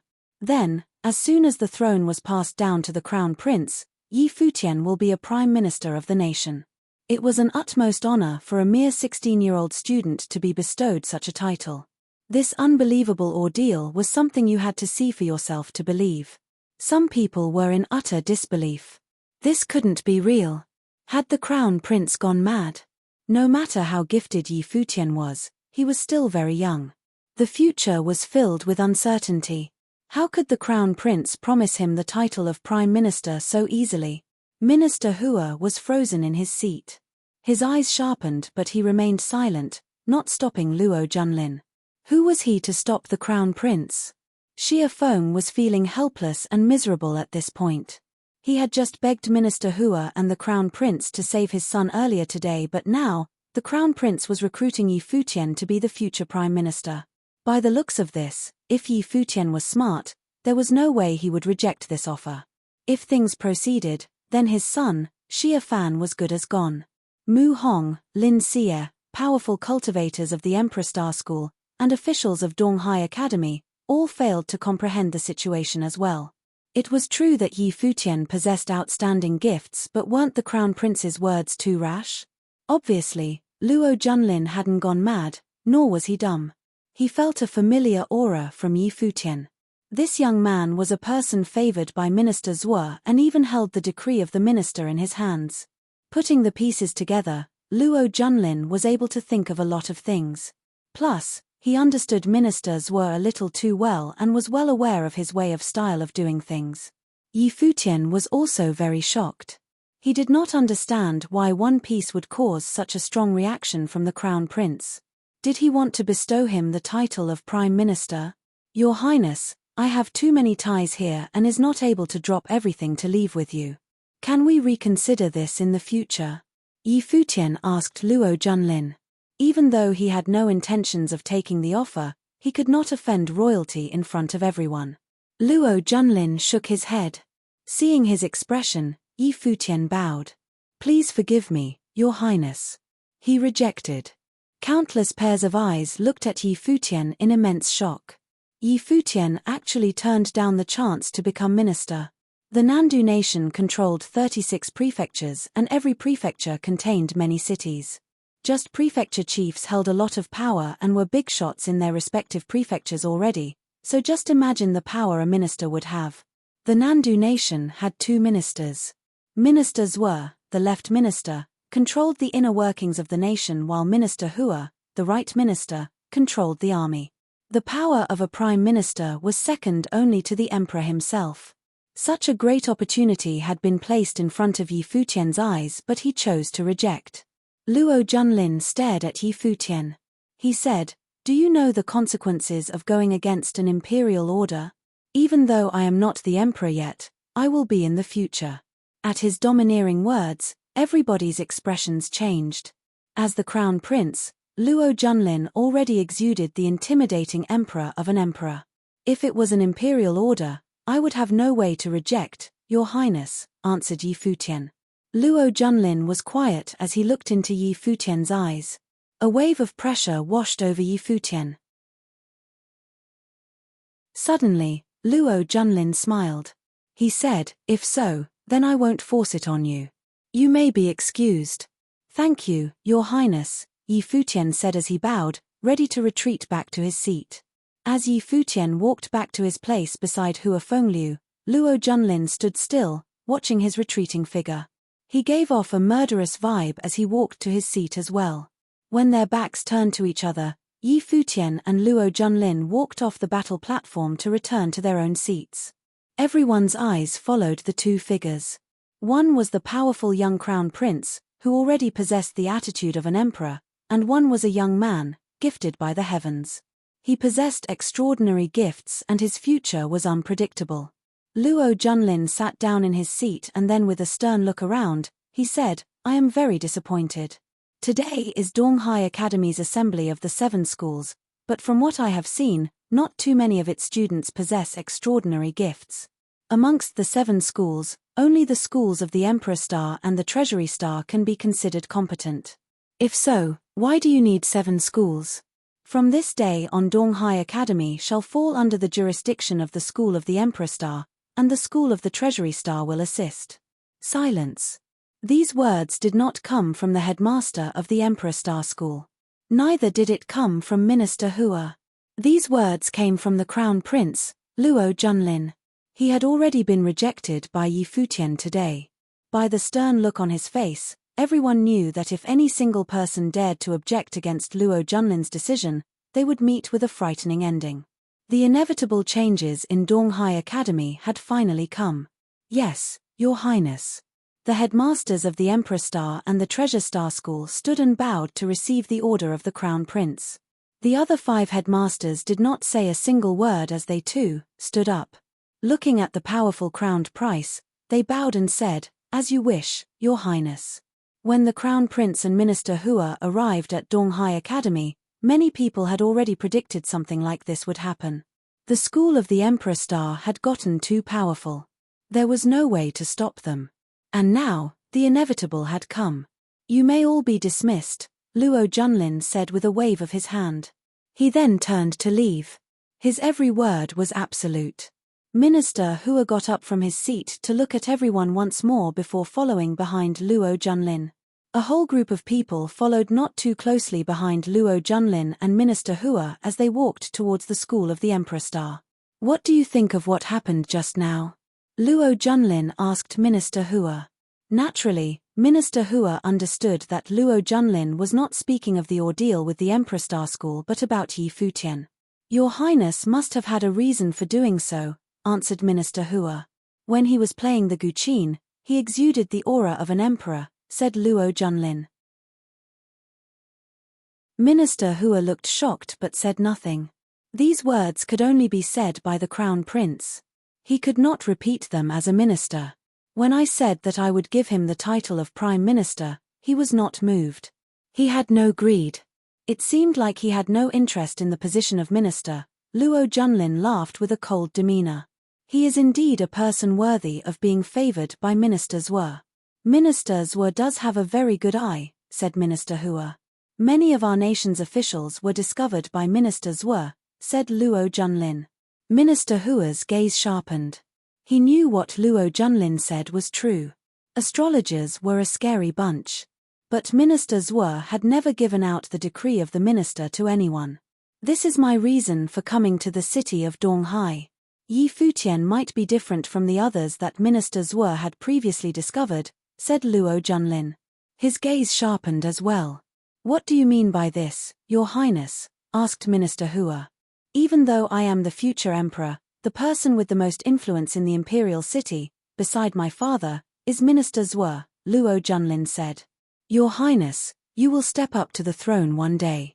Plus, with your gifts, you will definitely not be any inferior to His Majesty. Power is always in your reach," replied Minister Zhuo. Luo Junlin snickered and said, "That's a given. The throne is not my final goal, but if Minister Zhuo does anything to get in the way, I will not let him off so easily." Minister Hua was shocked by the Crown Prince. "Your Highness, I don't think Minister Zhuo will try anything," said Minister Hua. On his trip to the city of Qingju, besides bestowing the decree of the minister upon Yi Futian, Minister Zhuo also accepted a request from the Nandu clan. Why else would they invite Minister Zhuo to the Nando Palace? Of course, it was to get a fortune told. Minister Zhuo would not have told the fortune of the elders in the clan. The most outstanding person in the Nandu clan right now is a young lady named Hua Jiyu. The day Yi Futian crashed the school of the Emperor Star, he went there looking for her. They're a couple, explained Luo Junlin. After a while, he spoke again. After returning to the imperial city, Minister Zhuo began to plan for next year's Tingfeng banquet. He also tried to convince father to put the people of Nandu clan in important positions. Who do you think he's paving a road for? Yi Futian and Hua Jiyu? Minister Hua made a realization. He felt a shiver run down his back. The crown prince was way scarier than he had anticipated. That's right. Minister Zhuo is making the bold move of paving the way for this young couple. Plus, Yi Futian exuded the aura of an emperor today. Do you still think that Minister Zhuo isn't trying anything? Asked Luo Junlin. Minister Hua was dumbfounded. He knew that everything the crown prince said was true. Minister Zhuo was an astrologer. He must have told Yi Futian and Hua Jiyu's fortune. Furthermore, Yi Futian exuded the aura of an emperor. What were they fated to be? It was a scary thought. Send people to keep an eye on Yi Futian and the Nandu clan. Then, we'll head back to the imperial city to see father, said Luo Junlin. There were still some things that he did not tell Minister Hua. In the city of Qingju, Minister Zhuo yelled at Luo Junlin's younger sister for Yi Futian. He made his sister, the princess, apologize to Yi Futian. Did princesses need to apologize to commoners? What was Yi Futian's true identity?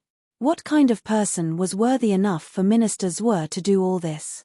There was also another thing he held a grudge on.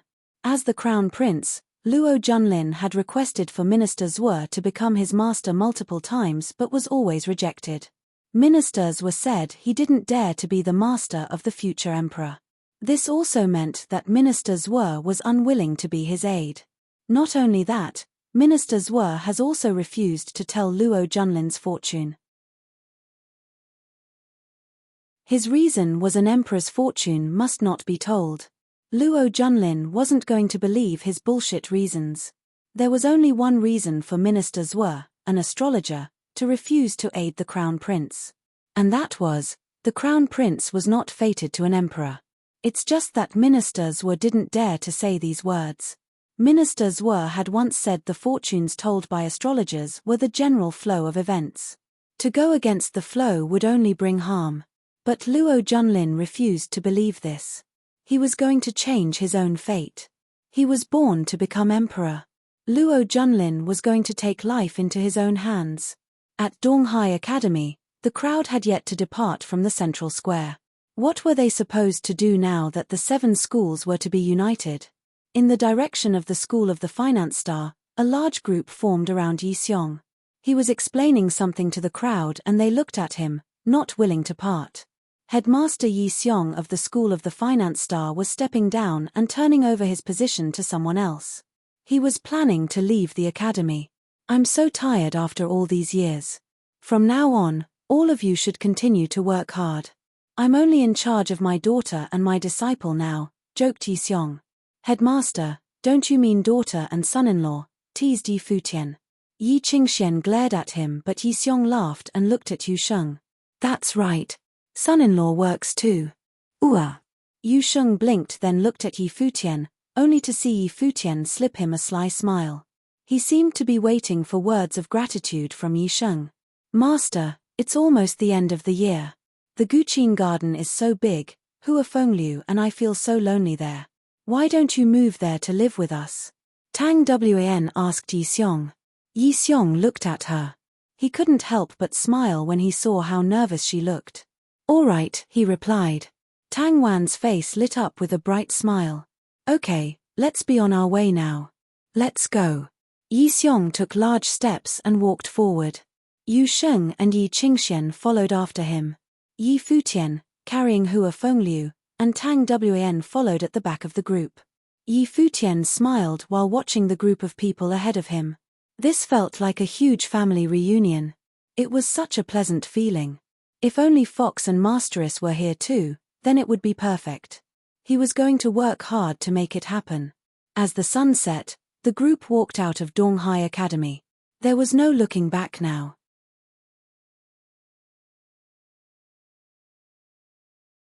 Chapter 90. In the Guqin Gardens, a group walked down slowly.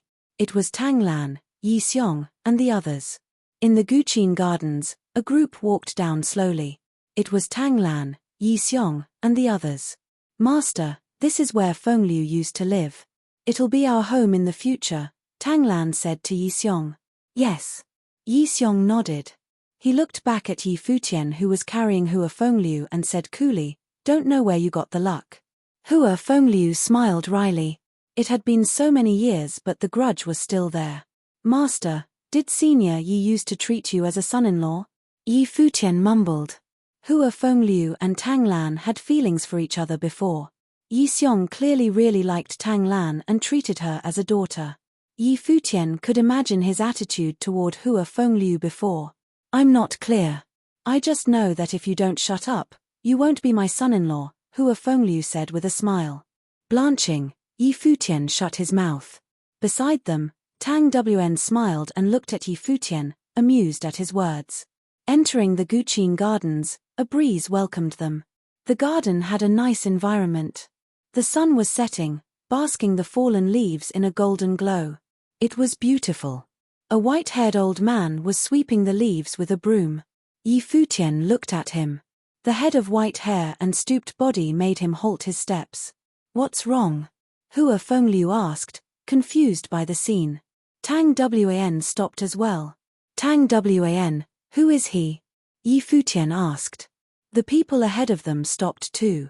Tang Lan followed his eyes and saw the old man. She said, he has ailing health but wanted a job, so I arranged for him to clean up the garden. Is something wrong? Aunt Tang, when was this? Why didn't I know about it? Yi Futian asked. You're always out. How would you know? It should have been after you and your teacher came, Tang Lan answered casually. Oh. Yi Futian nodded and smiled. I was just wondering.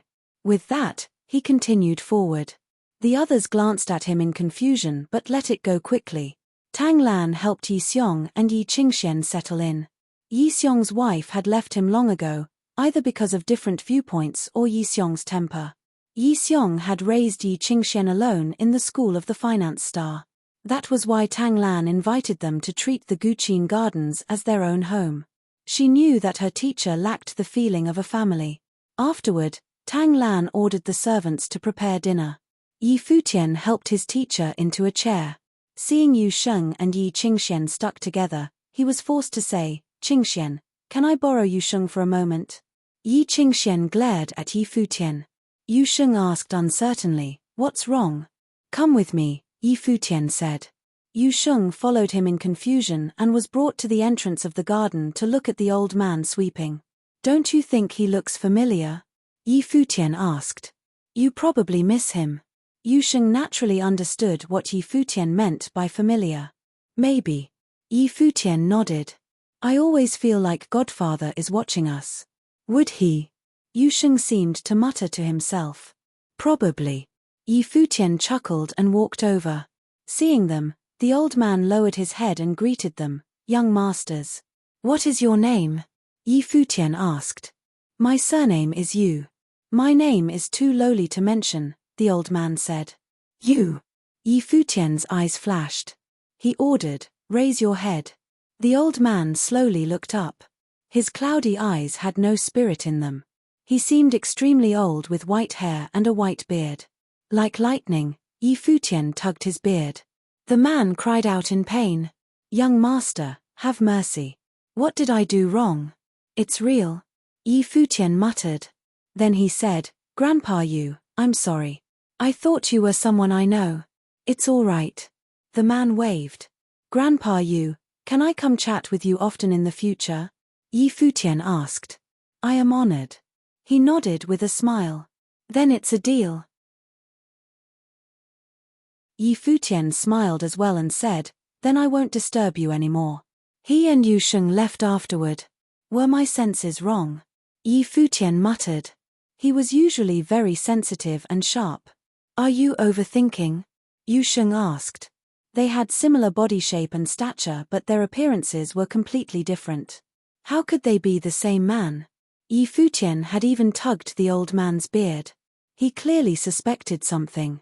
Yi Futian's eyes flashed. Had he really been overthinking? The two returned to the garden. The dishes were gradually being brought to the table. The people all sat down. Senior Yi, when is Yu Sheng and Qingshuan's wedding? Yi Futian asked at the table. Yu Sheng gaped at him. Yi Qingshuan's eyes flashed too, wondering what that guy was worried about. Stop thinking about them and think about yourself. Yi Xiong gave him a look. It's just a matter of time for me, Yi Futian said confidently. Then he looked at Hua Fengliu and said, Master, father-in-law, don't you agree? I'll consider it, Hua Fengliu answered indifferently. Ah! Yi Futian looked at Hua Fengliu. Master, where do you get an in-law as good as me? You still need to consider. Where's your shame? Tang Lan asked coldly. Everyone stared at this guy, speechless. My masteress is better, Yi Futian said. Then go to your masteress. Tang Lan glared at him. Ah, Aunt Tang, I'm just kidding. You're just like my masteress, Yi Futian said weakly. The others were still speechless. He was honestly so shameless. However, with his shamelessness, the group started enjoying the meal like a family. No one discussed what happened at the Donghai Academy. The past was like smoke. Once past, there was no need to bring up again. In the cheery atmosphere, the banquet gradually ended. Everyone went back to their rooms. Yi Futian went to the garden to play his guqin. There were some impurities in his timbre. He was clearly distracted. It's almost the end of the year again. Yi Futian looked up at the full moon. He remembered how the fox had gone to the Yi mansion to find him after the New Year dinner, shocking the entire family. Then they held hands awkwardly by the lake. Without realizing, another year had almost passed. So much had happened in this year. As he reminisced, a smile appeared on his face and there was more emotion in his music. He had pushed the frustrations aside. Under the moon, he hid his longing in his music. The second day, a beautiful figure came to the Guqin Gardens. When Yi Futian saw her, he made a face.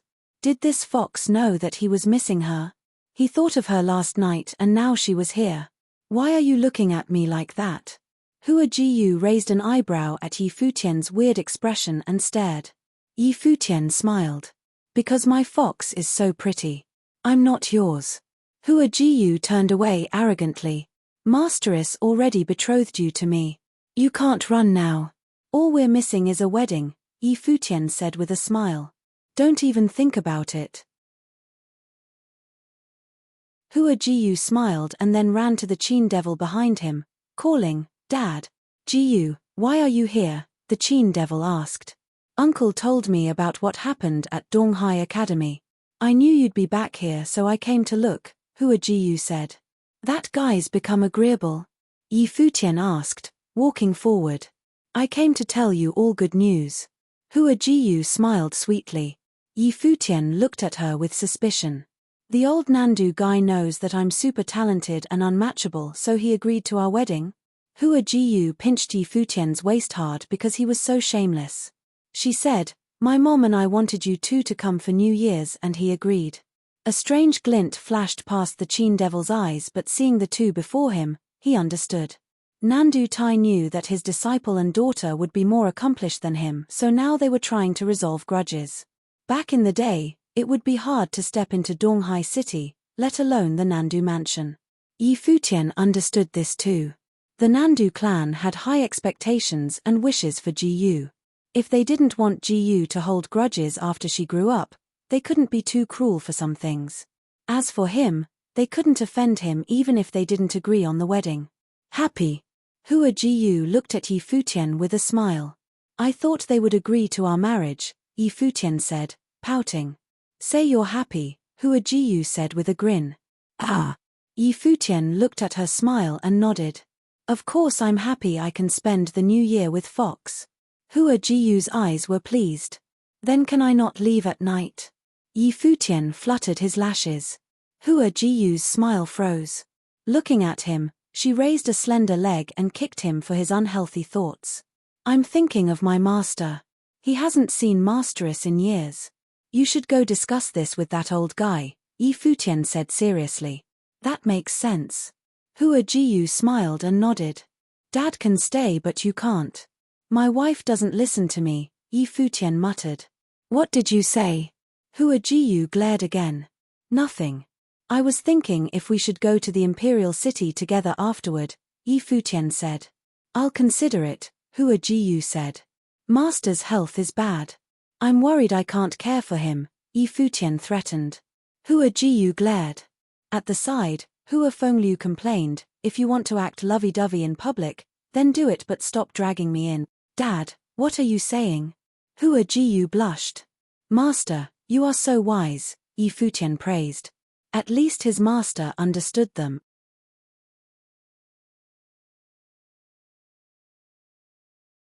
Chapter 91. In the city of Donghai, Donghai Academy had been turned upside down. The academy was no longer what it once was. Many people left the academy.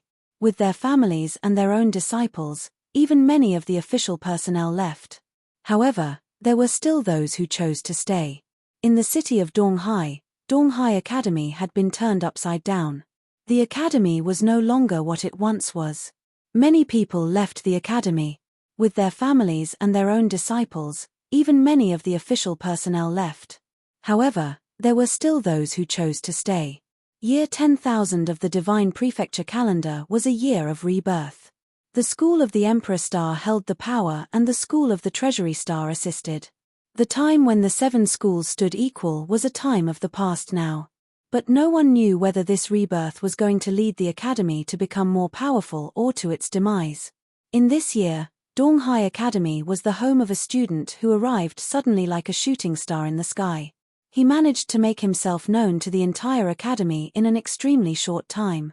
However, he left the academy along with the headmaster of the Finance Star School and his master, Hua Fengliu, before he spent a full year at the academy. Presently, no one at Donghai Academy could imagine what lied in the future of this young man, who shined so brightly at the academy. However, anyone in the audience during the assembly of the 7 schools would have realized that if the young man had continued at the academy, he would have become someone of extreme importance in the Nandu nation. There was no question about this. The new year was nearing, and the Nandu nation was filled with a festive air. Many people returned home for the first time in a long time. Every prefecture and every city became lively as they prepared for the new year. Things were no different in the imperial city. Many people already began to celebrate. Every house was decked out in New Year's decorations. Inside the most magnificent building in the imperial city, the Imperial Palace, a festive air also existed. Though, in comparison with the outside, the palace still felt cold and uninviting. The aura in the Imperial Palace matched that of the royal family. At this moment, a figure was seated on the throne in a large hall within the Imperial Palace. He wore a crown on his head and a purple and gold robe on his body. He radiated a domineering aura from head to toe. This person was the most powerful man in all of the Nandu nation. He was the Emperor, Emperor Luo. Standing in front of him was Minister Zhuo. Do you know why I have summoned you today? Emperor Luo asked Minister Zhuo. No, Your Majesty. Minister Zhuo shook his head. The Crown Prince heard that you bestowed the decree of the minister upon a young man and wanted to see this young man for himself. He even personally went to Donghai City. You really do have a sharp eye. Like always, this young man you found is incredibly gifted, the best of the best, said Emperor Luo. Ministers knew that something was wrong. The Crown Prince personally went all the way to Donghai City just because he found out about a young man that he favored. Indeed, he is a brilliant young man, but isn't it too much for His Highness to go all the way to the city of Donghai for such a thing? Your Majesty should persuade the Crown Prince to not to waste his time on this matter, suggested Minister Zhuo. He was trying to alleviate the situation. It seems that he has learned some things from this trip. Maybe it's not so bad for him to travel outside. By the way, how is that young man's fortune? Emperor Luo asked nonchalantly. Your Majesty, you should know that I no longer tell the fortune of others casually. Letting people know of their fortunes may influence their actions and in turn, change their fates. That would be going against the will of the heavens, and I will be punished for doing so. Ministers were bowed apologetically. What he said was not a complete lie. He did not dare to tell the emperor that he had indeed told Yi Futian's fortune. If his fortune was exposed, it would affect Yi Futian's fate and could result in his fate being changed. That would definitely not be good. This was also the reason why astrologers tended not to live long lives. You rascal have so many excuses. Didn't you say before that it'll be fine as long as we go with the flow? Emperor Luo stood and laughed. Then, what about the young miss of the Nandu clan? What does her fortune say? After you returned to the imperial city, you seemed to be very busy. I know I shouldn't ask, but I can't help my curiosity. Minister's was heart clenched. He never thought that his every move was being monitored by the emperor and the crown prince. At the thought of this, he began to regret agreeing to Nandu Tai's request of telling Hua Jiyu's fortune. Of course, when he agreed, he never expected her fortune to be so shocking, and he would never have guessed she was related to Yi Futian in any way. Your Majesty, Ministers were put his hands together in front of himself and bowed to the emperor. I am grateful to have met you and been allowed to follow under your leadership for all these years. I never dared to slack off and have always done my very best to discover new talent for our nation. Of course, I know all of this, you rascal. Watching Ministers were, Emperor Luo couldn't help but shake his head and let out a laugh.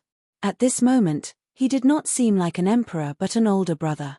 Over the years, I have been increasingly cautious in the use of my powers as an astrologer and have explained my reasons for doing so many times. On my most recent trip to the city of Qingju, I passed by the East Sea Prefecture and met an interesting young man and also told a fortune for someone. Both of these people are very lucky people and will influence the luck of the nation.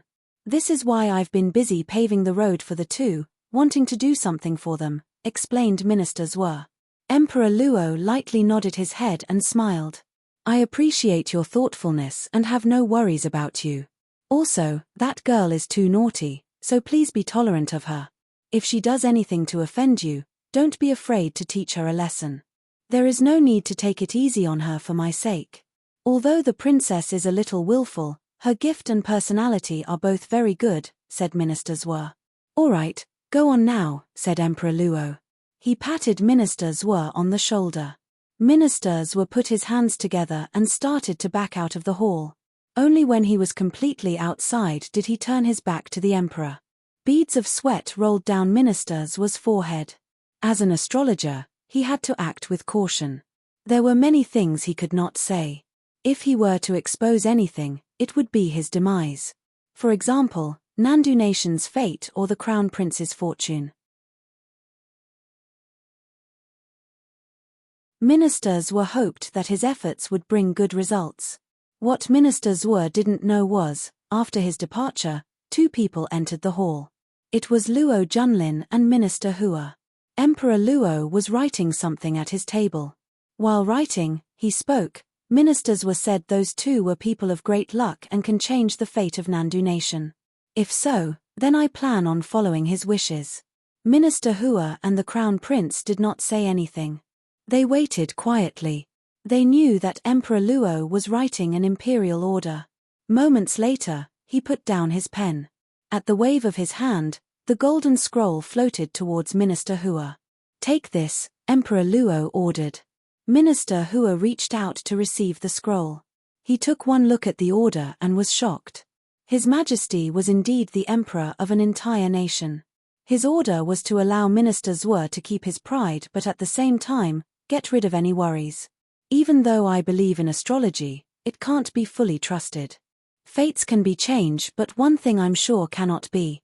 Under this sky and in the Nandu Nation, my will is the will of the heavens, said Emperor Luo. Minister Hua, go take care of this personally. I know that it's already the end of the year but I'm still going to have to ask you to take this trip.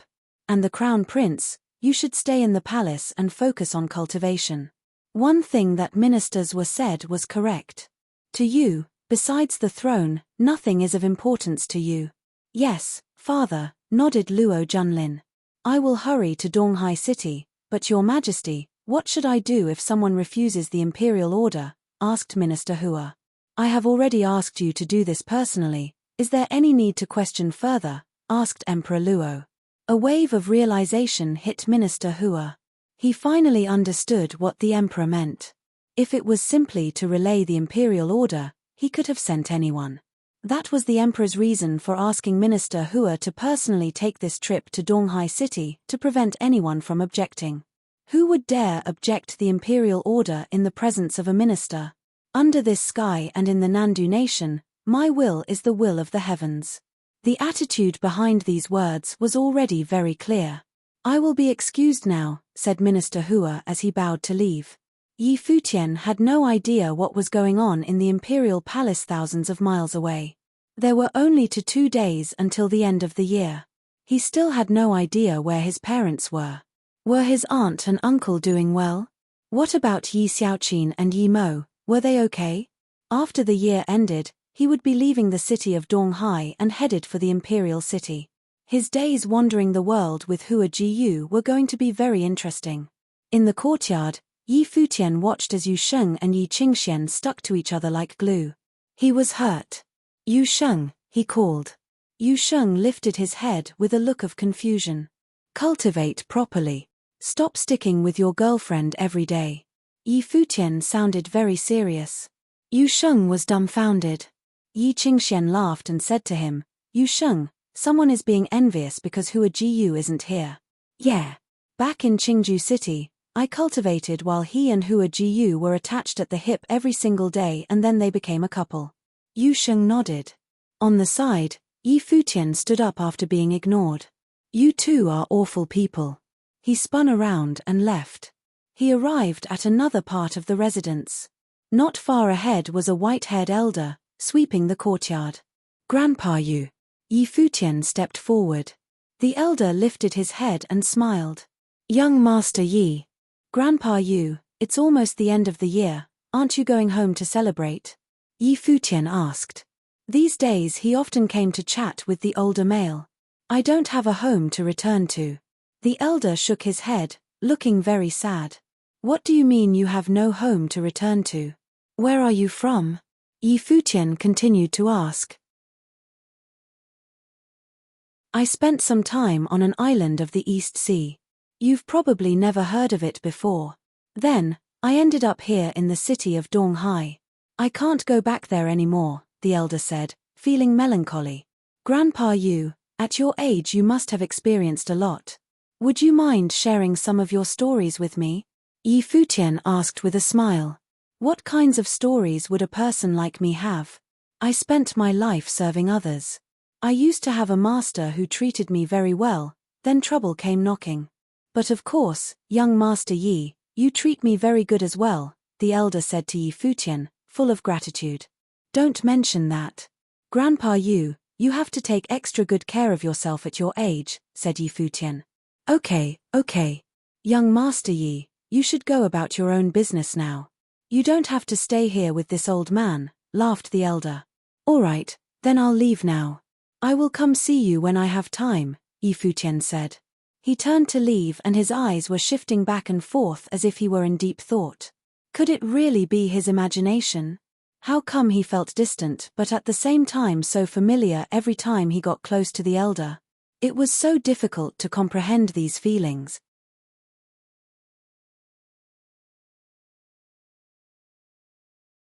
Chapter 92, A Bolt from the Blue. Chapter 92, A Bolt from the Blue. There were only 2 days left of the divine calendar's first millennium. Donghai City grew more and more festive. Many people were in the Guqin Gardens where Hua Fengliu stayed. Yi Futian, Yu Sheng, Yi Qingxian, Yi Xiong, Tang Lan, and Tang Wan. "Tomorrow is the last day of the year. After tomorrow, I'll see you all off," Yi Xiong said. "Why the hurry?" Yi Qingxian asked. "Haven't you realized that people are watching the Guqin Gardens these days?" Yi Xiong said. "They haven't done anything so I ignored them, but it's better to be safe than sorry. As the saying goes, the longer the night, the more nightmares you may receive." The school of the Emperor Star definitely held grudges against him and Yi Futian but hadn't made any moves. Perhaps they had their own concerns, but Yi Xiong didn't care. The sooner he got Yi Futian to the imperial city, the less he worried. Senior Yi, you are right. Sitting on the side, Hua Fengliu nodded. You get to see her tomorrow. Are you excited? Tang Lan smiled at Hua Fengliu. Last time, Hua Jiyu had said that Nandu agreed to let Yi Futian and Hua Fengliu spend the new year with Nandu Wenyin. It was a concession on the Nandu clan's part. No way. I want to be with you all, Hua Fengliu said, laughing. Really? Then let Futian go by himself, Tang Lan smiled and said. Hua Fengliu's expression was a bit awkward.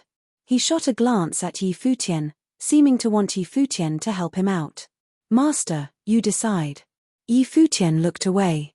He couldn't help his master now. There was no loyalty at times like this. Hua Fengliu glared at Yi Futian. How could his disciple and future son-in-law be like this? Tang Lan, I do want to spend it with Jiyu, Hua Fengliu finally said with a wavering smile. Tang Lan smiled thinly and said, fake. With that, she turned around. As she left, she said, I'll have the servants prepare the New Year dinner. We'll celebrate beforehand. We can do that. Yi Futian looked at Tang Lan's back, impressed at her decisive actions. Come here, said a cool voice. Yi Futian turned to see Hua Fengliu smiling at him. He shuddered at the strange smile and walked over to massage Hua Fengliu. Master, how may I help you? How can I ask you for help? Hua Fengliu said coldly. It's my duty to help my master, Yi Futian said earnestly. Oh right, I recognized Masteress as soon as I saw her last time. Only you can win the heart of someone as beautiful as her. Of course. Hua Fengliu smiled proudly. Back in the day, he had so many competitors. The art saint was the strongest one, but he still won. Masteress is so beautiful now, I can't imagine what she looked like before. I'm sure your looks were comparable to mine, Yi Futian continued. Hua Fengliu was honestly impressed at how his student had successfully changed the topic. After a while, the banquet was ready. Everyone chatted and enjoyed the atmosphere. While they were gathered like a family, a group of powerful men descended from the sky outside the Guqin Gardens gate. The leader was the chief of the East Sea Prefecture, Xia Feng. Xia Fan was beside him. They had come with powerful men and a powerful aura. Xia Fan's eyes flashed dangerously. Enter. Xia Feng waved. The group instantly shot into the sky like heavenly soldiers and stepped into the garden. Inside, Yi Xiong first felt something wrong. He frowned slightly and looked towards the outside of the garden. Then everyone else followed his gaze. A moment later, they saw the malevolent group appear in the air. Xia Feng, what are you doing? Tang Lan scanned Xia Feng coldly and asked. Xia Feng's eyes glinted coldly. The group landed and walked toward the people enjoying the banquet. Beside him, Xia Fan glared coldly at Yi Futian. This was the lowly figure he once thought of as an ant he could play with, but Yi Futian had almost killed him. Now, the tides had finally turned a bit. Yi Futian looked at Xia Fan with similar coldness, murderous intent flashing past his eyes. Sorry to disturb everyone. I am here today under an order. It is good news, so let me congratulate you first. Xia Feng smiled, but everyone at the banquet frowned. What order was he talking about? He did not interact with the royalty of Nandu. How could he receive an order? A bad premonition grew within them. Yi Futian. Xia Feng's gaze fell on Yi Futian. Everyone's eyes turned towards him. Had the emperor given Yi Futian an order? The emperor proclaims that due to the extraordinary talent of Yi Futian of the East Sea Prefecture, he is given the title of study attendant of the Crown Prince. From now on, he will accompany the Crown Prince in his studies and cultivation. Xia Feng smiled at Yi Futian while speaking. That day at Donghai Academy, Yi Futian had rejected the Crown Prince's invitation to be the minister. He could have gone straight to the top, but he did not know what was good for himself. Now, the Crown Prince was probably angered. He had the emperor pass the decree and sent Minister Hua to collect him from Donghai City. What this implied went without saying. Yi Futian had to go. It is not the end of the year yet, Xia Feng continued. His Majesty allows him to wait until the year passes. We will embark on the first day of the new year. Everyone at the banquet stared at him. The study attendant of the Crown Prince was an opportunity that many dreamed of. There was a chance of extreme success. However, it was not a good thing for Futian, especially since he just politely rejected the prince. Now, the emperor had sent this direct order without giving any way to back out of it. Futian's eyes flashed, he was angry inside. At the assembly of the 7 schools, the Crown Prince had asked if he knew the consequences of disobeying the Crown's orders. He was not the emperor, but he was the Crown Prince. The emperor's order was here. For the first time, Futian experienced the power, aggressiveness, and coldness of the crown. There was no respect for him, there was no need to respect him. Minister Zhuo had wanted him to attend the Tingfeng banquet in the imperial city. He'd planned on leaving after the new year, but he never thought that a decree would order him to go. The study attendant? Futian asked coldly. They wanted him to accompany the prince. Right now, he was even wondering if there was still a need to attend the Tingfeng banquet. Minister Zhuo had thought so highly of him but had probably not thought of this result. Futian could feel that this was not Minister Zhuo's idea. Minister Zhuo had been very friendly toward him and would definitely respect his opinion. He would not force him to the imperial city in this way and would definitely not have Xia Feng do it. Got it, Futian said coolly. Xia Feng's eyes sharpened and focused on Futian. This is the emperor's decree. Futian, what's your attitude? Xia Fan said in a frigid tone.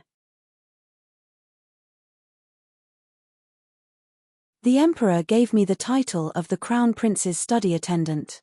He's not punishing me, so what's with your attitude? Futian sat there, staring at Xia Fan. These men had broken into the Guqin gardens to announce this as if he was a criminal. Xia Feng sneered inwardly. He realized that Futian knew he had angered the Crown Prince and was being taken forcefully. Minister Hua was the one in charge and Futian obviously knew what this meant. Xia Fan narrowed his eyes and then laughed. He said, "Very good. I'd like to see how much longer you smile for. I forgot to tell you that Minister Hua is going to the Nandu clan today with another decree." The moment he finished, Futian rose. He stared daggers at Xia Fan. "What decree?" "Guess." Xia Fan smiled and said, "It's related to your girlfriend." "Okay, is this your business?" Xia Feng said indifferently. Faced with a group of cold glares, he said, "Sorry for the disruption. I'll be waiting outside and we'll go as soon as New Year's is over." With that, Xia Feng waved and they sauntered off. Futian and the others stared at the backs of Xia Feng's group. They still had not recovered. The happy atmosphere was completely gone with grey clouds over their heads. Futian and Hua Fengliu were especially unsettled. At the same time that Xia Feng announced the decree, Minister Hua had arrived at the Nandu clan. Nandu Tai, the clan leader, welcomed him personally. Seeing him, Minister Hua smiled and said, "Brother Nandu, congratulations." "What do you mean?" Nandu Tai was confused. "It is great news. His Majesty has a decree." "Is Hua Jiyu here?" Nandu Tai's eyes flashed. He didn't understand why Minister Hua would need Hua Jiyu. Was the Emperor's decree related to Jiyu? Had Minister Zhuo said something to the Emperor? But then why would Minister Hua be here? "I'll call her over now," Nandu Tai said. "No need. I'll go personally, so please bring me to her," Minister Hua said with a smile. Nandu Tai was even more confused, but he nodded and said, "All right. After you." With that, the group started off and arrived in Nandu Wanin's residence. After hearing the news, she and Hua Jiyu came out and stared at the newcomer in confusion. Minister Hua gazed at Hua Jiyu and smiled. "As expected, you are a beauty. No wonder you have an extraordinary fate." "Minister Hua, please enlighten us," Nandu Tai said. Had Minister Zhuo really said something about her fate? But an astrologer always kept fates a secret, especially one like Jiyu's. Nandu Tai did not dare publicize it and not even anyone in the clan knew. He was worried that revealing it would affect Jiyu's fate. "The Emperor has proclaimed Hua Jiyu as the crown princess. She will travel the palace in the year 1000 of the divine calendar for the title ceremony, Minister Hua said. He thought, no wonder the emperor is the emperor. With these two decrees, Minister Hua isn't put in a difficult position but the fatal problems are solved. Since these two will influence the nation, then give them riches and keep them where they can be easily controlled. If anyone had any objections, he could make a prompt decision. Fates could be changed but the royal order could not be disobeyed. To Hua Jiyu, this order was like a bolt from the blue.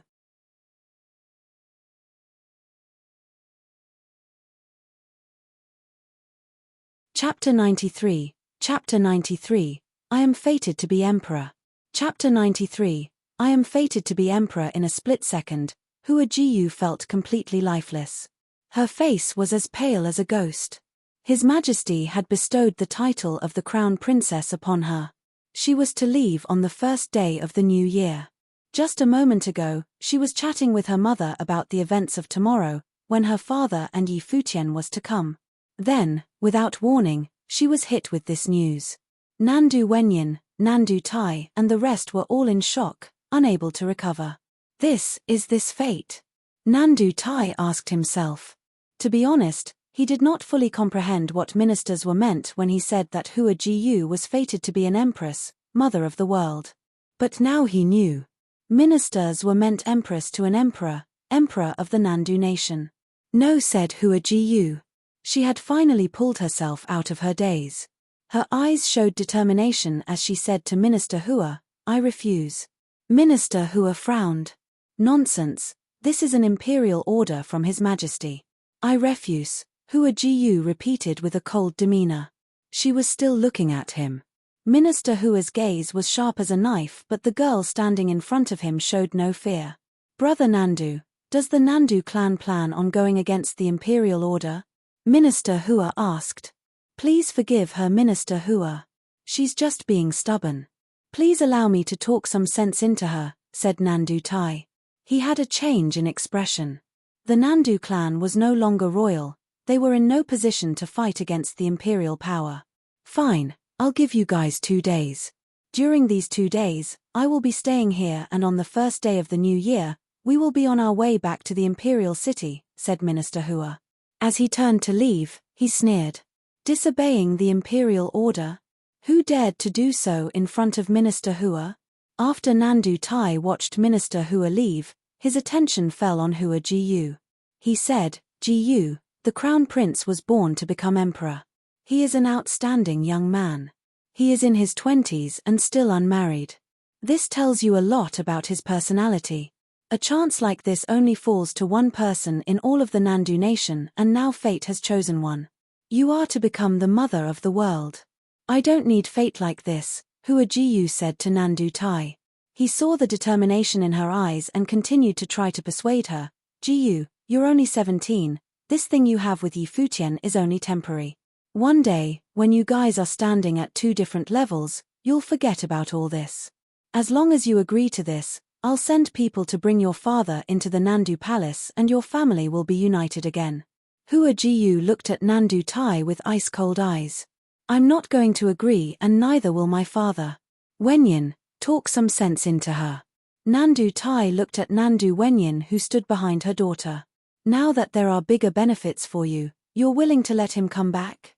Nandu Wenyin sneered at Nandu Tai. Do you really think we'll be happy with a family reunion brought by the sacrifice of our daughter? I won't agree to this. Nandu Tai's expression did not look good.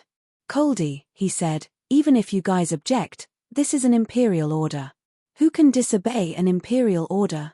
There is still 1 day for you guys to think this over. After that, Nandu Tai left with a sunken face. Following immediately after his departure, Hua Jiyu's eyes filled with tears as she turned to look at her mother.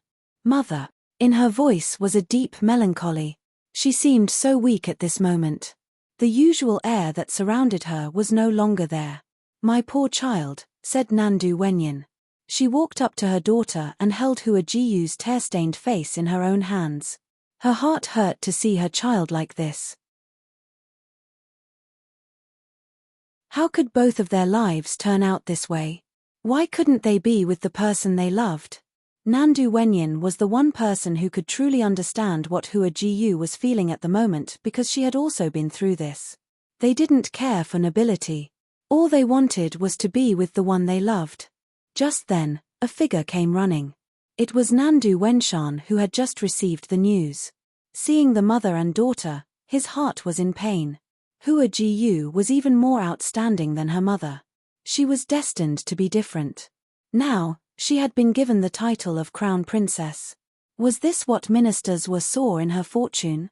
Was this her destiny? Mother, I miss him. I want to go see him, Hua Jiyu said while crying. Silly girl, they're not going to let you step outside. Nandu Wenyin shook her head. She had been through all of this before. But Hua Jiyu did not seem to have heard her mother's words.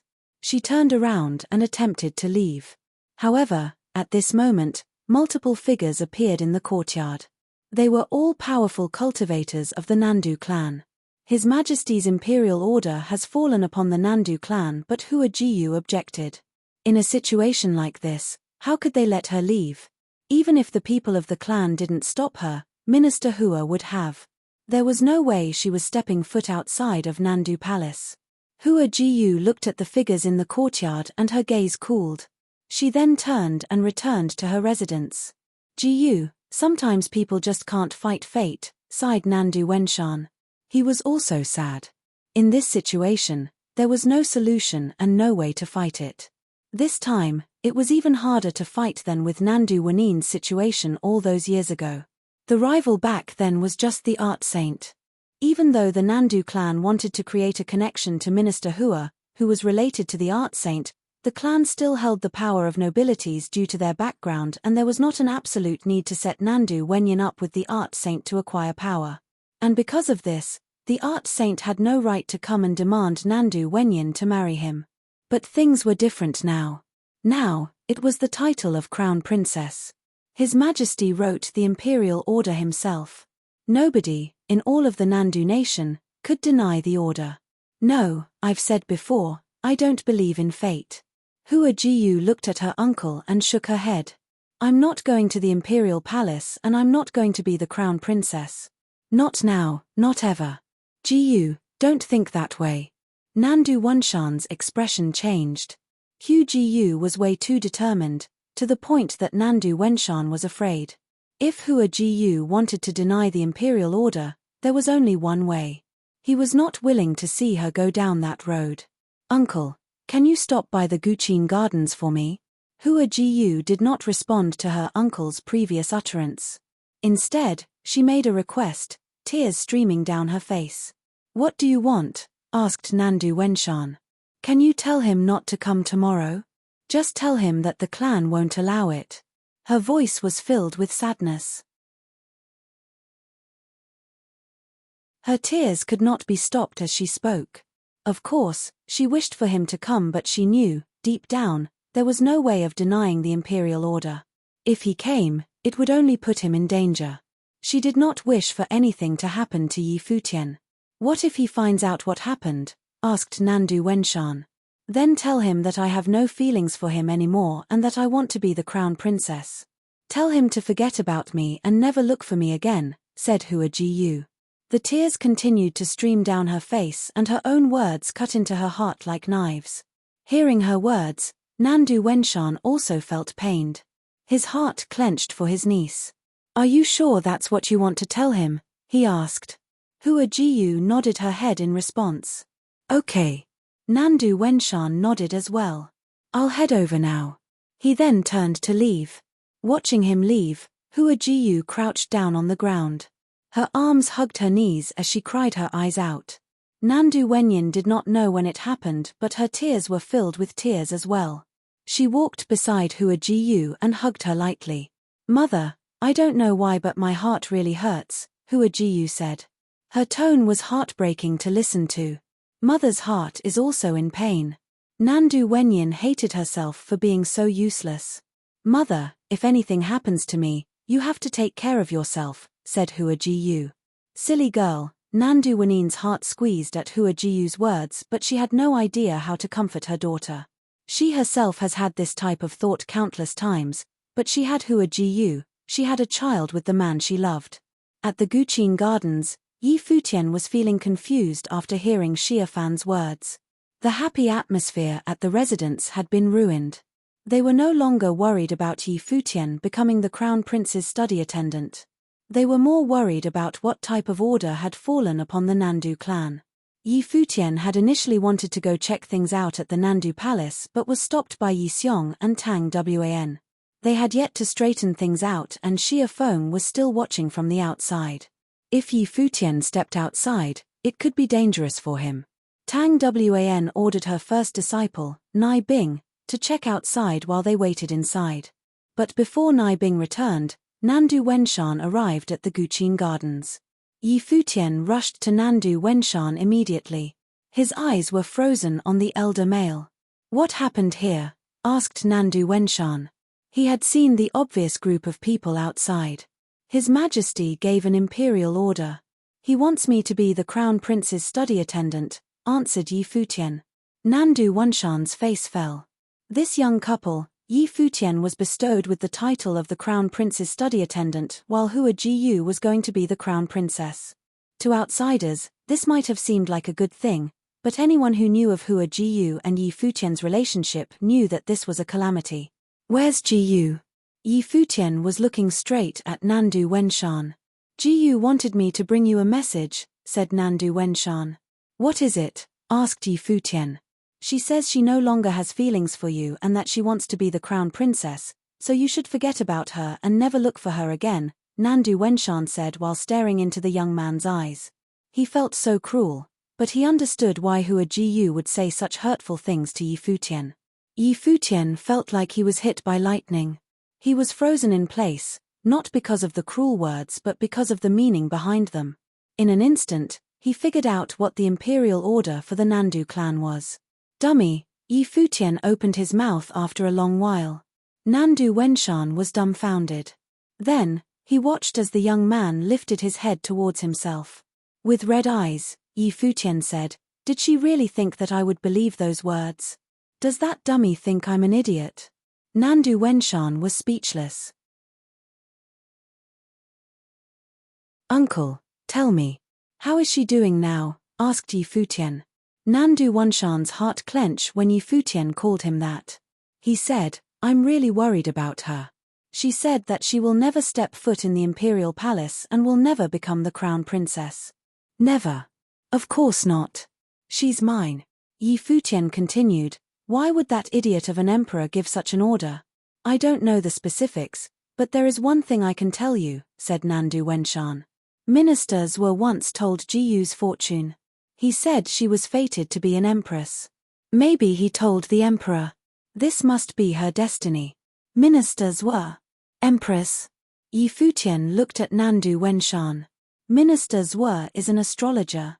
"Yeah," nodded Nandu Wenshan. At this moment, a lot of things suddenly became clear to Yi Futian. "You're wrong, ministers won't tell the emperor," said Yi Futian. Nandu Wenshan lifted his head to look at Yi Futian, confused. "If Fox is fated to be empress, then that means ministers must have looked at my fortune as well," Yi Futian said in all seriousness. "If she is fated to be empress, then I am fated to be emperor." You're tuning in to the Celestial War YouTube channel. Don't forget to subscribe and join us on this journey to catch the most captivating stories.